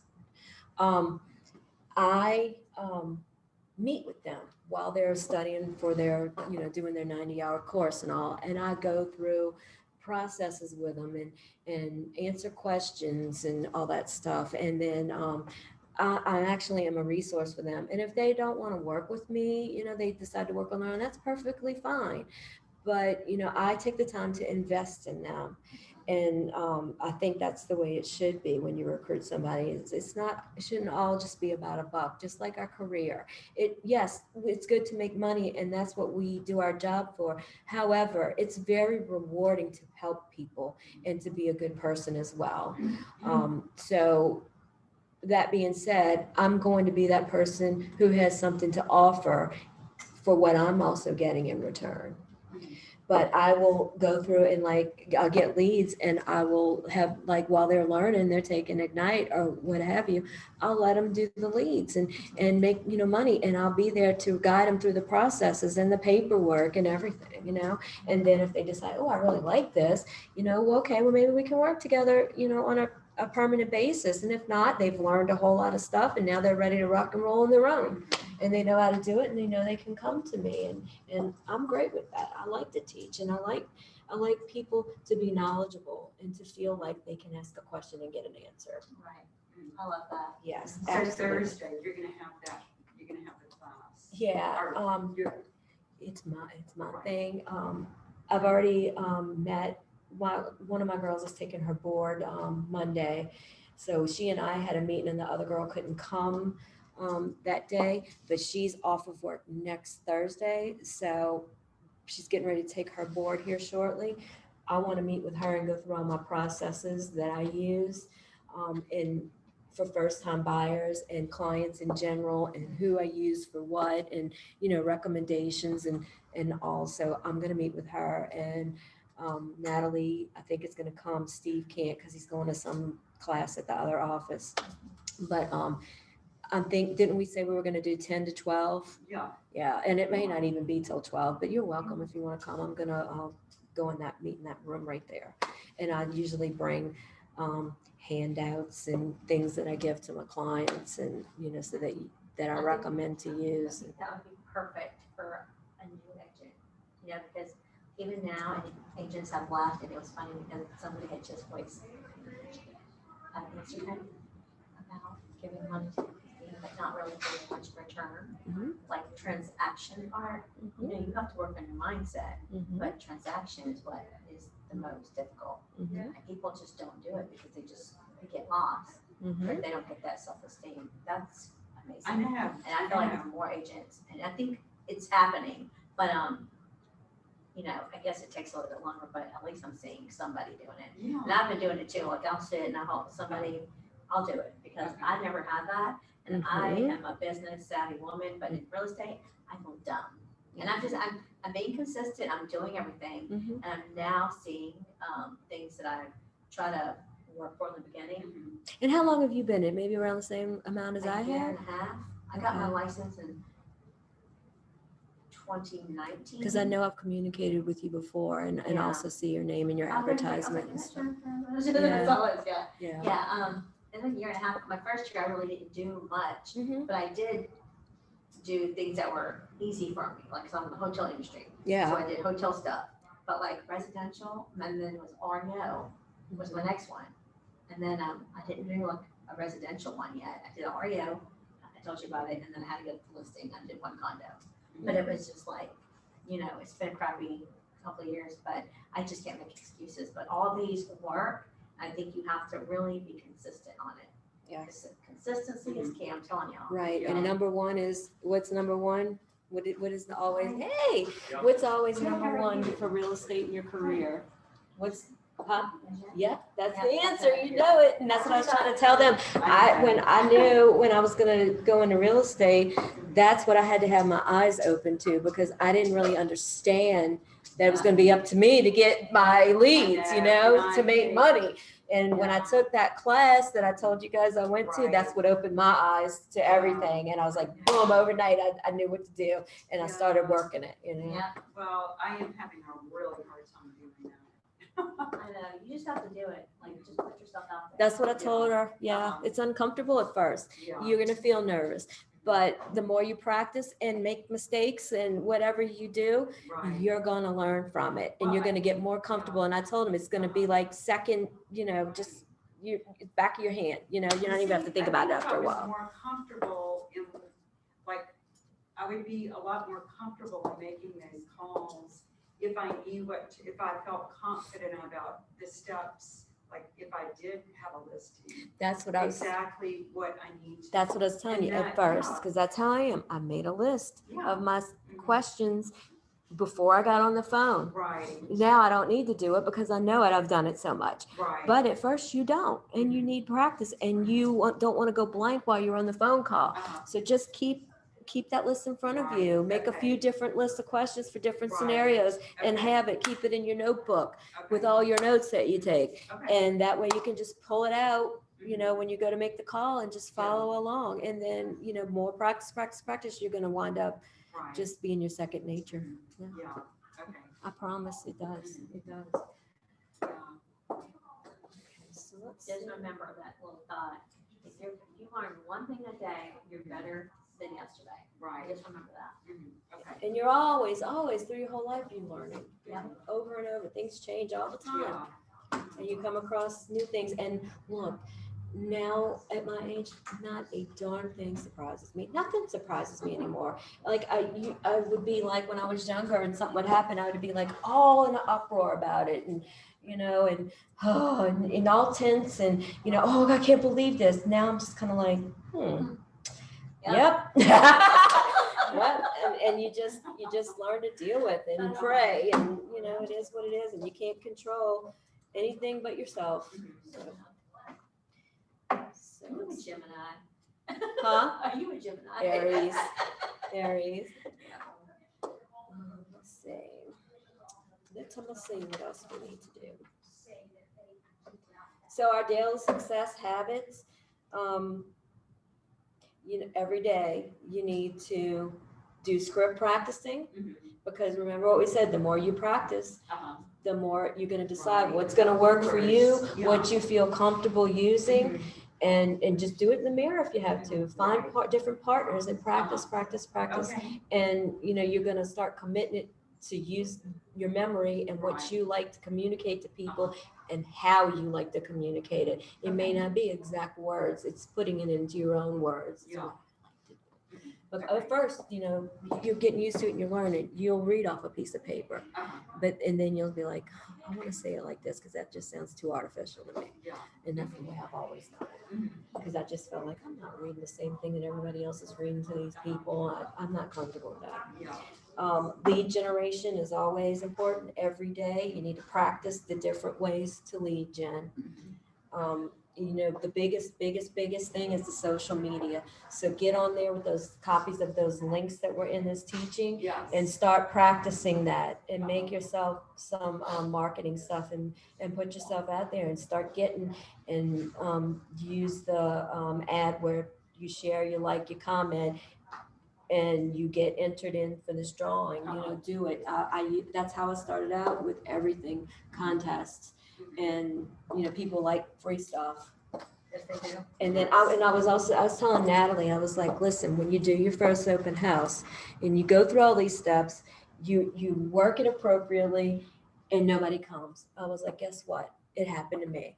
I was like, but you know what? You need to stay positive and think, okay, doing this, learning it, doing it, going through the process. Just because nobody came, it's not your fault. You did what you were supposed to do. It's a learning experience. Now you're comfortable because you did it the way you're supposed to. You have all of your things prepared for the next time, and you know what you're doing. So the next time you do it, you're going to be even more comfortable with it. And if you need to improve anything, you can now go back and look at it of what you need to improve for next time. So maybe you get some more traffic through. But always look at the location. Don't ever take one less than a week out. I mean, less than a week out. Yeah, you need at least a week. And make sure you follow all your steps in there and do your planning and market it. And just make sure you follow those steps, and the traffic in the area, the time of day, make sure it's not on any major football games or whatever, something major happening, open house in Ponchatoula when they do have the Strawberry Festival, and I have it again this year, but that would be great to have one right there on the right around. That'd be an awesome thing. Yes, but just not way far away when that Strawberry Festival's this weekend, and you're gonna have an open house and down the road way far. It probably wouldn't be a good idea. Or, just major events is not usually a good time to have something. So your traffic, location, time of day, is all things you need to keep in mind for a successful open house too. Update your contacts every day, follow up, and get into that loop, work it so that you can get them clients and keep them. And add, and it's going to build up your referral base. Even while the COVID stuff went, I had like a bunch of contracts in place when all the first COVID stuff hit, bam. So I had to work, and all the credit score stuff changed, and it was like crazy, but I had to really work them hard to make sure. And there's one out of all of them that I didn't get closed. So, but after that, I mean, there was just so much going on and I wasn't doing what I should have been doing because the ones who were still, were doing tremendously well. But I got all kind of referral calls, you know, this one referring this one to me. And then when you use also your vendors or you work with the new home construction agents, if you work with these people over and over, and they like how you do things, they're going to give you leads too. I've gotten leads from a number of different people, good ones, you know, for their families and things like that. So always, you know, be professional, presentable, clean, communicate, always make your client the most important and make sure they know. And you will, you're going to get those referrals over and over and over again. That's what I did the whole time, still getting, you know, lots of referrals. So I like it. And you're doing something right when you start getting referrals. So that's why, you know, I want to share that so that others know what's working too. And then practice too on those contracts that we went over last week, working on those, go into command and do some practice opportunities. Like remember we went through and did a little bit of a practice one in there. Do that because it's going to help you. The more you practice, the easier it's going to get.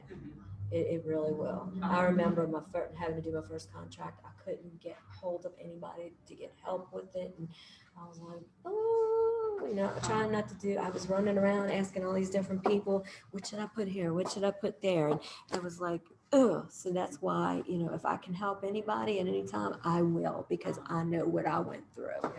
And I'm like, you gotta be kidding me. It's like this. I know. Yeah.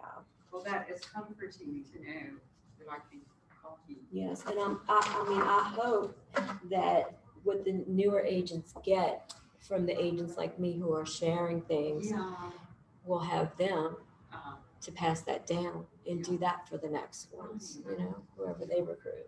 And that's what I tell them when I'm teaching them, you know, the ones you recruit, you want to have something to give to them so that they will pass it on too. And you know, it makes it easier for everyone to learn and to get comfortable and to make money faster too. Right. Yeah.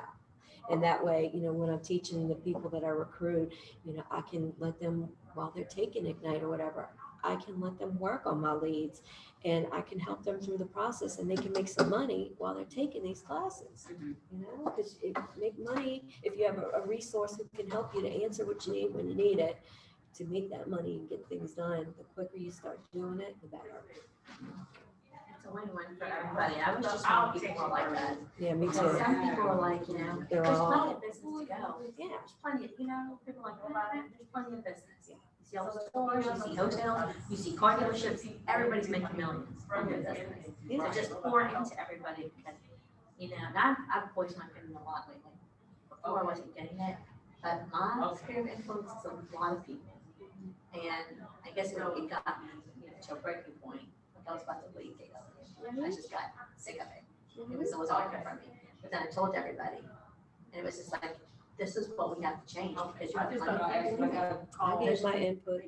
It's just like, too, and we have to it have change for the better. And they might not like it, but it's just like, as somebody who's already been in business, I feel like I've been just, okay. it's just fun. At the end of the day, I don't really Okay, care about thank you. Y'all have a that. good I need weekend. support in my business, support around me. Right. If I'm not getting it, I'm gonna go somewhere else.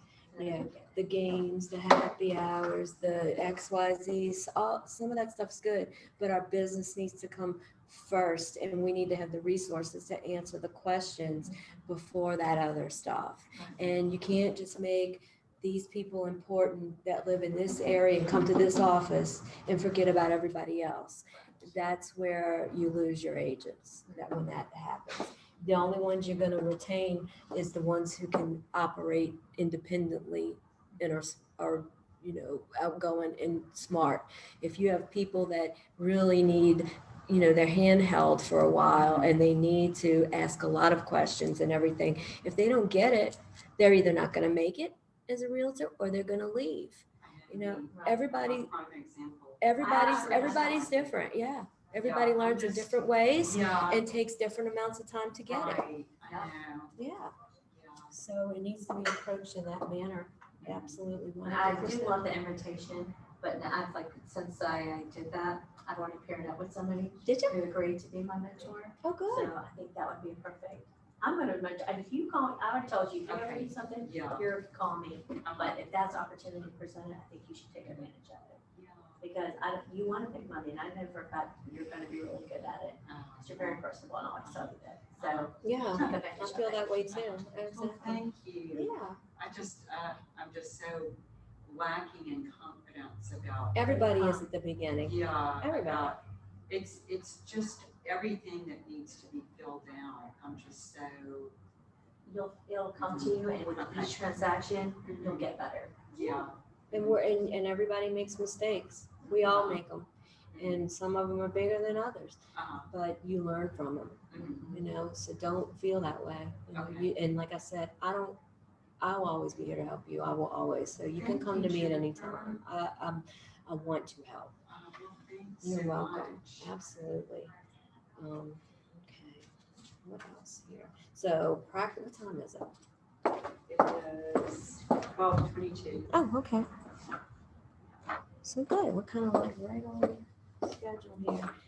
Let's see what else is, if there's anything I want to, let me just look at these last few things and see if there's anything that I want. Do y'all have any other questions that you can think of? It doesn't have to be about open house. Mhm. Anything that you want to ask or share is good. Don't you do commercial? You worked with Leslie, right? That's what I was trying to figure out when. I did, Okay. just for a short time. I worked by myself. And then I had some major surgery that I had done and had complications. So I had like 3 months that I was at home that I really wasn't doing anything. And to get back into the groove, you know, she and I get along very good. So, you know, I would talk to her every day. I was like, well, you got any leads? I'll work them.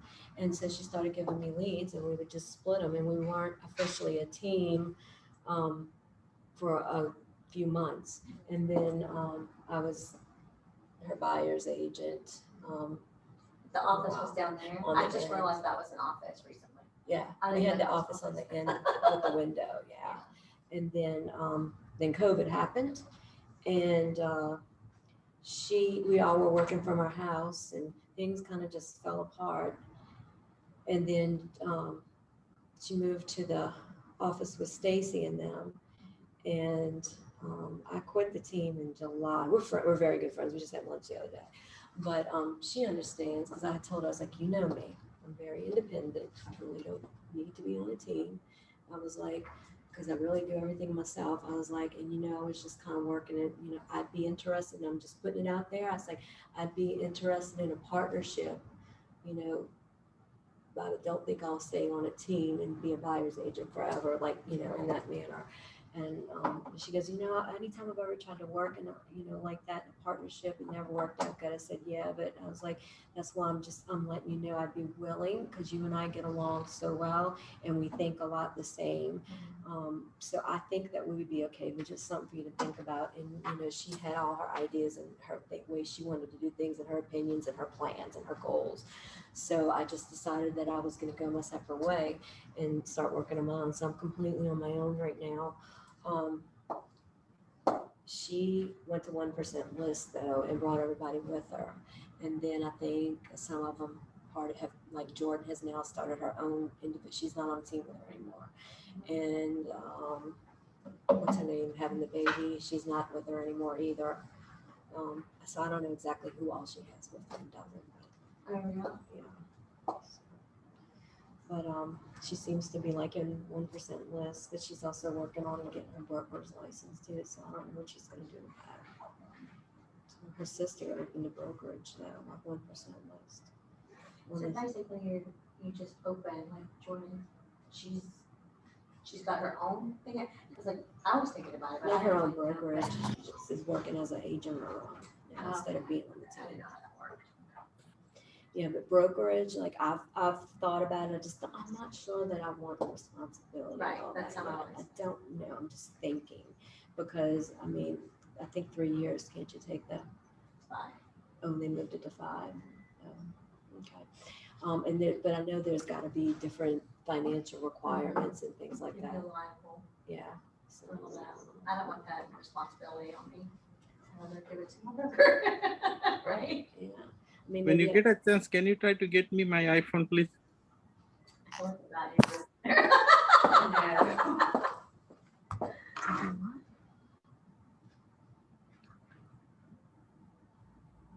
somebody texted me something. You need to get it together, Jay. It was connected, but I tried to make a phone call and I think it's got disconnected.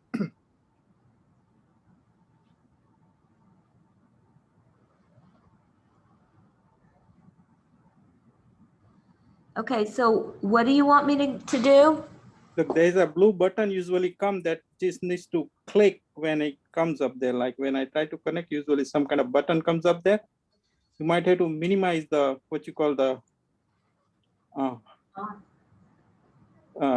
power point or something. And there's a blue button. Then when somebody try to come, there's some kind of blue button comes up there, the screen up there. You just have to click up there.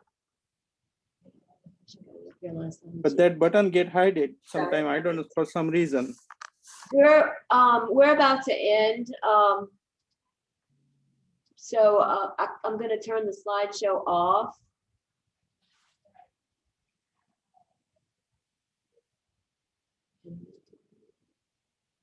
And waiting.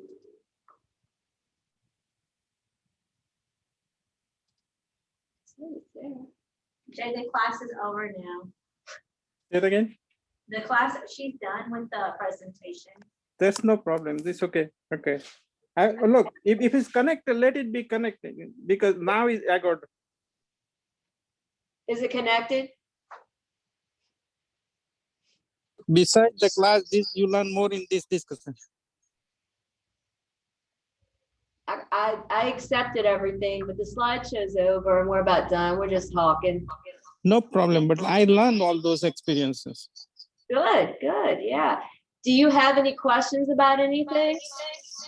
Look, I do have it, but there's some kind of agent related, so I'm gonna call you. I left the message already. But Okay, you will be expecting call from me. okay, sure. Sounds great. Are you two related? No. All right, well, do y'all have any more questions or Did you do your comments? commercial one? No, I haven't. So, but you're out of this office? I don't have an office here anymore. I used to have that office. And then I was with her over that office and then we were on the end. And I didn't ever use the office when she was there with Stacy. But I just work from home now, but I may get an office again whenever they get the remodeling going or whatever. There's nothing available except for the desks in the hallway over there and I don't. Yeah. What about all of that space? That, I don't have, every time I make a call in that room, like they were privacy, I call it off. It's not very good. Oh. So I'm excited for the remodeling. Yeah. One, I need my own space. I want to get that out there. Yeah.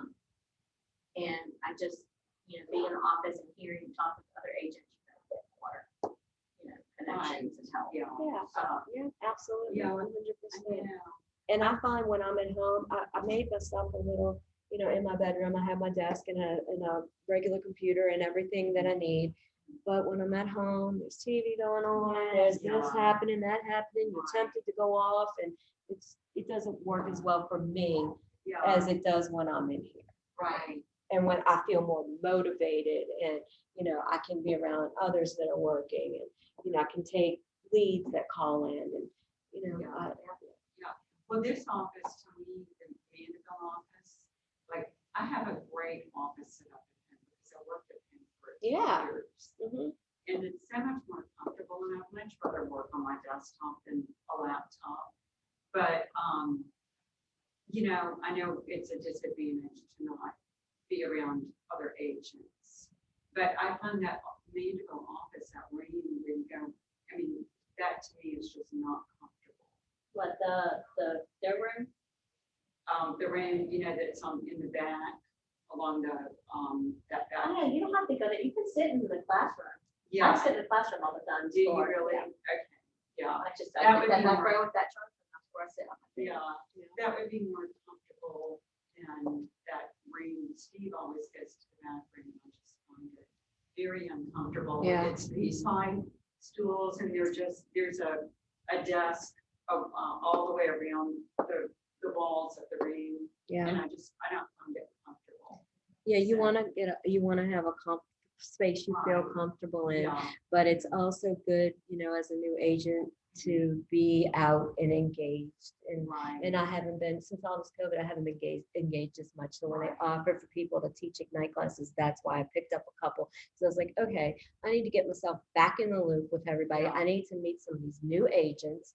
And because, let's face it, I want to pass on, like I said, what I know, but I need to be more engaged too, to keep myself motivated as well. And that's what I said when Leslie and I had lunch last week. I was like, we need to meet more often because every time we meet and we talk, I feel all revved up again, Oh, that's good. and motivated, Great. it does. And if I'm just sitting at home and try to do whatever at home, and it's not as motivating to me. That's why I'm thinking I'm gonna get an office again, so that I'm here and talking to others and meeting the new people and engaging, being involved. Yeah. Because that's what works for me. Mhm. Yeah. Yeah. I don't know what to do about the lady. And Steve had a lead, and he gave it to me, and I called the lady. She's just looking for a rental. She's paying $1,500 a month. And her credit isn't good, and the lease that she's on the place that she's living in doesn't expire until May. I said, well, do you know what, there's probably the lease addresses, what will happen if you move out early. And she said, well, I don't care because my credit's already bad. I don't even feel like Well, pursuing this. Well, just let her know to give her like a 30-day notice. So, if they can find a tenant, right? They might just be nice. You have to talk about it's COVID, it's hardship, people don't want their credit. Some people have sympathy, some people do not. But maybe they work with them and find a tenant within 30 days, then it's okay. Tell her to give them 30-day notice. Yeah. And then if she has bad credit, Will's budget rental, they don't care about credit. Oh, really? And, but they, yes. yeah, rental. So just go on their site and see what they have available, and then call them to set an appointment. But don't just hand it off. You could handle it and pursue and do everything, but yeah. Just tell her, because if she does that, that's gonna be on the record, work on your credit. You can get it up in a year or two. I think it's like 400 or 500. She can. I was telling her about trying to convert people from leases to buy, and then to buyers, because she's not gonna be one now. She get her if she's willing to work on it for the future. But sometimes people can buy and don't even realize it, and they're too scared because of this, Right. this, and that. And when you educate them, you wind up buying something and getting their money or whatever. I have like 10 people I'm working, like, didn't get approved. And I'm like, kept working on, don't put anything on your credit, don't open credit cards, because some are really uninformed about credit and what they think about they're doing, like, that's not the way it works. So you just have to educate them and send them to a credit repair person. Do you have somebody you like to use? I have, let's see, what's her name?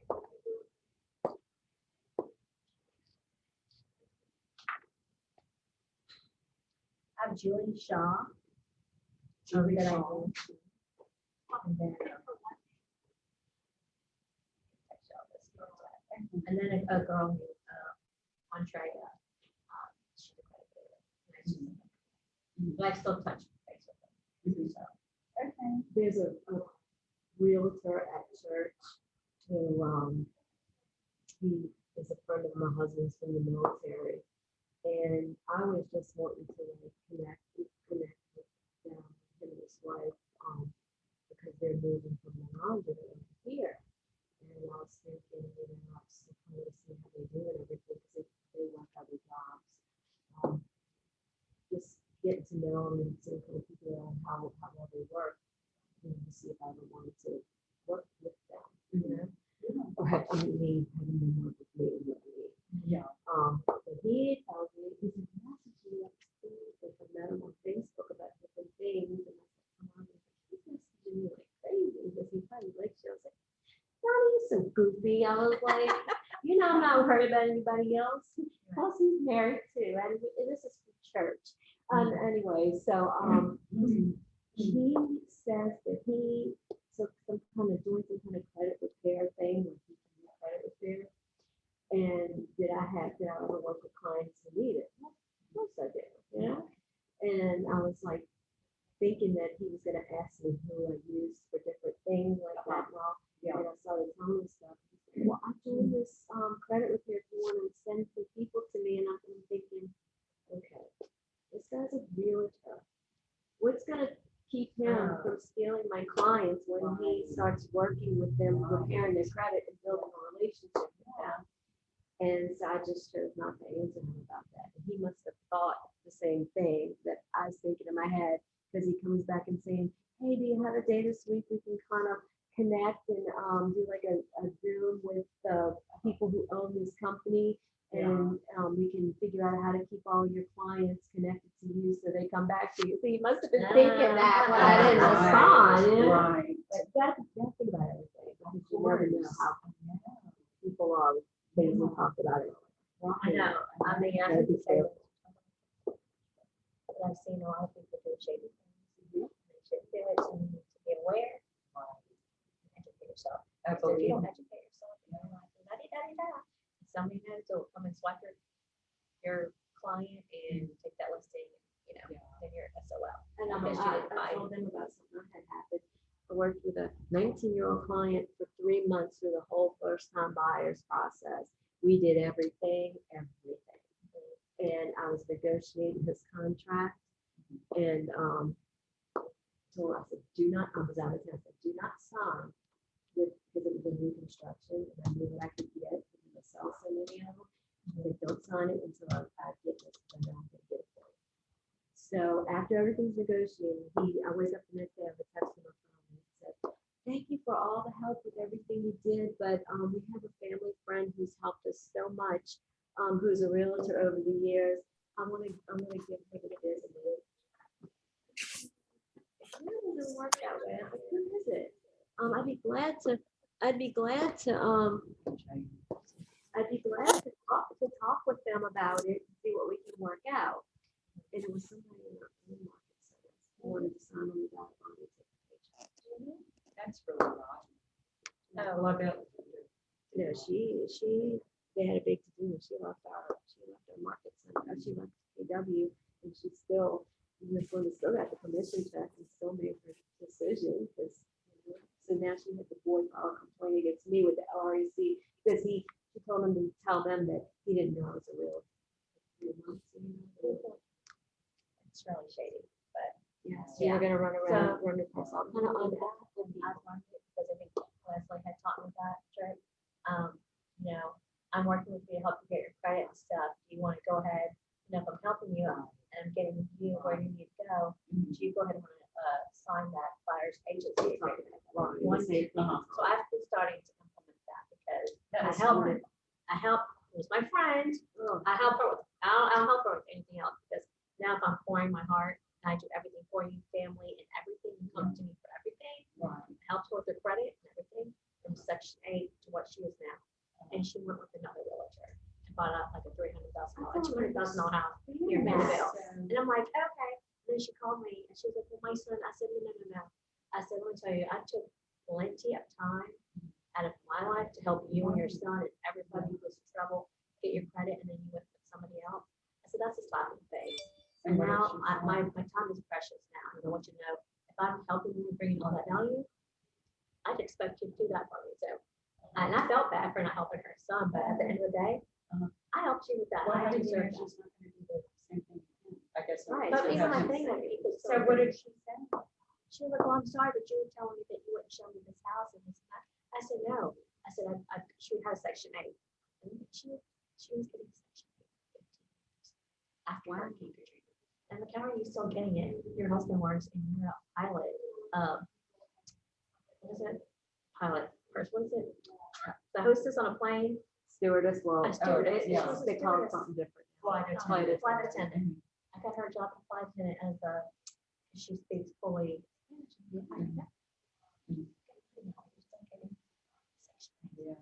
Like, it's crazy, the people Something's who not work right in the with that. system, Yeah. they'll do it, whatever, to get it, Oh, they'll just yeah. punch in and out. Yeah. And I did all that work.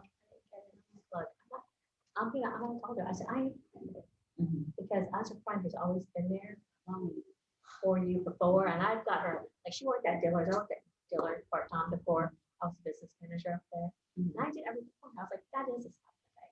Yeah. Like, you wanna make up for it, you can send me some referrals to business.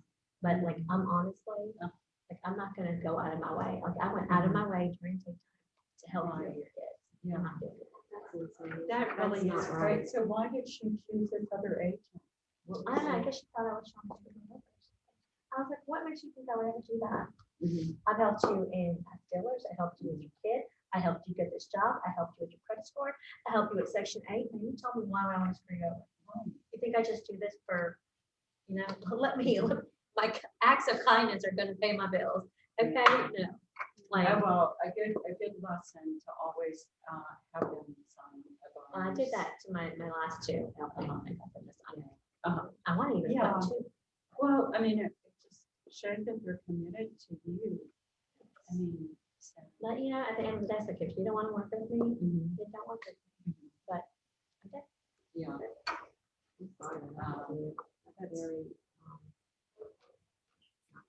Yeah. I would be. But I'm learning, you know, you learn, just like the new construction. Oh, that's what I was gonna ask you, new construction. Tell me your process on that, because I screwed up on new construction on my first year. And then I heard, was another she's the agent here now, another agent here. Kind of referring to it. Well, didn't even realize what was going on. And so tell me. Is it Reggie? Is it Reggie? Tell me about what happened to her with the new No, construction? it was a different. But it was funny because I didn't know it was that easily to be done. Like, okay, I'm helping this client. Hey, I'm sending a client over there. But that client that's just close on the house, that's my client. And then boom, she gets a $6,000 check. Like, what is that? How it is? It's going to be, when that happens, it's gonna be who you know. You know, it's got some shady shit's gonna happen, but it's not supposed to be like that. They're supposed to put your name on to put your name as, they have to ask the person, are you working with a agent? And the person has to say yes, and they'll say, who is it? And they have to put your name down, and they have to sign part of the contract. The paperwork says that you're the agent. And you can tell them, like, if you're working with somebody and they want to go around and look at new construction without you, I usually want them. I was like, listen, it's important. These are all the new construction spots, but I want to be with you to go see them, because I know what there is to offer and what deals we can get you. So it's to your advantage that I'm with you. And so I'll even set the appointments and everything. But I give them cards, and I'll say, but I will give you these cards if you find that I'm unavailable for some reason and you absolutely want to go or must stop in, so that you can say, this is my agent, this is my agent. You know, she couldn't be here today, but I've been working with her. And that's the only way your name's supposed, somebody else's name is supposed to go those two ways on one of those contracts. If you have somebody who's working with somebody and they've done a lot of them together, they might do some shady stuff out with that. You talking about DR Horton? Yeah, I've had shady, that this one with our agent was a DR Horton, that one I was on. I sold a lot of Hortons. Right.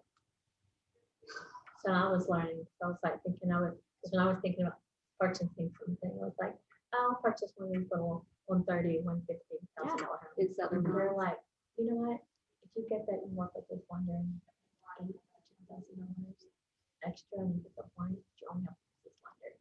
And I'm like, well, Their Yes. lender? yeah, DHI, yeah. I know, do not harm. Their lender, that's their lender, it's called DHI.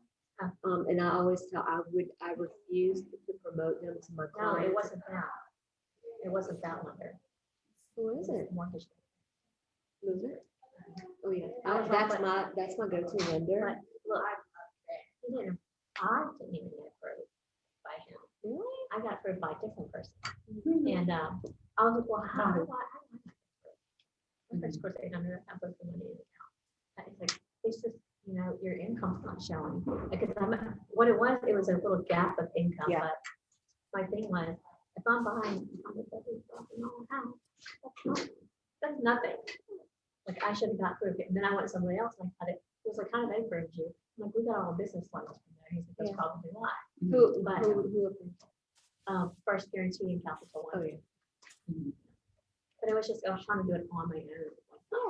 Right. But I don't know. I feel like I'm still learning the lenders, like who's more established and wants to work, like Nancy Cruz. Yeah, I mean, I like Nancy. She's gotten credit issues and worked with them, and she'll touch base with them and she will tell them what to do. And I've taken tips from her and I give them those tips to clients myself. But I'm gonna start using her again some more. And then during COVID, everybody changed their credit score requirements for everything. Right. And I got with this lender from cross country, but she was out of Ohio. And she went, and at first she was like taking the application out and referring it to somebody over here through cross country. But then she went and got her Louisiana license. So she'll work with the credit people, credit issue stuff too. I've had Rick to do a whole lot of people's with credit issues and get them done who is my family members and friends. Is he very persistent all the time about major credit issues? No, but I can talk to him and text him and call him all the time. If you do give him a lot of business, he will invest more time. But they have a lot of overlays at Million Mortgage. Right. So that's the problem. So on your Very good for VA, very good for VAs. I really, I've done a lot of our own VAs for them, but I used to work with Brian before Rick, and I love Brian and his wife and everything. But they ain't gonna deal with no credit issue stuff, and they're not, they've got too many clients and too much going on to have to. right. Because he was more willing, and he would follow through and follow up more with me with communication wise. That's why he's on title companies quarterly. I have other people who have not had good experiences with them and they don't like using them. But I can get on the phone with Jared or any of the other ones at any time. They communicate with me. I can ask them questions about something that has nothing to do with, free, and whatever. Anytime I need something, I can get it from them. So that's the main two people, but I'm gonna start using Nancy more again because I like her. That's, like some people don't. I said, I've never been able to get anything approved with her. But I had a different experience. Right, it is also based on experience. Yeah. So, back to the new construction, the only thing that you need to have, like when you're doing it, is the customer information form, and then that's it. Buyer's agency agreement just to protect you, customer information form, and then, what else do I always put it? I always do the COVID form anyway, and I'll do if it's hurricane season, I'll do the hurricane and the wire warrant, the wire. The wire form. transfer form. And that's it. So if anybody ever says, well, you don't have this, that, I've never been told that, because I know that I've sold for many of them. You just have to make sure that if you postpone, that you get the extension from them and, all the paperwork. Okay. And sometimes you gotta stay on top of it. It doesn't, Because it's like some people are like, just bring them to us and we'll handle it. I'm like, I'm not gonna do that no more. With lesson learned, so, but I heard customer information doesn't really do anything. So it's like, should I just do the buyer's agency agreement side? I would give them both, because the customer information form, tells you the obligations, and the law, so they know, they're informed. And then you need to have it in there anyway to be compliant. Okay. More mistakes. More work is always harder, but you've got to be protected.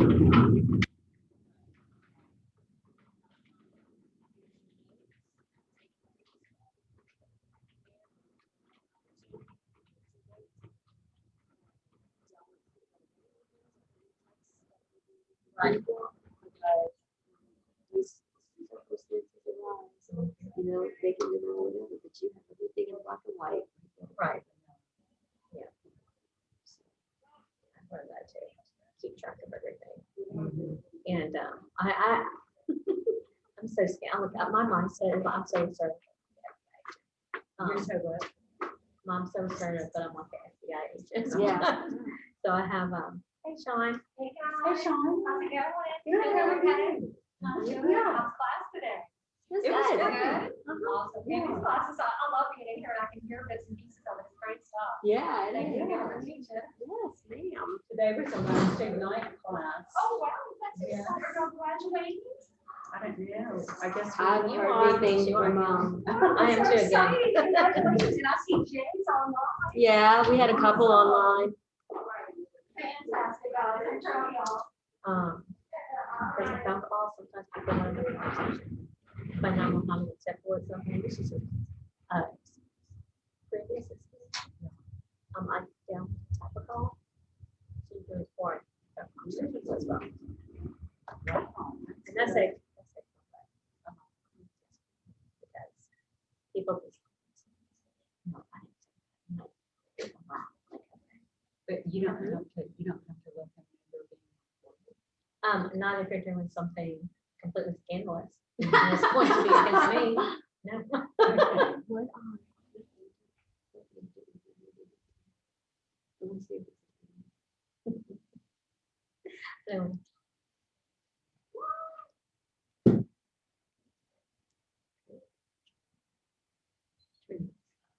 yeah, that's not it.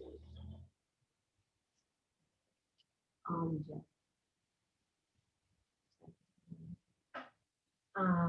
Not the old age.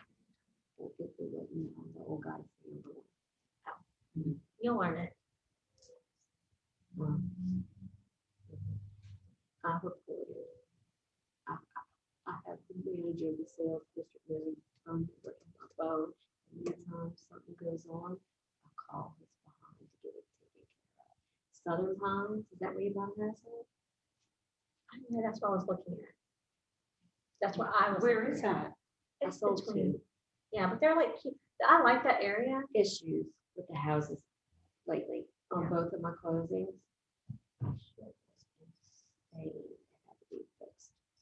They built them pretty quick. Yeah, and then they had it was new plans that they hadn't done before. And the other thing is they had a new builder too. He quit like just one day, like 2 weeks ago. He just quit. They were putting too much on one person. Right. And then one of the family members on investment property. It's for leasing. If you know anybody who needs a 4-bedroom lease, yeah, I'm gonna put a list on Monday. Okay, how much is it? They want to do 1,800. I think that's pretty steep for that neighborhood because the houses are also kind of small. I was thinking more along the lines of 1,600 because I've seen 3 bedrooms back there for 14. But let them try see what they get. You never know because it has it has all the blinds, is that right? Yeah, so I feel like that's worth it. Yeah. So I said let's try because 4 bedrooms per lease is very hard to find. It's brand new. So maybe I'll really that's all things are going so fast. Let's just get it on there. Don't waste time you trying to do it. I was like, it's just a one-time fee that you pay, and then you get really fast, and then make sure you get qualified people in there who will pay the rent.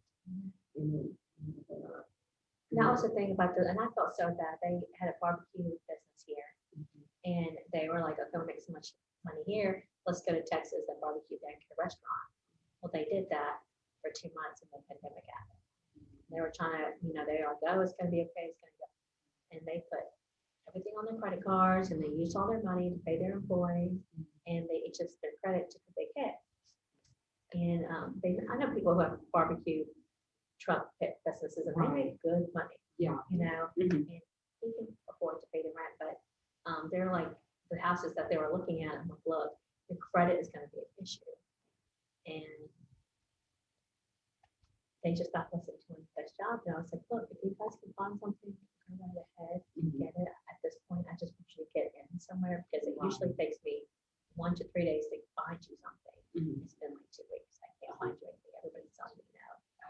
And, Those were the people, I remember you talking about. And they found something, I guess, I don't know if it was hers or whatever, but it's like, look, I have no hard feelings. And I want you to get somewhere because I know you wanted to, when it's springtime to start your business up. I was like, I want to come by and get some barbecue for you guys, but work on your credit and I'll connect with you here. And we'll do that, but people just don't want to rent with bad credit and with their social security. Social security, and he got injured, he was a VA. He was getting money from that, and they didn't. I don't know about taking someone My for. husband, he was retired, but they made him medically, and he was in there for 23 years. He gets a VA check, but he also gets another check. He gets Right. good money every month. But, we're gonna start a business ourselves, here soon. But, that is guaranteed money that man is going to get. So that is a good thing for people who are.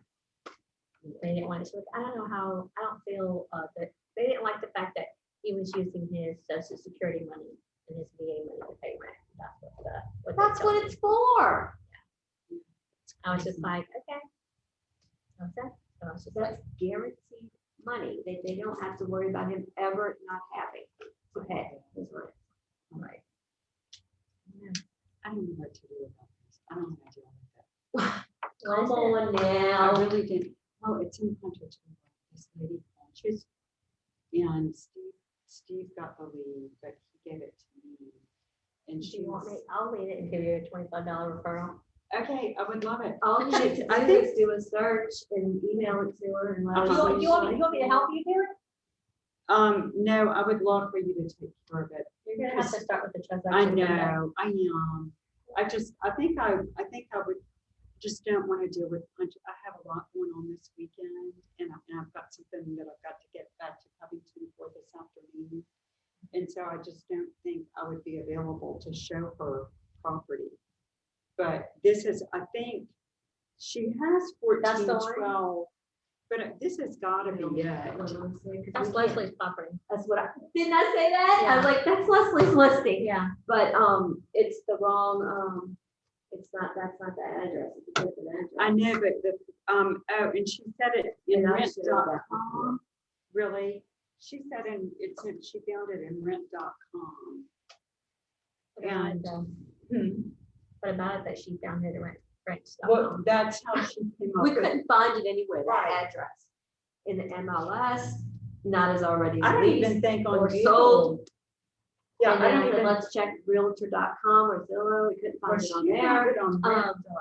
The listing I just got, it wasn't in .loop, it wasn't in commercial, it wasn't, I found it on realtors.com. Yeah. That's where, if I Okay. can't find it on anything we have, I'll go into one of those, and that's where I'll find it. Sometimes it's bizarre, and sometimes things won't come up, but you gotta check all your places before you Yeah. get back to them, because you don't want Right. them to say, well, it's right here. You know? Right, of course.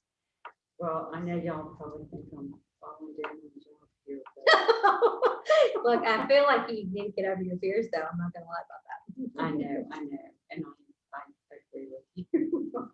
I mean, if you want me to go with you, Uh-huh. I'll go with you. Well, the thing is, if I didn't, and I know, I guess I've just got to be ready to cancel things that I've got going on personally. You just gotta wanna try to work around everything, and get everything in. It's So, hard yeah. sometimes. It's hard, sometimes Uh-huh. you're gonna have to ask for help. Yeah. Mhm. Pay that fee to somebody. to Yeah, do and you go know, show something. I or have whatever. no problem like paying somebody, I know Anthony has some agreement with him. And he'll get a cut, but like I would gladly pay. So Anthony's giving out leads to He is now certain ones who actually trying to collect them. Because some people get leads and they're not doing anything. And that's like the worst thing you could do. Mhm. But like he was trying to go. More work. One left. Yeah. Mhm. for a better job. Mhm. And then, why? You know, the guy that he's a tall, thin guy, tall, young, thin guy. Where do you go? He just got a better, he had a tech job, that big one. It was a better opportunity now, consistency, so. See, I'm contacting him a couple months ago. And I said, "Listen, we have this good, it's a new agent, it's like, I have a bunch of leads, too many for me to deal with. And I'm like, who, you have anybody that if we can work some of them and be good at it. And he gave me somebody's name, and I met with the guy, and I spent some, and I gave him access to my stuff, and he never did anything with it. And then he winds up texting me that he decided not to do it and all this. And I'm like, just like, you're going to get some, and I don't know if it was because some of the, you're always in a crazy to respond on social media to your ads. I just click them off. So I don't know if that had something to do with it. And I just don't respond and I block them. Because, you're going to get people in all these foreign countries and, try to contact you. So I don't know if that, I don't know what it was, but he didn't do it. He didn't want to do it. Steve. It's like Steve is driven. He went. And that's what I said. I don't see how everybody else's name is getting dropped. Getting tagged on TV. When I went out there, I forgot somebody maybe not post on that hurt. I'm still gonna do my part. But I would.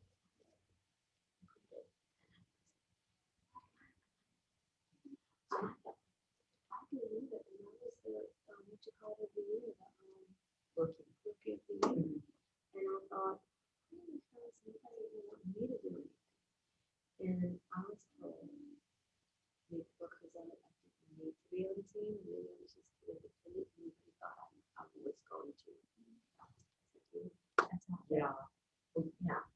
They don't And want you to it's, learn. I am, I don't want to get a Hoover over me. about the processes that they use in their info, or maybe what they're doing is not so up to par. Mhm. That's so funny. That's so true. So I'm gonna put it out there. If you ever need anything, you can ask me. I'll work with you. So I mean, I don't Yeah, like I'm working of with people for course. certain transactions. No, really. People are like, okay, help me call me, but I can respond, so I'm not gonna reach out to you if I never get it. Do you mind making calls? Do you like to? No, I make calls all day. So I mean, I'll contact you for sure because I need to get some help with this stuff. I'm actually texting you my my Once contact I- card. Once I I might have even some, have you on the phone and because I know I've talked to you before. once I have some experience, I know I need to get the experience. He's going to get the experience.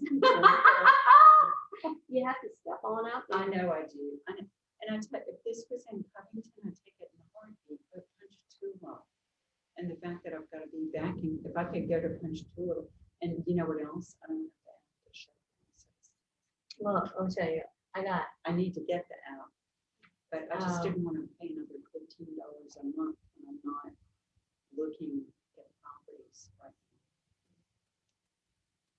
Do you think you probably think I need to get that app? Don't you? Okay. yeah. I just gotta bite the bullet and buy. I know. Yeah. But I'm everywhere. I have 2 in New Orleans. I have 1 in Old Palms. I have 1 in Prairieville. Uh-huh. And I have leases in Hammond. Uh-huh. And I have some, I mean, all my business is spread out everywhere. I'm just gonna go Yeah. where it's at, Uh-huh. so I can get the For now. experience. and Yeah. then, That's what I said, you just need to take any opportunity you can at the beginning for Okay. the experience. Right. And then, as you build up business and get these experiences, then Uh-huh. you're at least knowledgeable about the process. Right. And when you have to, because you have a family or a friend or, whatever, that you have to do something, maybe a lease for, or, whatever, Yeah. then you know how to do it. Right. Deal with it. Yeah. And that, but I mean, out down the line, if you have enough business, and you don't particularly want to deal with this stuff. Yeah. You can be more You selective. can give refer it out to Yeah. your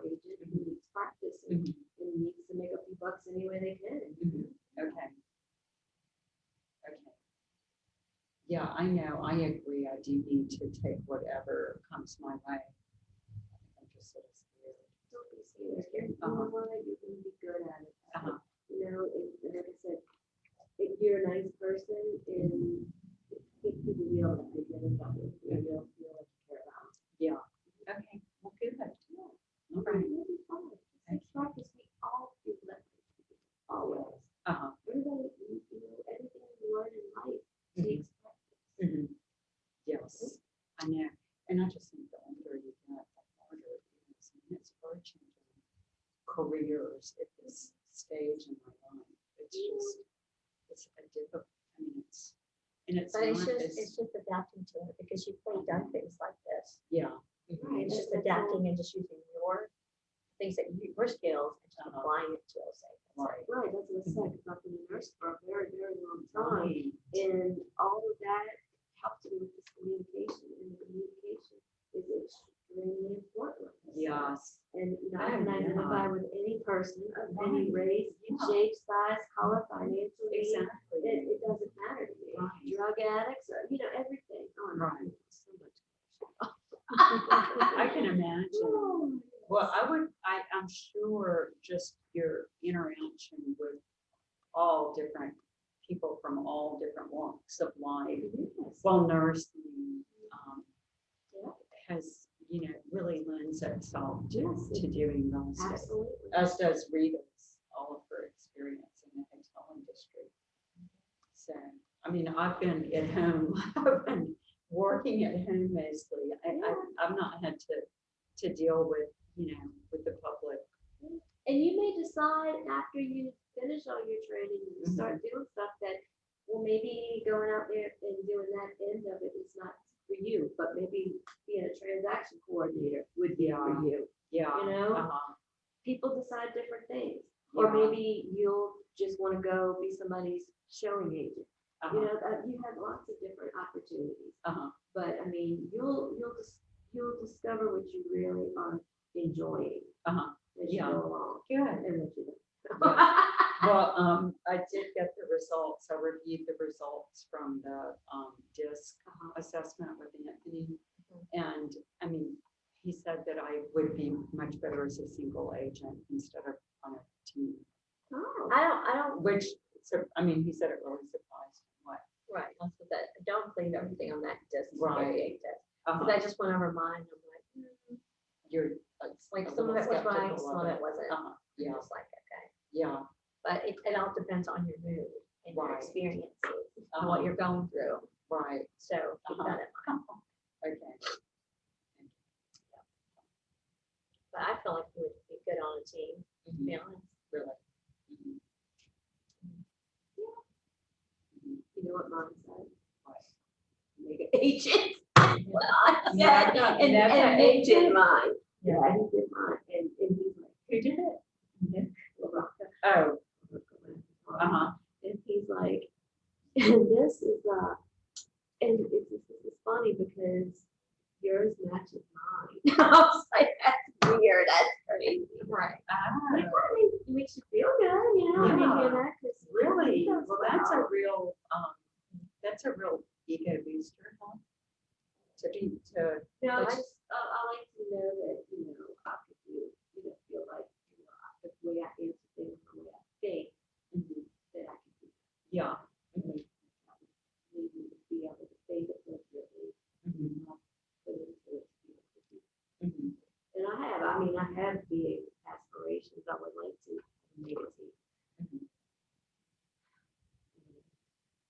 It was funny, I was just talking to somebody yesterday. Her mom was in the industry forever. She herself was doing real estate for 30 years. Mhm. She's a broker. And then she was like, well, mom never wanted to do a team. She was like, it's just you and I were okay. Now she's trying to do a team.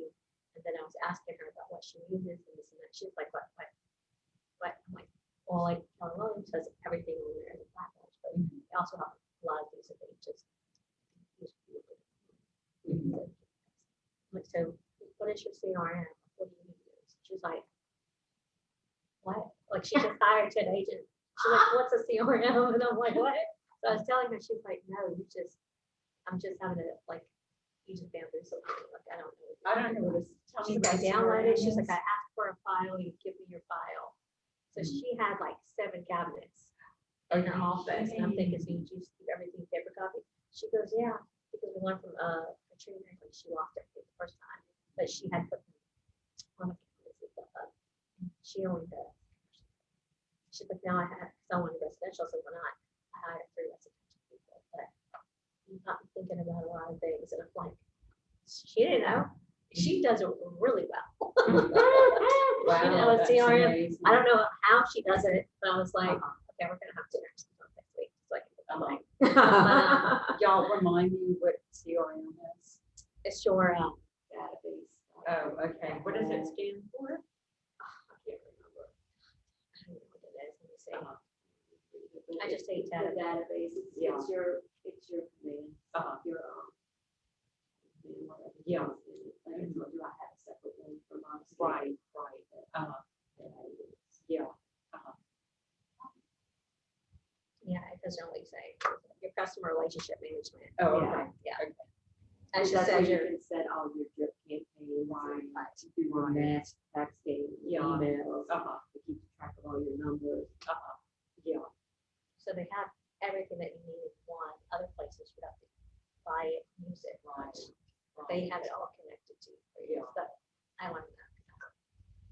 But that is a good thing, because in the end, you have to pay for all these different things, Right. and then you don't like it, you have to change it and disconnect it, and it's just too much. Mhm. It's too much to do it. So, Yeah. I mean, that's a good tool to have. Yeah, that is, I mean, it is great that they have that all in place. I'm surprised to use something other than.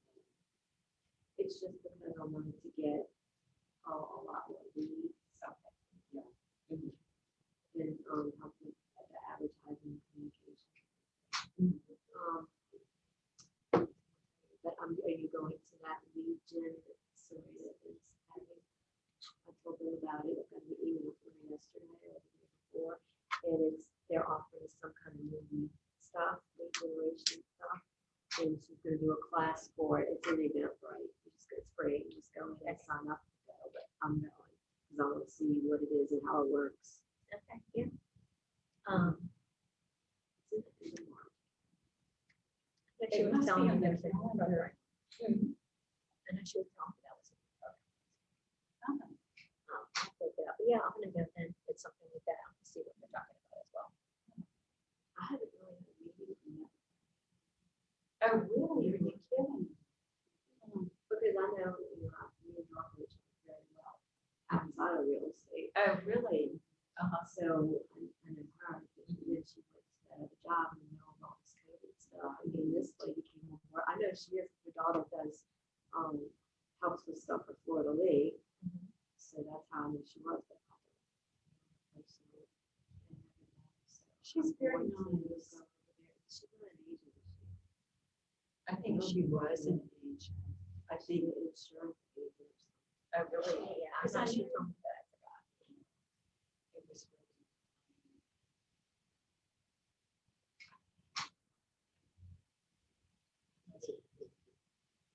I know. Yeah, it's all- It's a small And world. they've got-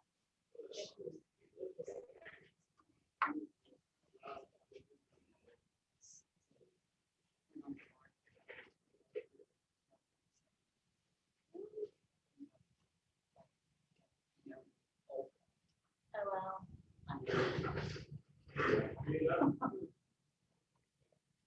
I know, I was just.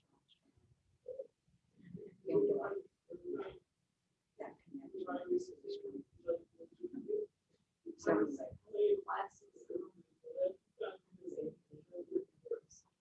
Uh-huh. Yeah. Wait. She was good. Yeah, she was good. I only had, I mean, she only gave her one. But she was. I mean, she's not, she'll call you and stuff, but let's wait until he sits down and tries to help you with the personal problem. Mhm. She'll she's just like, you know, color, she responds to you. But everybody has their own lives and things going on, which I totally understand that. Because I have a lot of personal things going on, and I don't think nobody knew, you know. And my guard is up, like, and somebody had told me recently, and it's true. I have enough nonsense that's going on in my life, enough responsibility in my life. If you're a new person coming with me with some nonsense or being rude, I'm done. I don't want to be much better. But I am working on it, personal, and I used to be like that, but you know, I told you, my pastor was great. Pastors have been a lot to deal with it. And I'm just now feeling back old again. And it's because I'm building a tribe, I'm meeting with people that I connect with. And you have to do that. Because you want to be welcome where you're working at. And if you don't, then you don't want to stay there. You know, you got to have a environment where you can flourish, and that's very important. For the most part,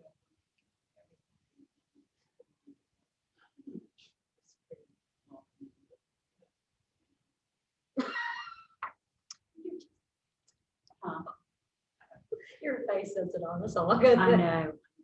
That's just, you know, it is what it is. Everyone's different. Yeah. So Rita, you're gonna call that lady? I'm gonna call her. I will call her, and I will, if I get something closed, I'll give you $25. Oh, Right, 25%, whatever. But you need it because you need to get the super app so you can start doing showing. So that'll cover 2 months. Okay. Okay. Okay, yes, I will do that. I will do that. And the next time I have a Covington lead, I'll give you the Covington lead. No, but you need to do it because you need to get the experience. Okay. Believe I'm me, forcing I myself. know, I do. And no, I appreciate your telling me that. I know I do. And even Anthony said, I'm gonna give you some leads on some leases. And I said, no, are they gonna be, I said, if they're in Ponchatoula and Hammond are really, because I live in Covington. So just say, if they're in a Covington, Annabelle, and you want to do a price point, just say anything over $1,000 or $1,800. Yeah. Because I'll still do it because there eventually can be a buyer. Yeah. But just say that, just get it. Yeah. Well, let's work. Okay. Yes. Yeah, and I'm fine with working on, Covington or Mandeville leases, but I don't want to be driving over to Ponchatoula. I know maybe I should not be so picky, but I guess I am. Now, what about, like, you'll do buyers eventually? Yeah, I would do that. I mean, of course, I would prefer to have Covington just because I'm so unfamiliar with this area. Yes. Right. Mhm. I don't know. Either. I don't know Yeah. nothing about Mandeville, Covington. Really? I was Uh-huh. looking for something. All our doors and you know, Right. we can get the keys, but Mhm. I've driven all over. Mhm. All over. Yeah. Yeah. Like, what you're talking about, garage, is that you make, somebody had mentioned that, Garage or Folsom. Yeah. I had a friend who lives in Folsom and her dad passed away and had a house. I'm like, "Folsom." But then when I drive out, I went with him out one day and we're out in the middle of nowhere. And I was like, I don't know, I don't even, I feel like I'm in Mississippi. That's what I felt like going all the way out that way. And I was like, okay, I was like, I need to learn that area and stuff because a lot of people really do drive an hour Yeah. to work in Metairie or wherever, and they live way out there in Folsom and Yeah. I don't know, there's other See, a places. lot of people who want to farm or want big property and don't want neighbors and things like that. Cows and they're horses. out there. Yeah. So, Yeah. Folsom is beautiful. It's a really nice area. Lots of, it's horse country. Lots of people with horses.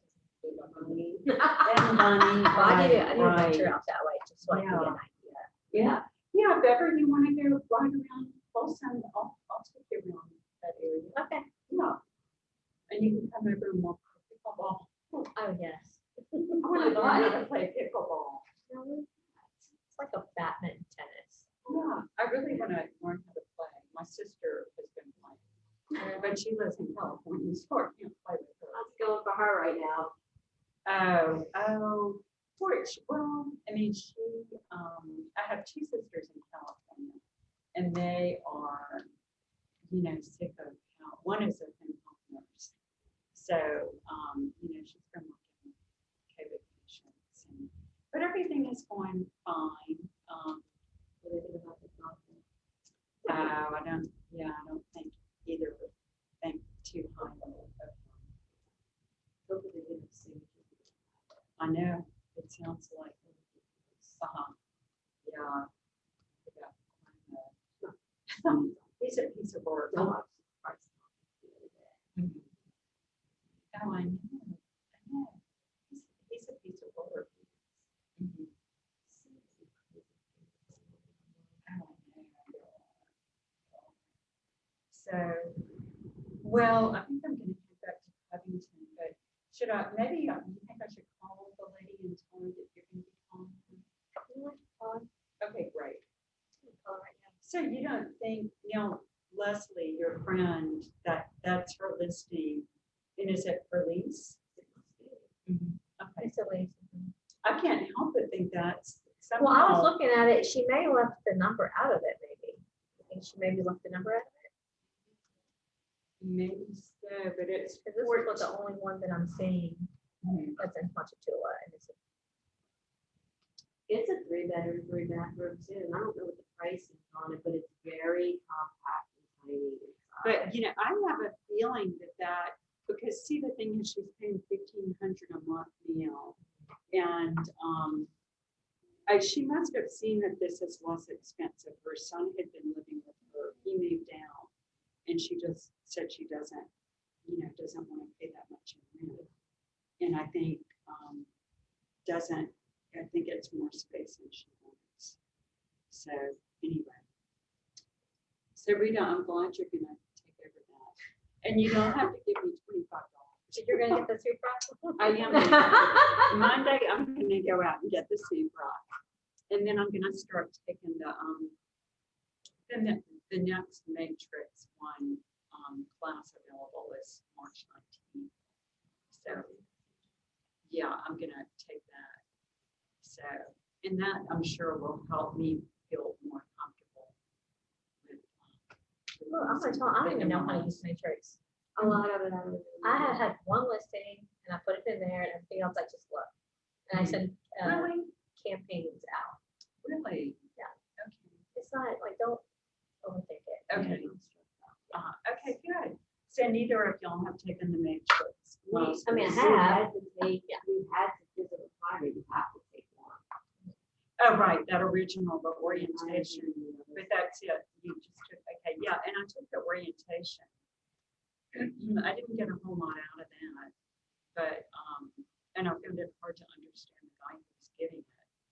So anyway, but I thought it would be good to, I thought I might learn something from this. So, Well, if you feel like it's gonna be helpful to you, it's yeah, good.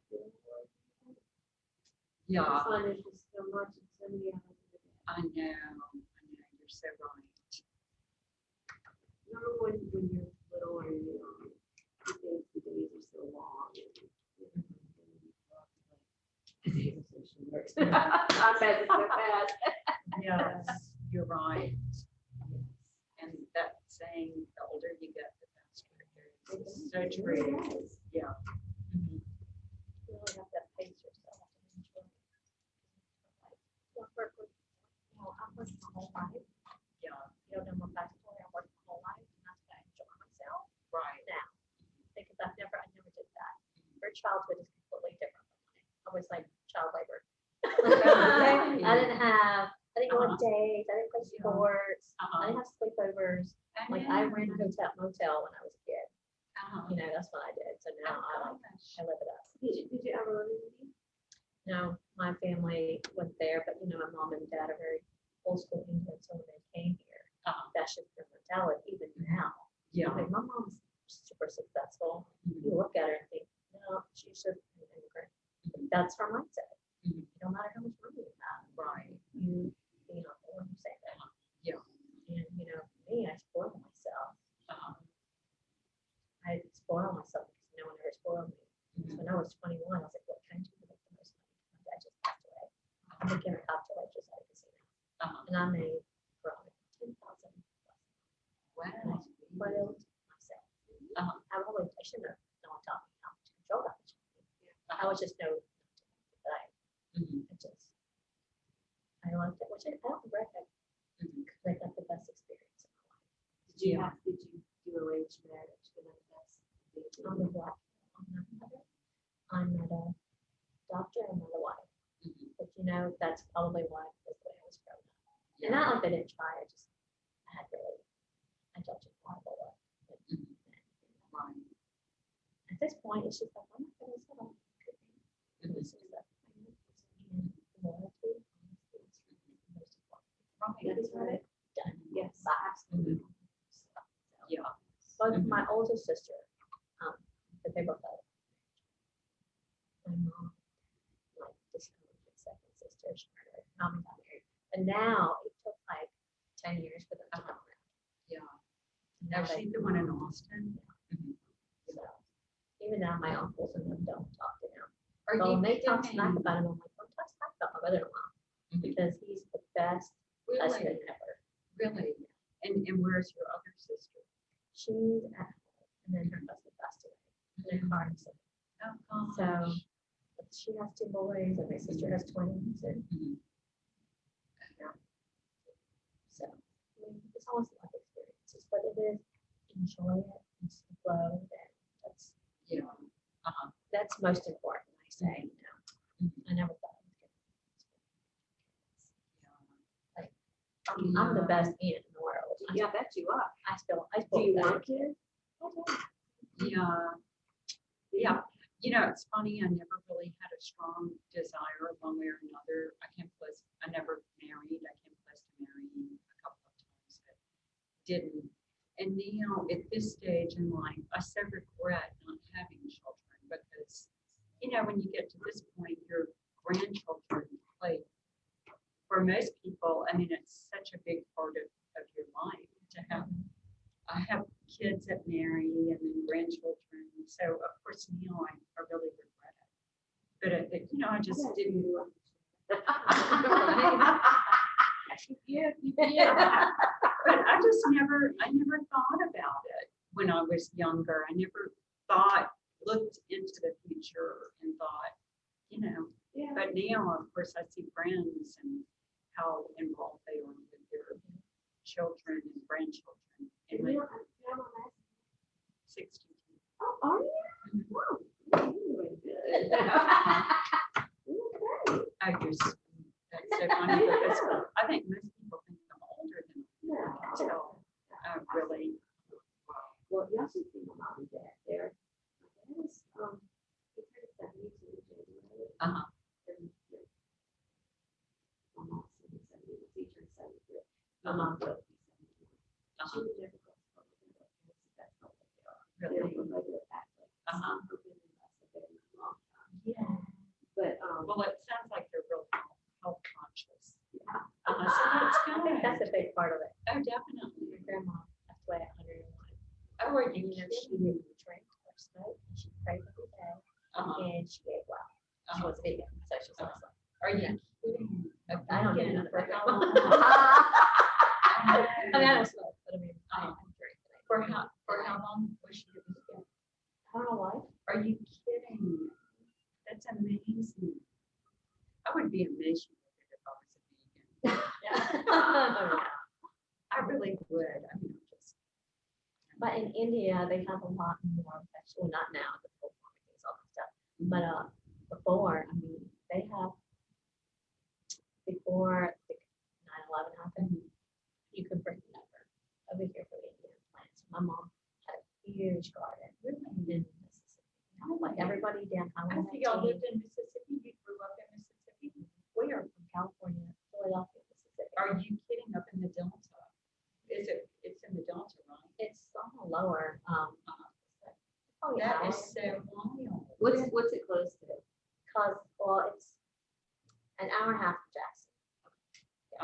Okay. I was in Jackson after Katrina for 5 months. Oh, really? You said, it sounds like that was a long 5 months. It was, and I was starting.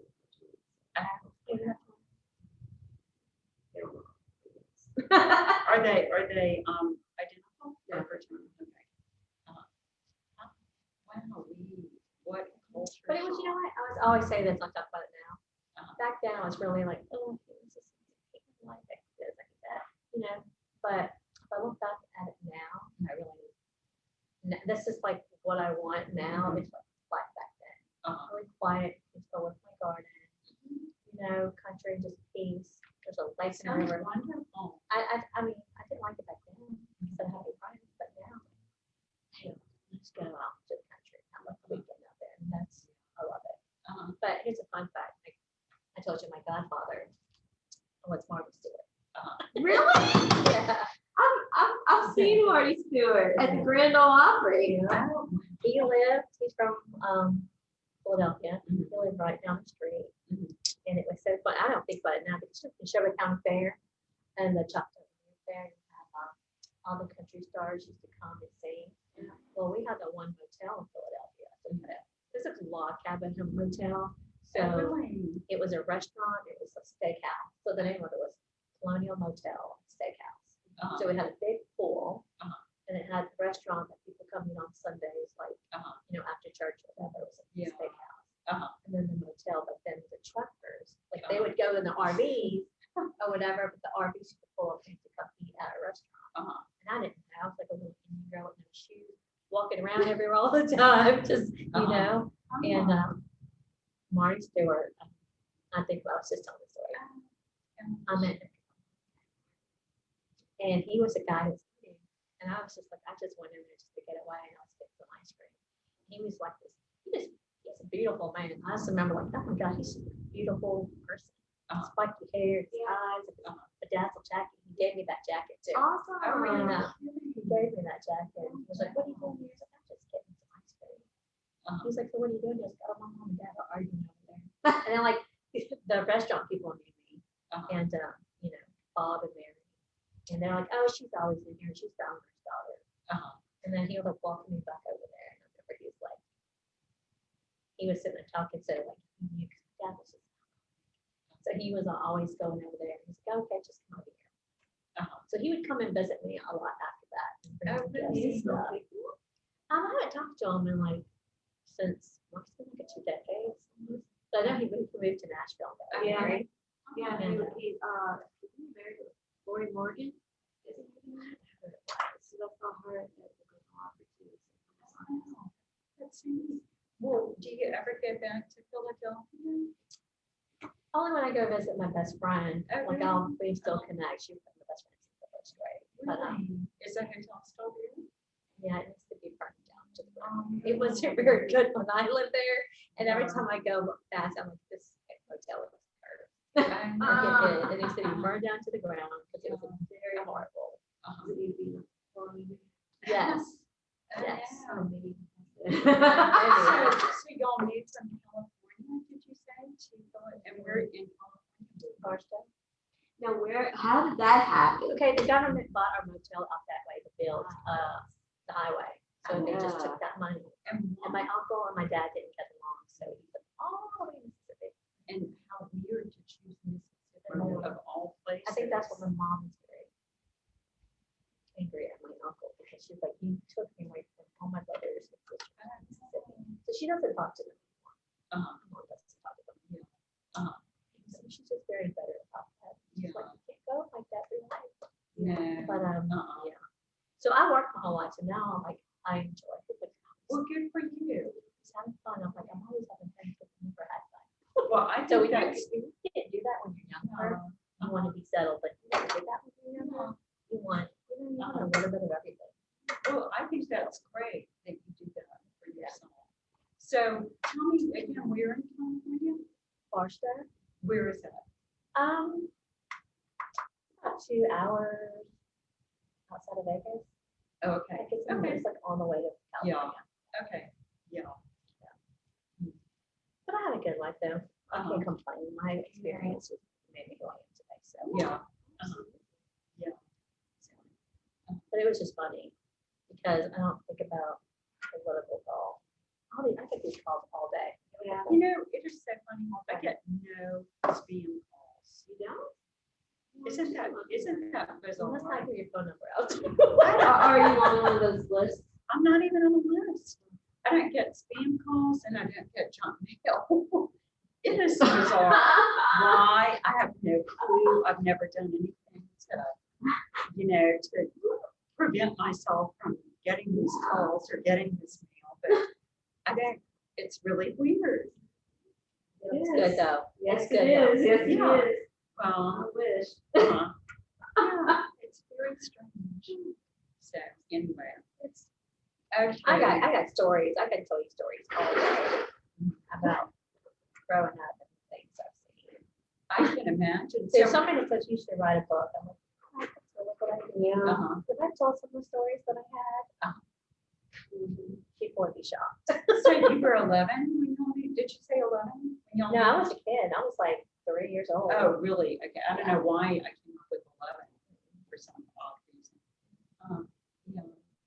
Wow, what But a, yeah, I met a lot of country stars back then. It's so funny, like Tim McGraw and Faith Hill. Because they're from that area, up in there. yeah, Are they? Yeah.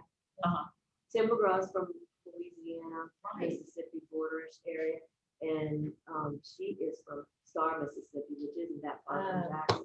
uh-huh, Yeah. I've seen them. I went in people together a few years back, and they have a kind of smallish arena there, and it was like a very personalized show, a home, they're called a home show, so it was good. I think I know which one. And then the Elvis. The Ellis stuff. all the impersonators We come have, out. yeah, we have one that Oh, really? Brandon Bennett, Uh-huh. very good. Uh-huh. And he's been all over doing Elvis impersonation. Really? Uh-huh. He gets on casinos and they should, and he's on TV and all.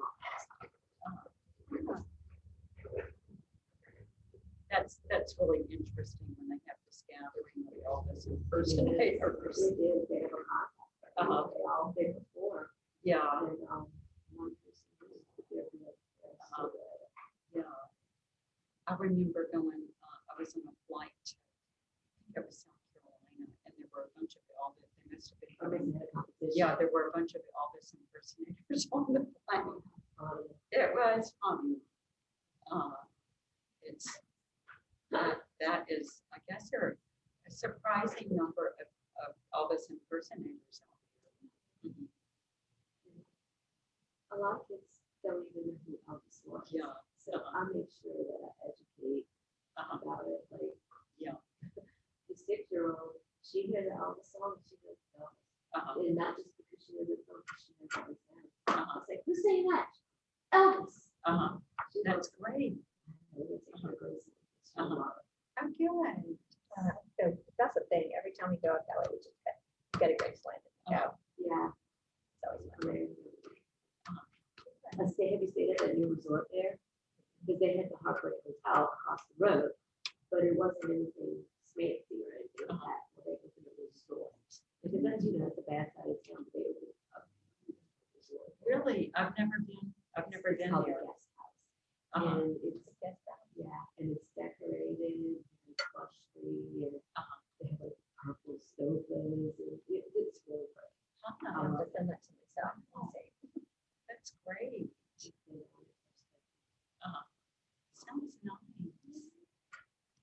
Well, that's a fun destination for a vacation. Do you, great. It sounds like y'all have quite a little crew that goes on these trips. They don't get to go on, Uh-huh. do some things. Really? So you and your husband will just go alone? Yeah. Uh-huh. I mean, of course, it's past year, a lot of Right. but we still did travel. Mhm. We've had 2 cruises canceled, so we booked one out of Miami to go to the Bahamas and Puerto Rico in July. So I'm hoping to see those. But we took the kids to Disney World last vacation. We did cruise with them on family vacation. Last year we did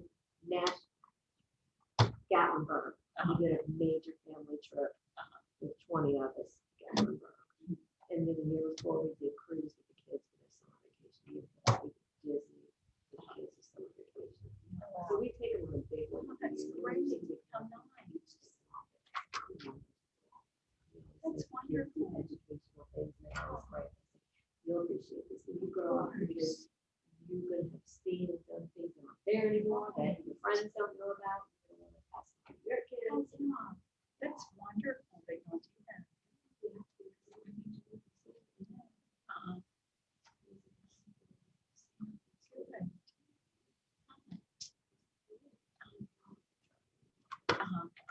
It's really nice.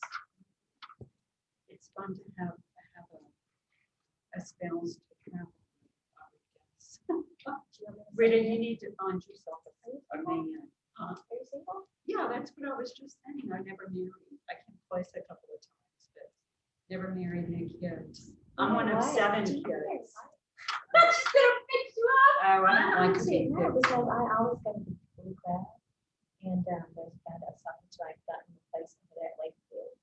He's in a backcountry rock band. And so I got him connected with my other country, with 2 bands up that way. So he's really good guitar player. And so I'll be able to play the blue crab if he likes it. Yeah. And I think we should go for those things. I'm gonna be with other Yeah. I'm sure if I'm like married, Uh-huh. I'm gonna call you. He said, over there, you have to cross the bridge. You Uh-huh. should come down. Uh-huh. I'm serious. There's a. What age is he? Well, he is 43, Well, but there's so- a lot of older people that you can Yeah. connect with there that are very well established, and a lot of them are. See, I hate meeting people. So I would never go on that. Why? It's just like you're talking to us. You didn't Yeah. know me. You didn't know her. Mhm. Should Yeah. find out.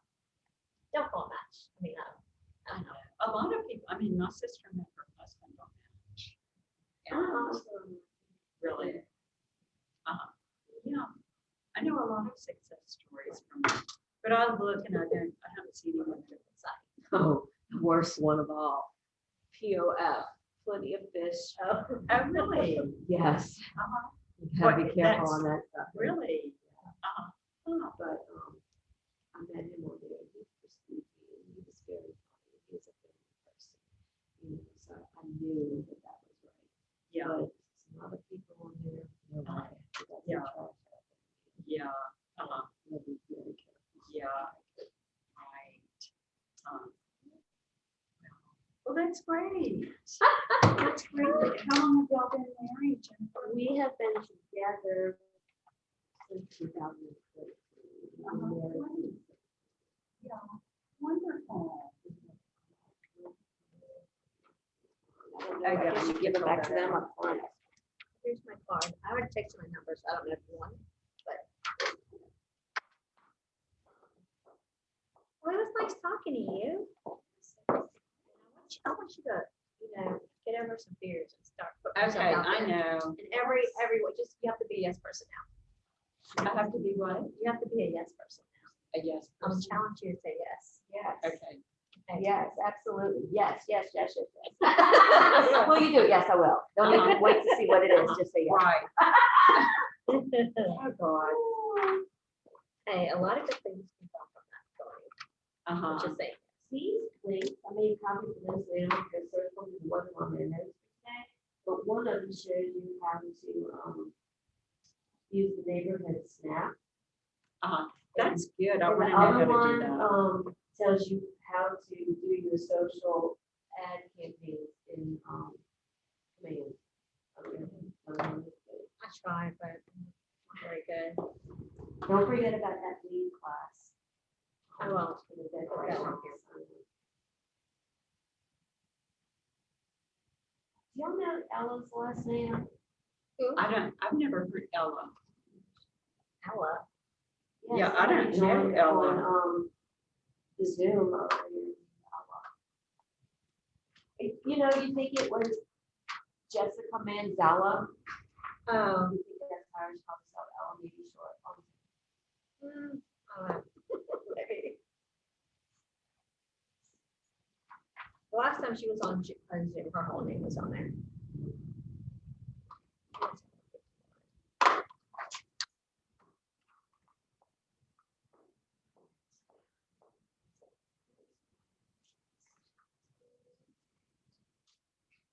Okay, what's today's date? The fifth? Yes, ma'am. Yes. Okay. Bills, keep on going, because she's like busy, and then I get the bills paid, I'll like down, pay them all at once. but I've got to do that. Probably